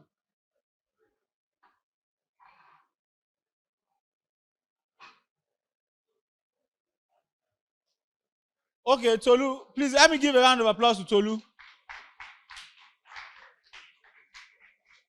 Our next speaker, LSCTF, Lagos State Employment Trust Fund, anyway, has been doing quite a lot in the SME space, providing funding. I mean, I have to give a round of applause to Lagos State. Lagos State has done awesome. Our next speaker is the Director of Programs and Coordination with the Lagos State Employment Trust Fund. Please give a round of applause to Madam Molara. Thank you so much for coming. Thank you. I hope there wasn't lots of traffic.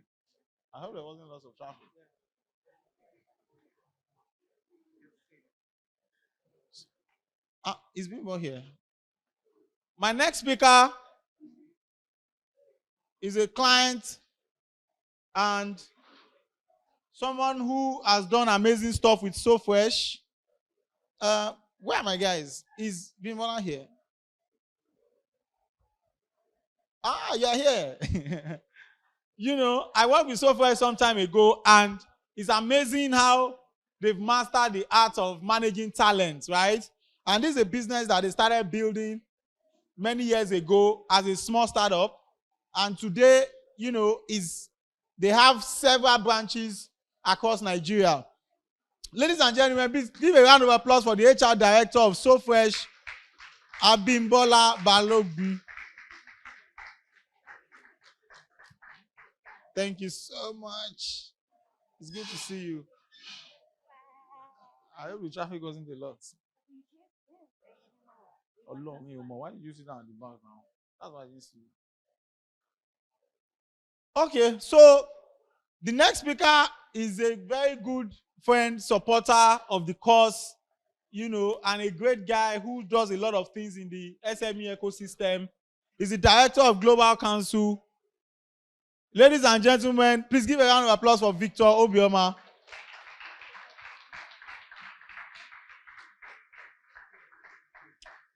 Last but not the least is an Egbon. He has also supported us a great length. He's traveled all the way to Ibadan, traveled for us on several locations. He's a seasoned HR person. He understands managing people. Ladies and gentlemen, please clap for Mr. Biodun Kolade. Your people full here. Okay, so this panel, we're going to talk about multiple things because, you see, it's so difficult for SMEs to manage stakeholders. There are too many stakeholders that, you know, people do not understand how to manage. And I'm going to start with regulation, to be honest. There are two, in this country, we believe, again, because, and I think Dr. Oby did mention it, there's so much concentration of decision-making, things that should be controlled by the markets is vested in the government. So it creates this consciousness that government should do everything for things that should be multi-stakeholder efforts, right? And I'll bring that question to Omola.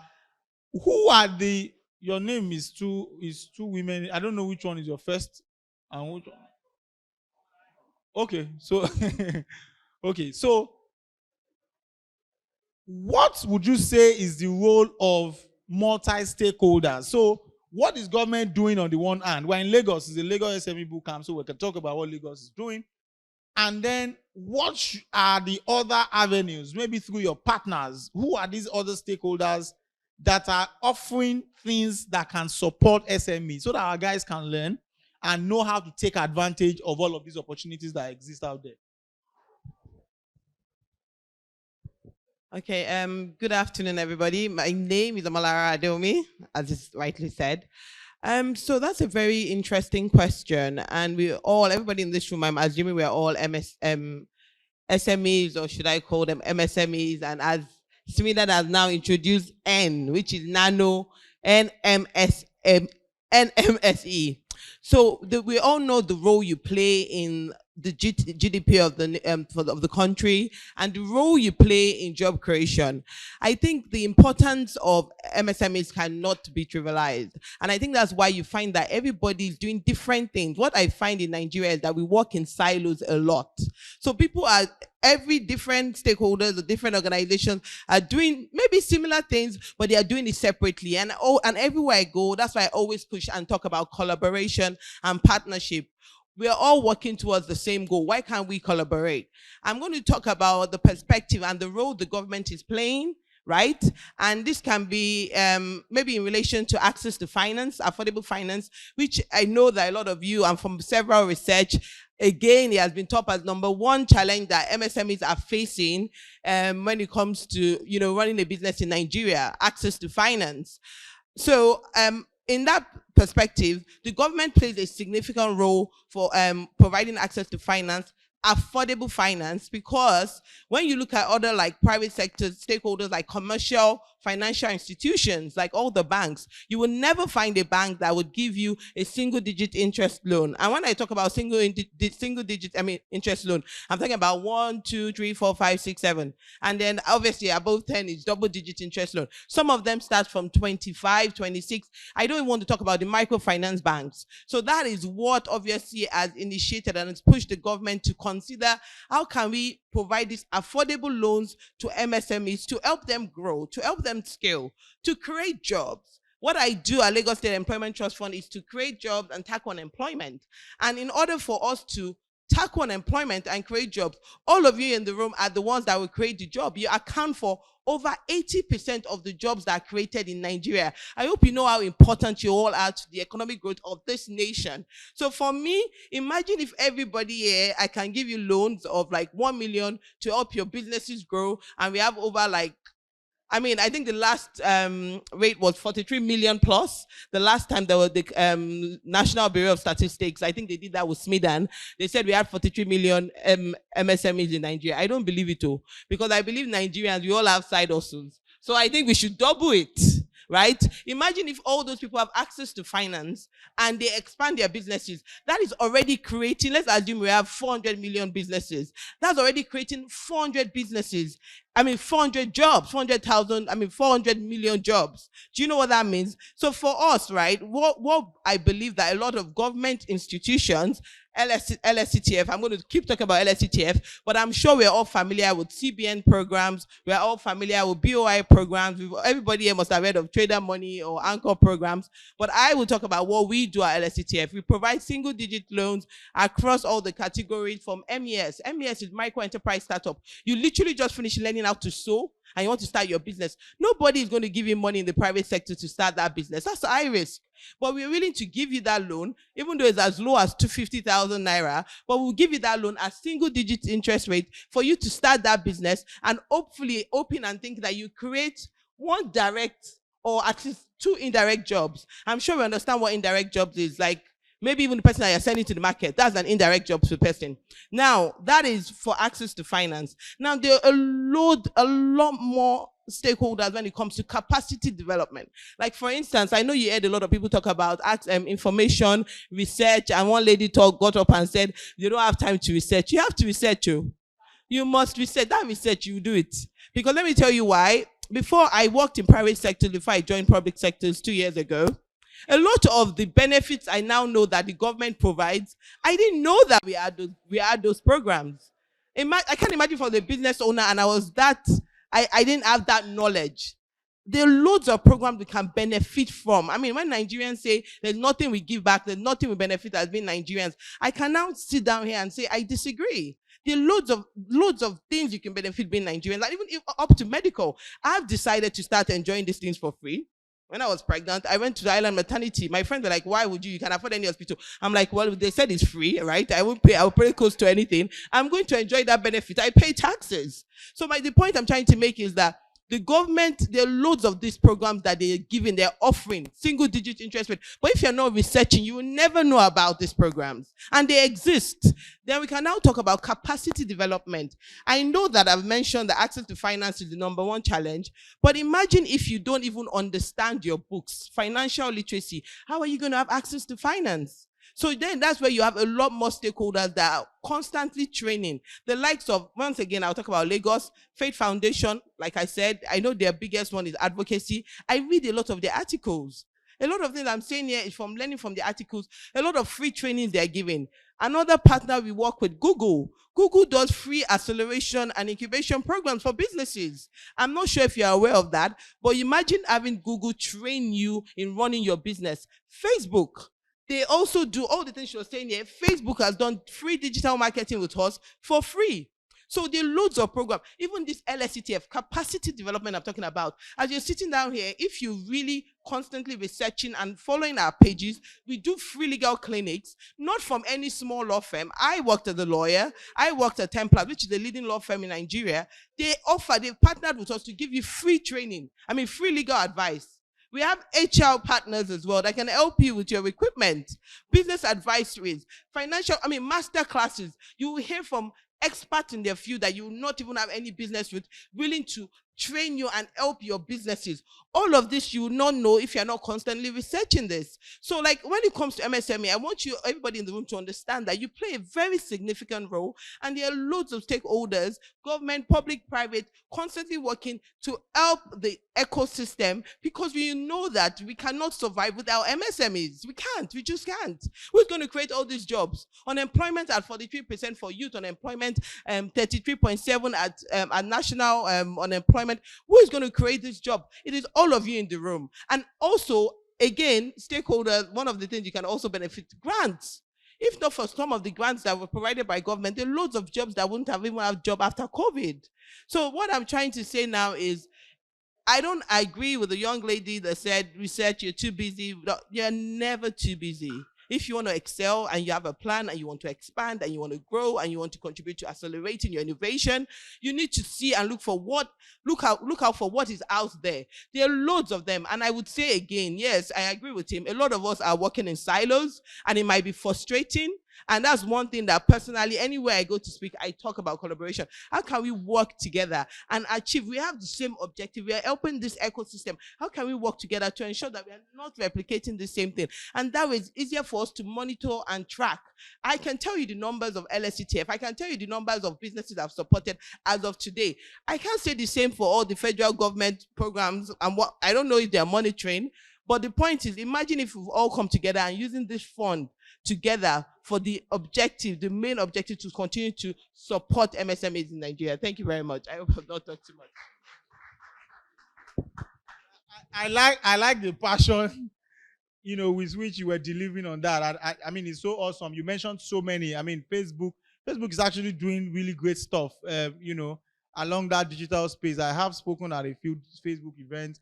Google, I totally love the practicality of what you did. Thank you so much for that. Of course, we're also looking at becoming a partner of LSETF because, we also have quite a number of guys that we want to push into your pipeline to participate in some of the things that you do. But I'm going to come back into some of the things that we're also doing from a stakeholder standpoint after I've gone the rounds. So I'm going to go to, okay, let me start from you now. Victor, I know that you serve on several acceleration, incubation programs and all of these things, 6 stars and all that. But a lot of people don't know about these platforms, right? Especially SMEs. Tech people have a support system that that makes them participate, right? But for SMEs, a lot of them, as she said, work in silos. They don't know, right? Now, can you tell us, just as she did, similar types of platforms that address their issues and that they can participate in, right? And the implications or the benefits of such platforms? Brilliant. Thank you, Ayo, for this question. And good evening, everyone. My name is Victor Uche Obioma. Yeah, so to start answering the questions that Ayo has put forward, I'm a business owner myself, and I would say just this one thing. Wake up as a business owner every morning asking yourself that one thing you need to do that helps you move from the stage where you are to the next stage. So if you wake up with that consciousness, then like me, you would wake up always hungry to seek for information. I would say some of the biggest challenges that business owners have across Nigeria is that inability to seek for information, basically, right? So to answer his question, I belong to several platforms like the Lagos Chamber of Commerce. There's one we call eTrust Fund that I found very, very interesting and very supportive of my business, right? eTrust Fund is run by Somi Smart Francis, who is currently the Senior Special Assistant to the Ondo State Government. Yeah, so eTrust Fund, for instance, is a platform that enables business owners, just lock in money and then in return, take benefits like booking air flights or air tickets without having to pay for them if there are emergencies. You have access to healthcare. You have access to legal practitioners support, or legal practitioners support your business or give you legal advice for free. And aside eTrust Fund, there are several others like SeedStars. There is International Chamber of Commerce, and Lagos State Employment Trust Fund, and many of them. There are many of these agencies scattered across the world, right, that give support to businesses. But the issue we have as business owners, if you ask me, would be that we are not seeking for this information, and as such, we don't even know the existence or the availability of these opportunities simply because we do not seek for information, right? So what are the benefits? So I would always say again, like I said from the beginning, if you wake up every morning asking yourself, what is that one thing I need to do, or what is that one platform I need to belong to where I can have access to a pool of say 200-300 people, and out of whom I can actually draw knowledge, draw insight, and then connect to even share information about my own product, then it makes things a lot easier. There are many of them. We have First Founders Network, SeedStars, eTrust Fund, LSETF, ICCI, LCCI, Lagos Chamber of Commerce, and a whole lot of this kind of platforms where you can actually converge, meet billions of other business owners who probably have encountered the kind of problem you are encountering at your business at the stage where you are, and have jumped these hurdles from whom you can draw insight from to actually better your business. So to answer your question, Ayo, I would say this first starts with that consciousness to want to seek to get information. And the moment you seek to get information, you will find that Google becomes your best friend. And as you surf the web on a day-by-day basis, exchange conversations like in rooms of this nature, you get to find new ideas or get new insight or new knowledge that can help you move your business from one stage or the stage where you are to the next stage. Thank you.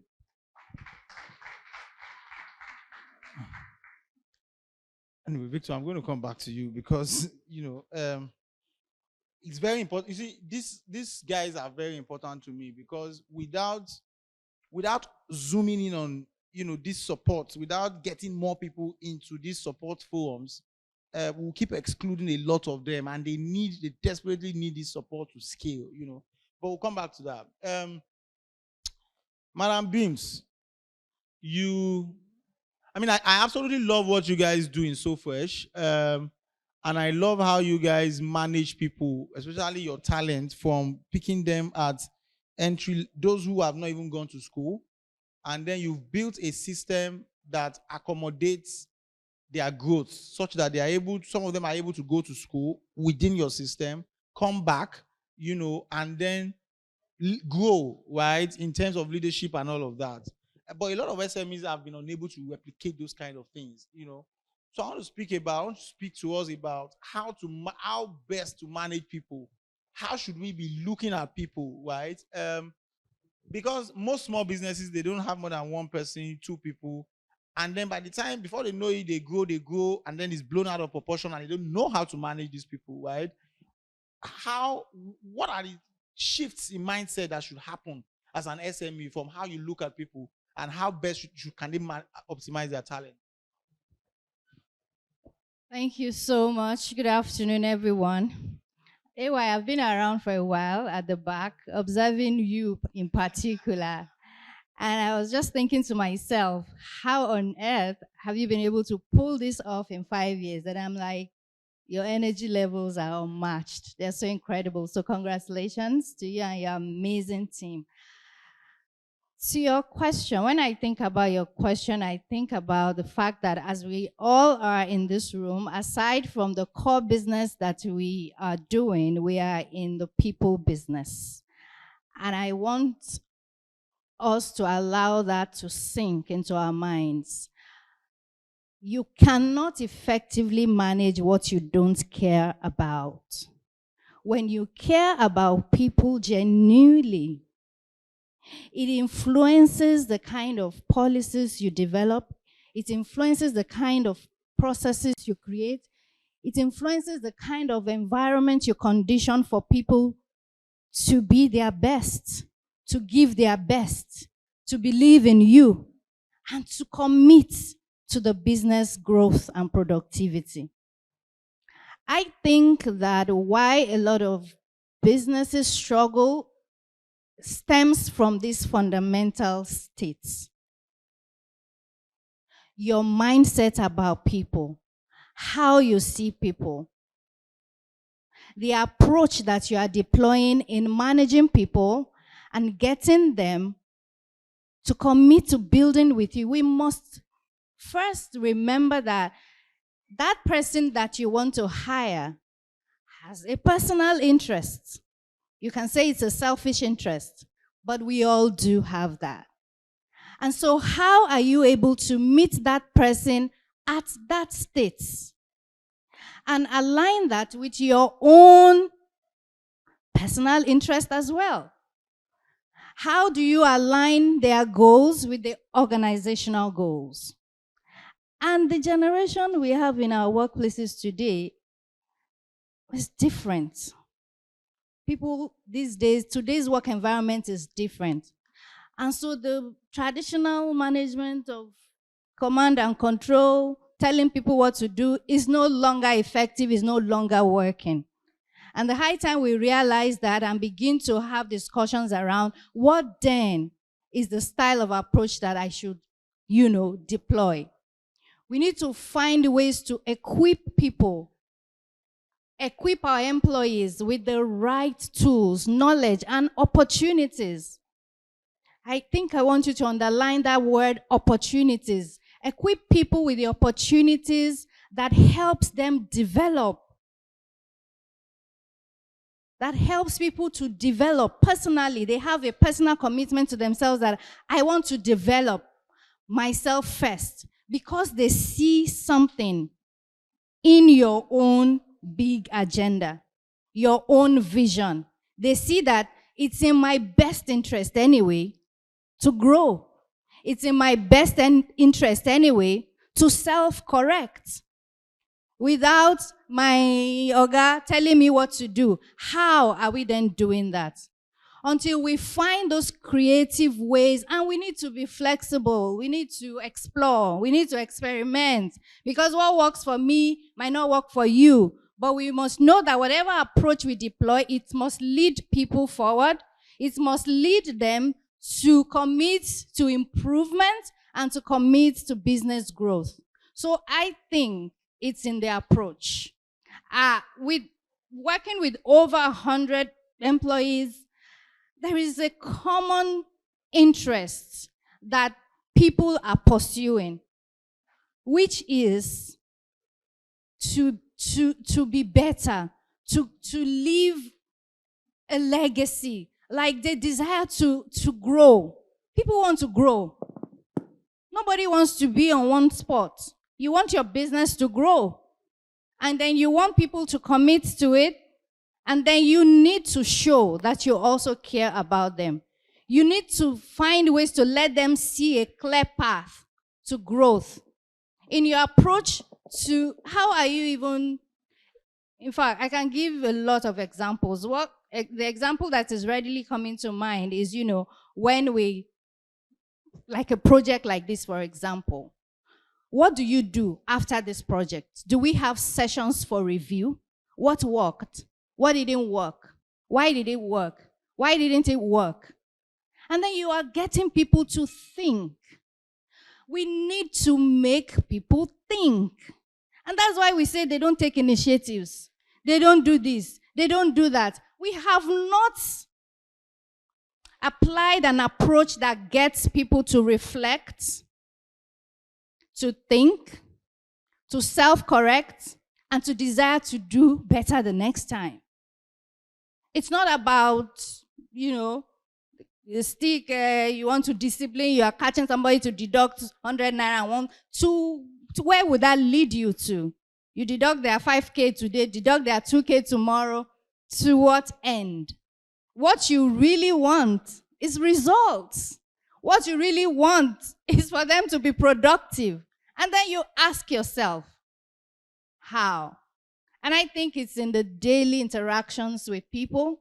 It's in the kind of questions we ask them. They have come to you with a problem. How are you reframing that question to give them that question back? Or you're always solving the problems for them? Get people to think. When we get them to think, then we can begin to see the kind of results we desire. But I mean, it's a process. And so for people that you say, join at the very basic level and they have grown, it's because they want to be there. And it's because they have seen that this is the right environment for me to flourish. Because remember, it's in their own interest first before you. And so if they don't see that, they would leave. And that's why people are so actively mobile. They are moving from companies to companies. Maybe not just because of salaries, because we just fix our minds to salaries alone. No, not everybody is looking for that extra 20K. It's good. It's going to improve their lifestyle, yes, but not everybody is looking for that. People just want where they can be happy, where their contribution is appreciated, where they're growing, and where they deeply feel a sense of care. So I have a very quick question. Would you say that, because there's this general argument about Gen Z versus millennials versus baby boomers, would you say there are ways or there are techniques to managing people that are specifically generation specific? Or would you say it's just a myth and it's just, manage? I think it's both, but from experience, people love autonomy. People love autonomy of work. They don't want, especially this new generation, they don't want to be told what to do. They want to do it. They are risk takers, huge risk takers. They are full of energy. They are creative and dynamic. And that makes them complex. And that makes it hard for us to understand them because we don't get it. And that's why we need to shift the way we are thinking about work and about people. And if we think about that, it shapes the kind of system we design. It shapes the kind of approach we adopt. So they don't want to be told what to do. How have you equipped them to be able to do their works without heavily depending on you? How have you even thought about that work? Have you deeply had a session to break and analyze the work, and then you are finding the right person that can do this job, and then you are equipping that person with the right tools, with the right knowledge, with the right, management style that will help them function best. So that's how I would explain that. Today's generation, they love to do it by themselves, and that's why the tech space is filled with people like that. They're just exploring. It's in their DNA to explore. So if you want to then make them not to explore, they would move or you will be frustrated. So it's high time we also evolve in our mindset and outlook about, people today. Thank you. Thank you. Let me give a round of applause. So, guys, I just thought to mention very quickly, right? If you own a small business and you need health insurance, is very critical to you, right? My Cover Juniors, one of our partners, they are at the back there. They are providing free health insurance coverage to people, a few people, right? If you need that, after this panel, they're going to start, and then we can move there while you are having your refreshments, right? Now, Tolu, most of the SMEs in our community cannot afford to recruit people, right? Most of them just have themselves, maybe one or two personnel. Now, one thing that I mastered over the years, right, in building my own firms is you need to be able to harness the relationships around you, your significant others, to do a few things, or even the ones who are third parties, right? Who are the types of people that an SME should bear in mind? I know that you and I have leveraged our relationships on several occasions, how you use me for free and all these things, but that's okay. So,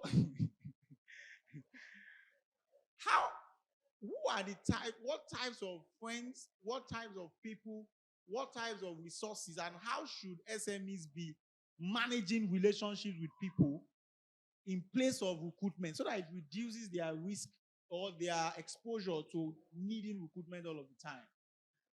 Okay. Good afternoon, everyone. My name is Durojaiye and Ayo. Super excited to be here. Ayo dragged me, so I have no option. So I would ask few questions, and I like that we actively engage with this. Are we all together? Are we all together? Oh, yeah, so law. Now you're talking. Okay, so how many of us run businesses, and the business is a side hustle? Let me see you raise your hand. It's a side hustle. So that means you are somewhere, but you are running your own side hustle. Let me see you raise your hand. Don't worry, your employers are not here, so they will not. They know you run it already. Your employers are following you on Instagram, so they know. Okay, so drop your hand.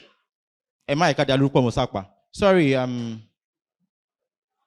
So you run your business, and that's what you do full-time with your life. Please let me see you raise your hand. Okay, so maybe I'll be speaking to both, both audiences, but maybe a bit direct to one. So if you're here and you're a job seeker, right? You're looking out for a job. Let me see you raise your hand.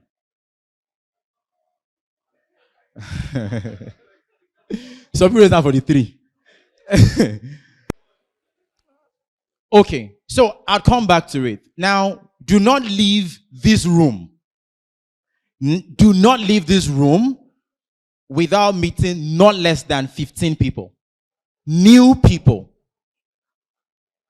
Now, you see these new people that you would meet will form a large part of what your business would look like in the next 10 years. So if you've not met up to 15 new people today, please do not leave this place. And that's how it all starts, right? Some of us, we go to church, and the only thing you do in church is Shadura and Sami, and you carry your Bible and you go. Unfortunately for you, there are a lot of people in that congregation that can be of help to your business. Now, so the very first thing I would say is actively network. Actively network. So a few people say that I am slightly a pro at networking. Maybe, maybe not, right? But I ensure that if I catch you as a person that I know will be of benefit to me, you will not go until you. So actively engage with people that are within your space. Now, once you network, learn to always sell the vision of your business. Now, Abimbola had said, right, and by the way, business owners, small business owners, big business, if you're not following Abimbola on social media and you're not following our HR tips, you are missing, right? So from now, start to follow her, right?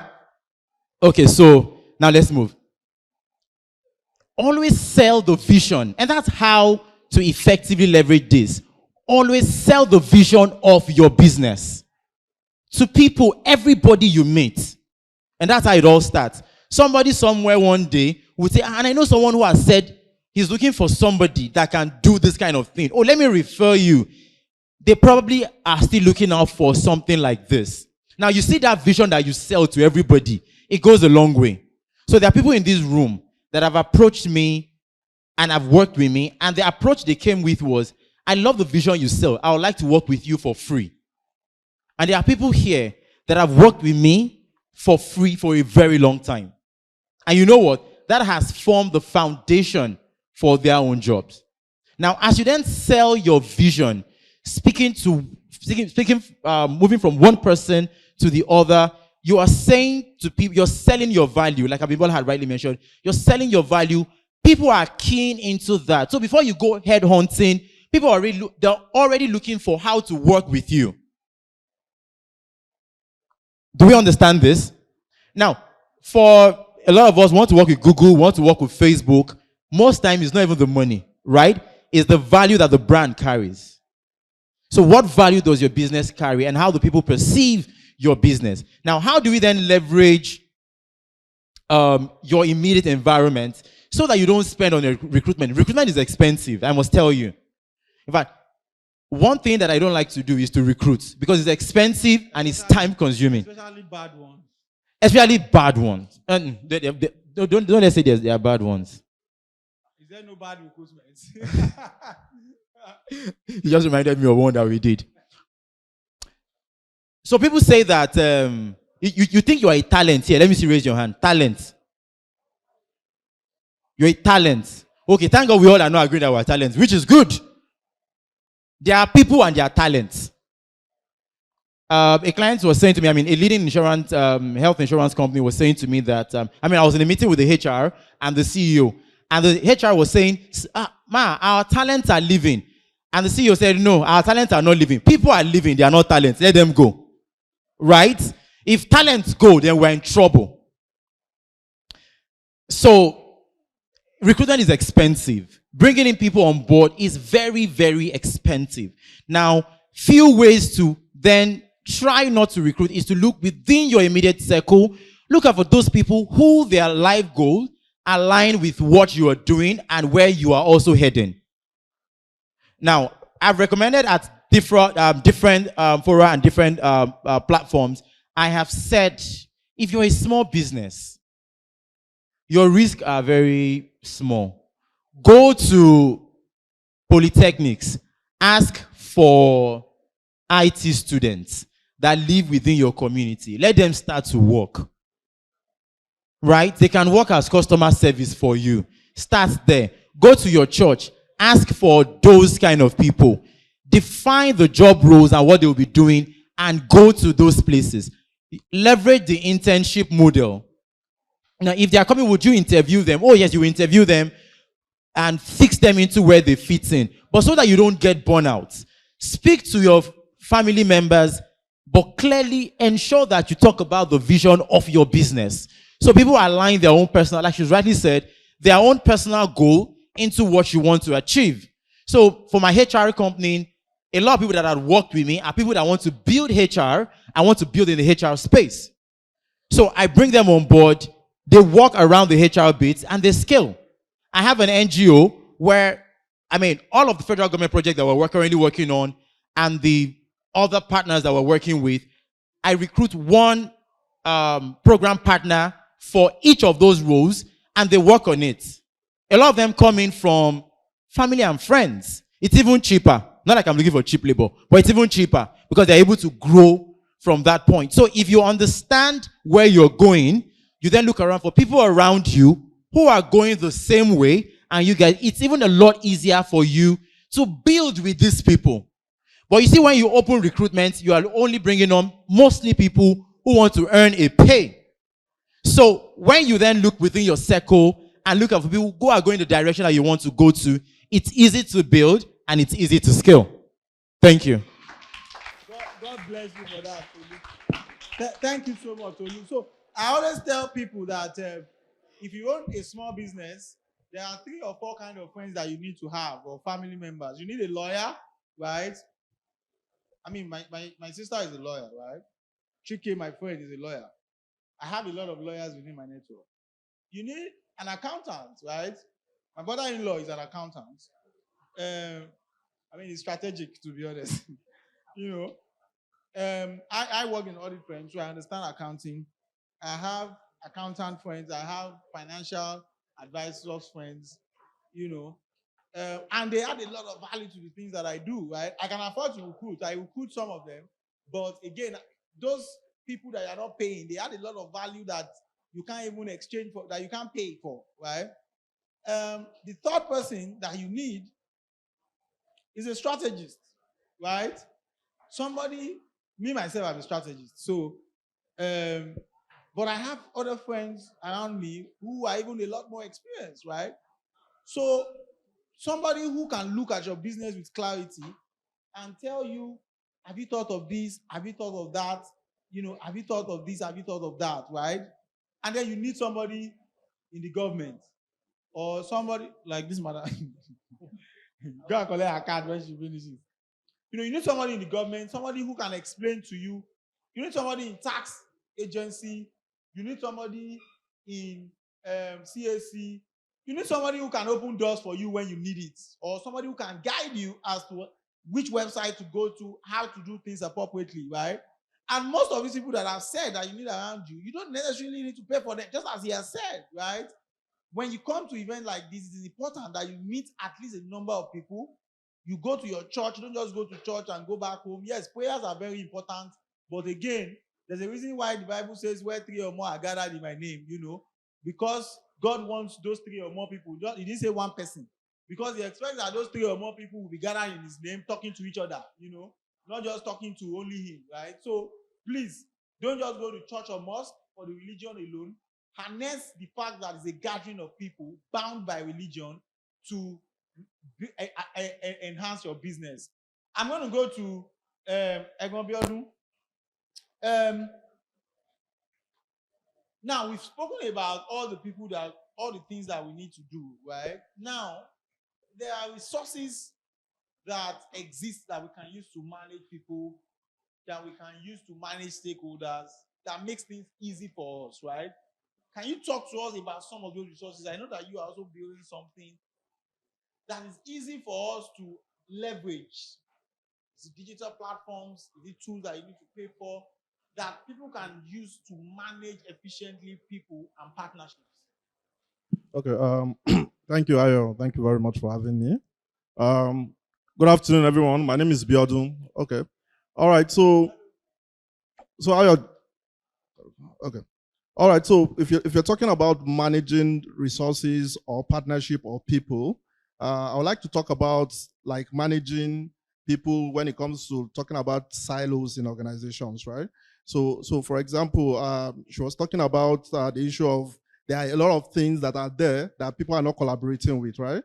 So if we know that these things exist, we can actually go after them. Now, this actually happens in an organization as well. So even as small as your business, as an SME, you have 5 people, you can actually have people working in silos, right? So you're not collaborating. So the first thing that you need to do as a business owner is to actually share your vision. You have to share your vision. Even though it's just one person that you have, people need to understand where you're going to, right? So you're moving from here to Ibadan. How are you going to move? So you have to be able to communicate that vision to people. The second thing you need to do is that you need to encourage collaborative tools. So simple tools like WhatsApp, Slack, you know, or even your emails, you know, even Microsoft Teams, in a way that people that are working. So for example, in my organization, I have people that work in different departments.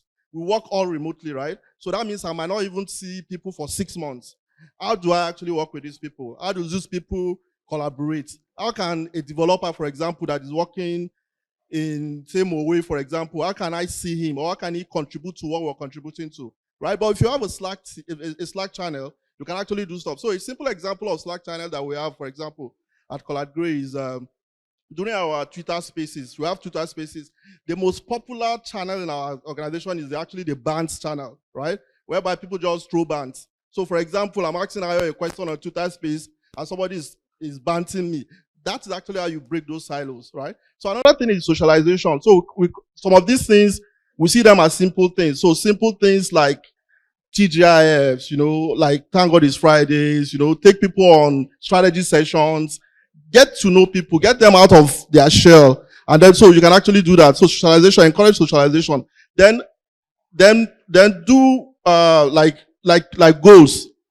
Have like common goals, right? So if you are working in different departments, have people actually have shared goals. So instead of having say, okay, this is a customer success or customer service goal, make it as a team goal so that everybody as an organization can actually work with it. Then shared accountability. It's very, very simple for people to just say, and I like what she said about the new generation, right? The new generation wants autonomy, which is good. They bring creativity, they bring autonomy. For example, in my organization, I have 20 people working for us, right? Those 20 people are young people, right? They are Gen Zs. So what do I need to do? I need to come to their level, right? But I understand exactly what it is. So the energy and the creativity, I need to harness it for us to actually achieve what we want to achieve, right? So as a business, you need to actually do that. So you have to share accountability so that everybody will know that they are accountable for something. Otherwise, you're just going to have people working on silos. So what happens to silos? What happens in the organization that have silos? Basically, what will happen is that you will see that you're not productive.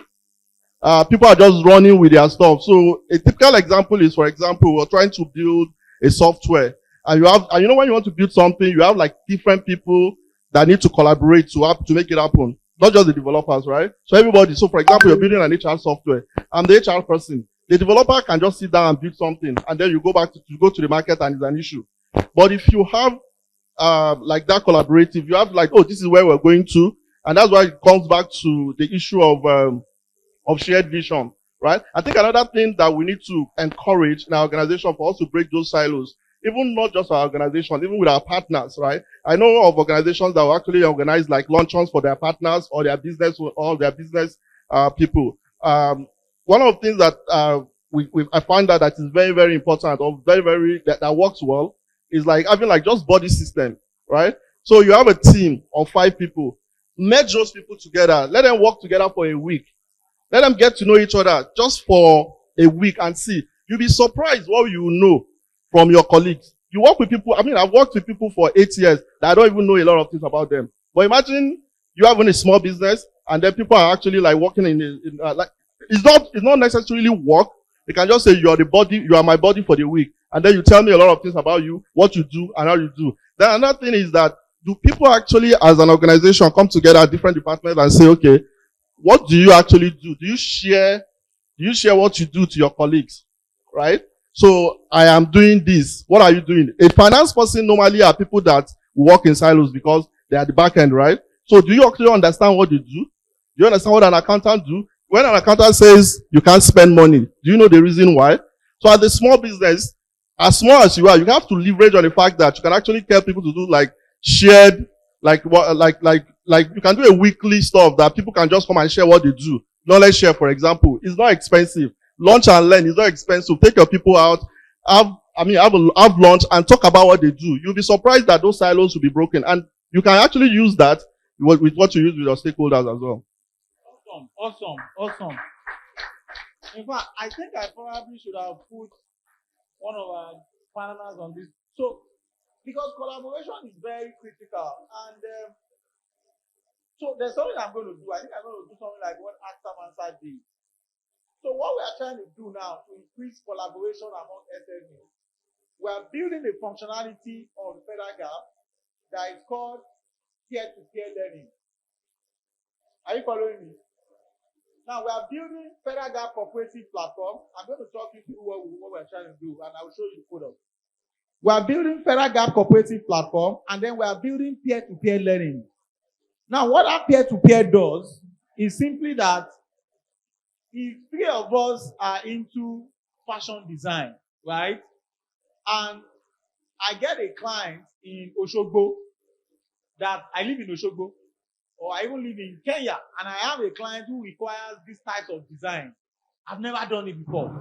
Now I can do 1 million naira at once, right? But then Jabat is not going to pay him until 30 days later. So what happens? My 1 million naira is stuck for 30 days. So I'm stranded, which is where the cash flow planning we're talking. So what we're simply doing in Federal Gap is we're simply saying, when you get that deal, you supply it with your 1 million naira and you come to us and we'll give you that money so you can continue your trade, right? And you can go and do other trades. In that way, small businesses can take on bigger transactions without fear of working capital trap. And then the margin that you use to get those kind of facilities can be reduced if you are able to demonstrate that you can collaborate with other people. Because without collaboration, without peer-to-peer, so you don't have to be recruiting every time you need a new skill. You don't have to be looking at competition every time and then you are working in silos. So these are the things that we're doing with the Federal Gap platform. And I'm going to engage some of you as we begin to do, because we also have Talk to an Expert segment where they can talk to you as a leading HR person for just maybe 20,000, 10,000, 30,000 for 30 minutes, depending on how you choose to price. But we give you, a cap, right? Odion has gone. Modion runs a very solid, multi-award-winning media agency. They've developed a product simply for this called PR in a sachet, right? And you can buy their PR product. You are smiling. You can buy their PR product as an SME for just 10K, 20K, and they plug it into the Federal Gap platform. So that's what we're trying to do for these guys, because a lot of them, pretty innovative guys, they have solid products but because of these issues, because of these challenges, it's so difficult for them to expand, right? We're going to play this video, and this video explains in just very few minutes how the platform works for our audience, and after which I'll give you an award, and then we'll talk more. FedGap is a fintech startup that provides business owners with a community-based finance solution that helps reposition their businesses to meet the vendor requirements of bigger clients. Our solution bridges the working capital that limits their ability to service larger supply chains and clients. FedGap leverages technology to replicate the support system that is available to SMEs in the informal space. This is seen in our product categories. Invoice discounting helps remove cash constraints and shorten receivable days for SMEs. Cooperative allow SME businesses save to maximize group resources for growth. Talk to an Expert democratizes access to leading experts across different sectors. With our peer-to-peer learning platform, similar businesses can share knowledge, industry information, and collaborate on growth. Let's get started. As a small business owner, once you sign up to join our community and put in your basic information, email address, phone number, KYC details, it gives you straight access to our suite of services. Invoice discounting solution is designed to support your business with financing via invoice request if approved by FedGap within 48 hours. On your dashboard, you can generate invoice or upload existing invoice, including your client's details and services you rendered. You can check your history and download invoice of your organization. There is an audit log, settings, help and support tab that answers questions you may have. FedGap is available to you 24/7. FedGap's cooperative packages are flexible to accommodate everyone, with details and cooperative benefits about each package. You can pay your monthly contribution or request for loan following the procedures as displayed on the screen.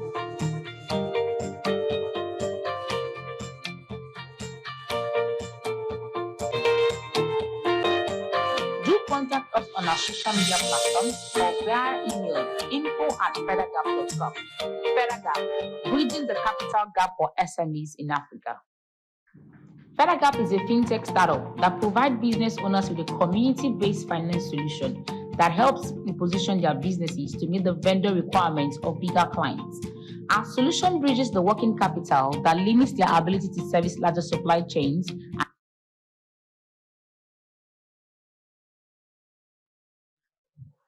Yeah, good. Hello, can you guys hear me, please?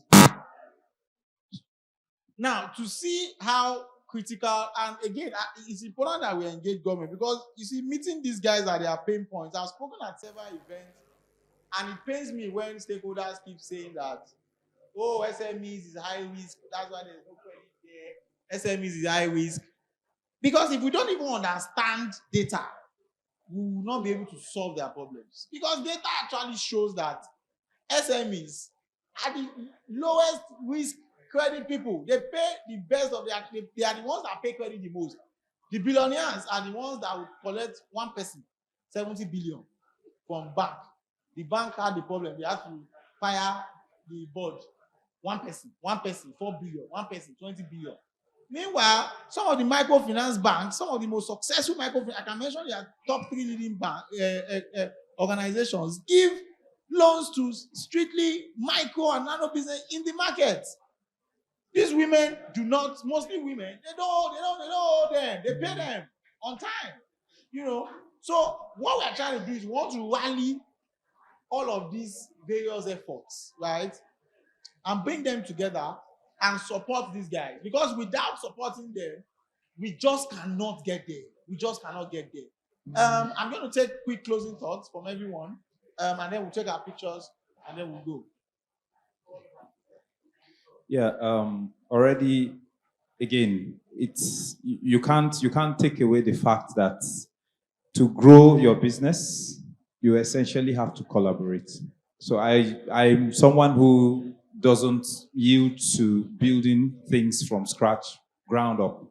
I rather look out for existing platforms or existing opportunities and plug and play. That's simple. Thank you. My final thoughts will be taken from, one of the things he shared, the last speaker he shared about, bringing your team together to talk about the things that they do. We had our end of year, strategy session earlier in the month. And as an icebreaker, my Oga at the top, my husband, he's in the room as well. He did something really simple but profound. So he told us to share a story where we, sort of applied creativity in a particular task. And what was the outcome?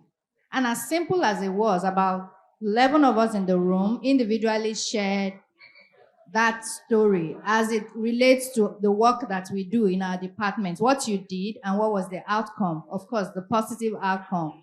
And it was amazing that in the same head office that all of us, we always see ourselves work together, we don't know the efforts that individuals put in their work to see the beauty that you see at the end of the day, that, oh, the company is growing. How much appreciation do we have? How much do we even know about each person's contribution to the overall, success? So it's so important. We're talking about collaboration. It's so important to engage our people in such a way that we tell our stories amongst ourselves so that we can appreciate the work that we do, so we can support ourselves better, because at the end of the day, we see that, oh, it's all about, the company is all about, being productive at the end of the day. And at the end of the day, everybody is happy with the results. So I encourage us to engage from internally. Let's engage ourselves so that we can appreciate, what we do and better collaborate to drive the business success. Thank you. Okay, I just want to say again, just to also emphasize the importance of all the MSMEs in the room, and also just say that you're all the engine and the backbone of our economy.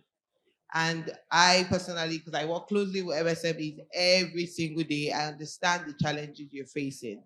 I just humbly plead again with you to ensure, put your heads out there, research, find out what's going on. I've come here today on this platform. I've talked about the benefits of some of the programs we have at LSCTF, LSCTF. So I expect everyone to go to LSCTF website, look at what you can actually tap into. Is it the loan program at single digits? Is it the capacity building, or business advisory? or even the grants. We have grants as well. And also, it's important. We've all talked about collaboration. What I find when I speak to some SMEs is I always expect to hear, oh, it was my friend that told me. I hardly hear that. I don't think there's peer-to-peer learning. And I hope we also understood what he meant by that. There's no need to reinvent the wheel. Someone has done it before. Why don't you learn from that person? Let's work together. Let's collaborate. Let's learn from each other.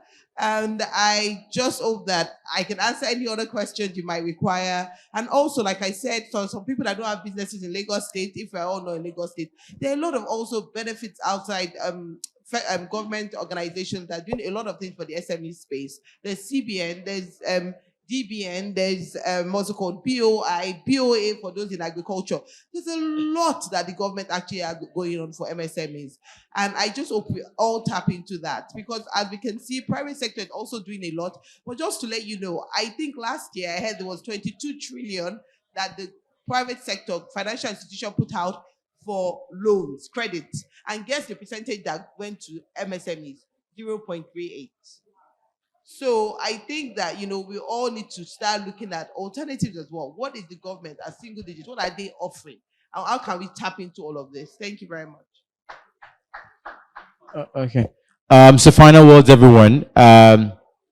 So you don't grow gray hair on time, right? So you don't grow premature gray hair.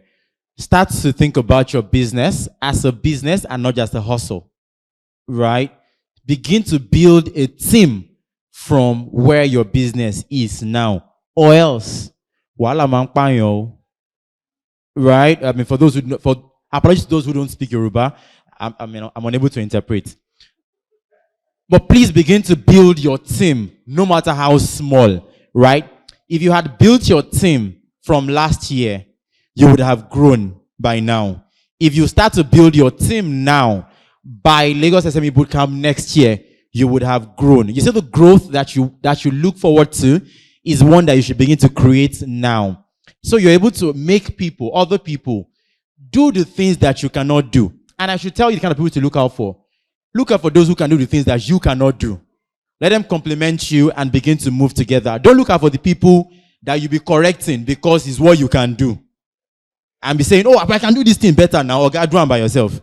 Right? So look at people who cannot do, who are able to do the things that you cannot do. Let them complement you in very simple way and small ways, and begin to move your business from where it is to where it should be. And do not forget to leverage on all of the platform, FedGap, LSCTF, and all of the platforms that you can leverage. I mean, I can tell you for free that if you are plugged into the Lagos SME Bootcamp, you will find me there, providing human capital solution.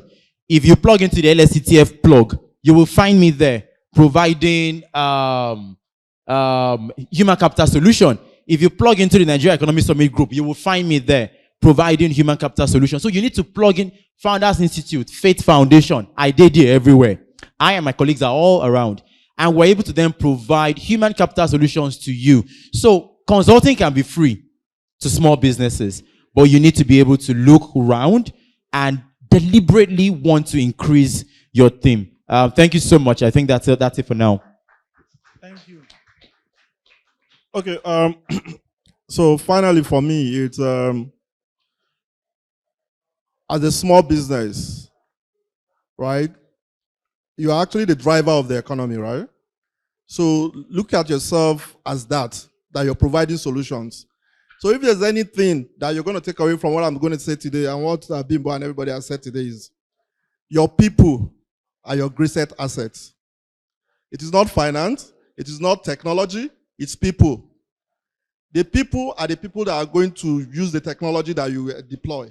The people are the people that are going to use the finance. So you have to get your people strategy right from day one. You need to understand it. Now, for me, I think I'm a little bit fortunate because I mean, all my life I've been doing HR and I'm running a business. So I understand from that point. But there's a lot of people that will come to me for help that they've already chased money. Is when there's now issues, they will now come and start talking about people. So from day one, have a people strategy, understand yourself, right? If you need to go for training, but know how to manage people. You don't need to You don't need to worry yourself about it. Just be who you are and be able to treat people well. So, I mean, to call a long story short, people. That's the most important asset of the organization. Thank you, Ayo. Thank you so much. Please help me give this panel a round of applause.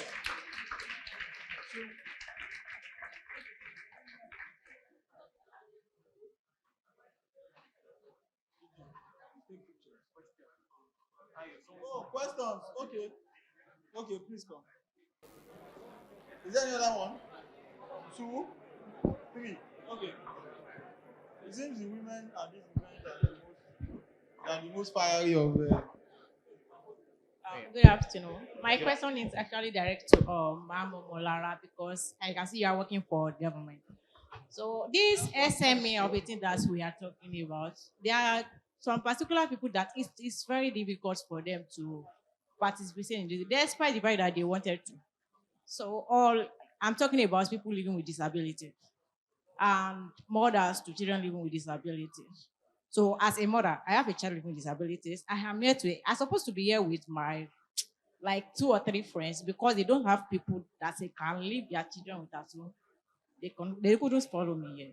I am here because I have opportunity to leave my child with someone because he's fully dependent on others to do everything.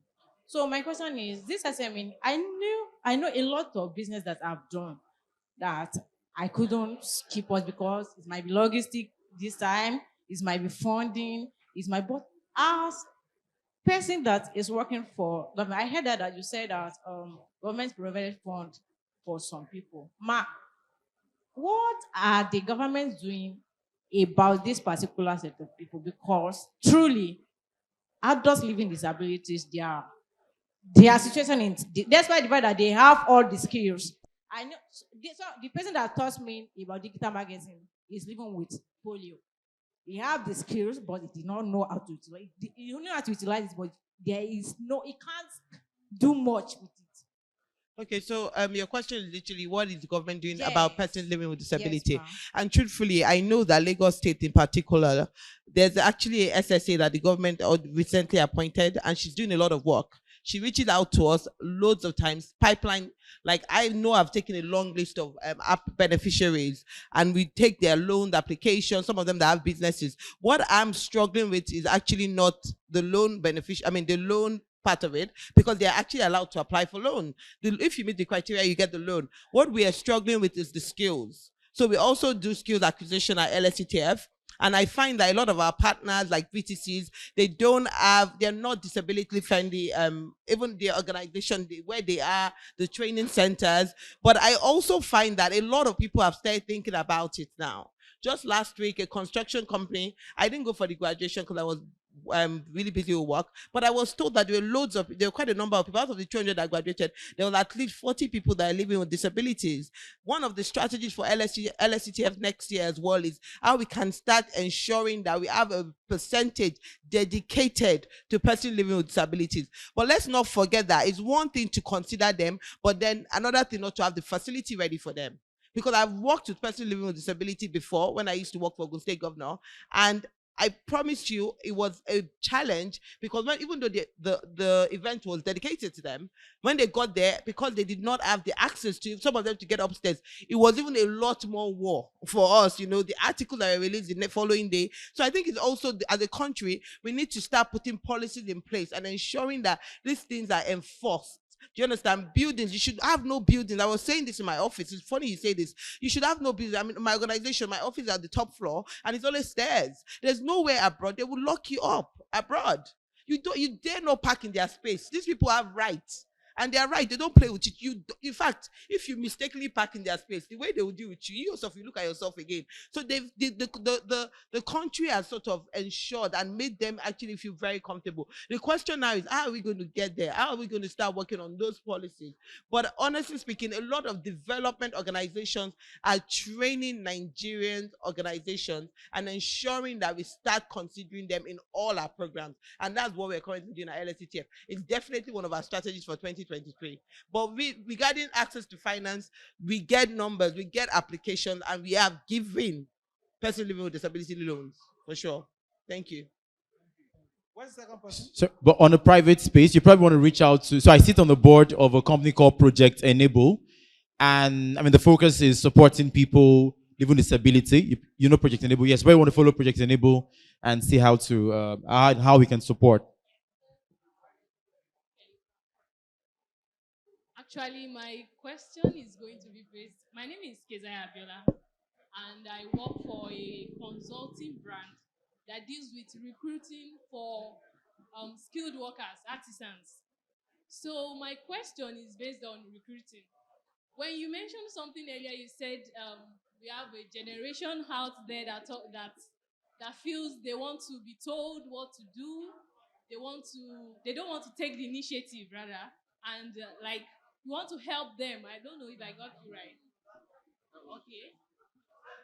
Okay. So let me go to the question. What I'm trying to say is in the like I don't know how it is in the corporate world because I'm not really familiar with recruiting for the corporate world. But when it comes to skilled workers, it is kind of difficult because the generation we have now, they have this mentality of once they are good at a skill, they just want to set it up on their own. So it's kind of hard trying to manage people like that. If you run a business and you have to deal with skilled workers, you can understand what I'm trying to say. Especially when you tell them what to do. They have this mindset of I can be a boss of my own. Like I know like I can do better if I'm on my own. So what do you think? What would be your advice to employers who are managing businesses that involve skilled workers, artisans? Please, just a quick announcement. We have refreshments there for you guys if you want to pick up while you are exhibiting, while you are checking. Both for participants or if you are on your booth or anywhere, please just go there and help yourself and take some light refreshment. Okay, so your question is how do you manage people at that level? Right. Okay, right. So I think it's still about the approach because this is one side of the story that I'm hearing. But yes, I know what you're talking about. When they feel like you shouldn't tell me what to do, I think it's still about the approach. I think that it's time to check the messaging and the approach, how you're going about, how you're telling them what to do, right? Because they feel like they know it. And you also have what you expect from maybe their behavioral side to the job. This is not about the technical skill now. They are skilled, according to you. But the behavioral side of it is not in alignment with how you would have wanted them to receive maybe correction and all of that. So it's still about the approach. It's still about you getting them to see that it's in your best interest to listen to correction, to listen to what I am saying. Because at the end of the day, your success is not just about being able to do the job. It's also about how you do what you do. It's also about how you are growing personally, in what you are doing, not just about the technical side of the job. So I think as people managers, yes, you can find some areas difficult, but I believe that you will still be able to get through to them if you are flexible in your approach and you check what works for who.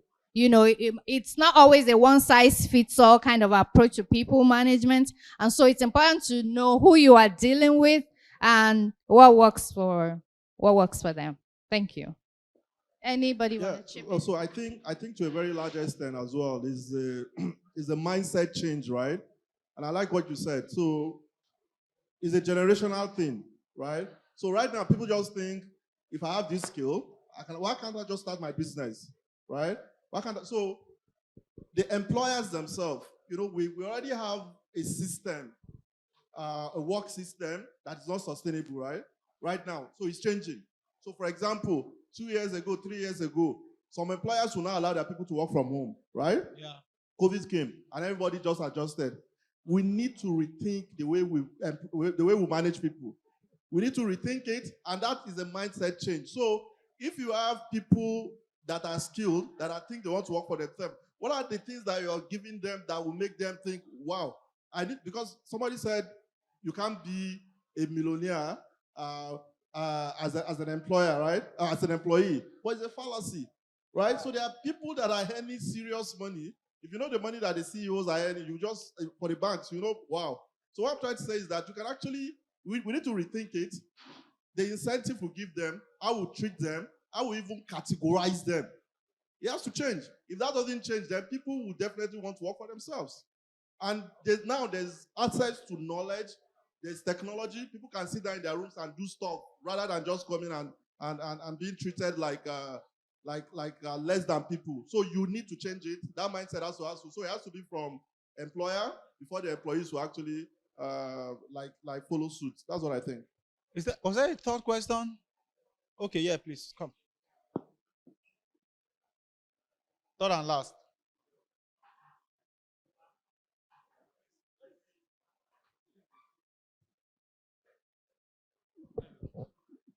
Hello, good afternoon. My name is Abimbola, wedding planner with Zahabage. I said wedding planner with Zahabage.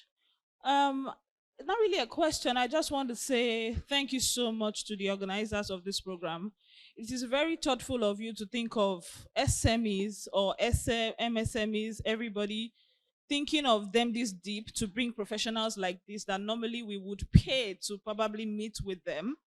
I see it as being very thoughtful, and I'm grateful. I'm not here to ask a question. I just want to say thank you so much. So I want to say thank you to everybody for coming. Again, there's refreshments at the back. Please just take a queue. You could also take a walk round. Again, there's free health insurance for you with my covered genius. Go to that place and take advantage of it. You can go around, network. I'm going to be available to have conversations with everybody. See you guys next year. God bless you.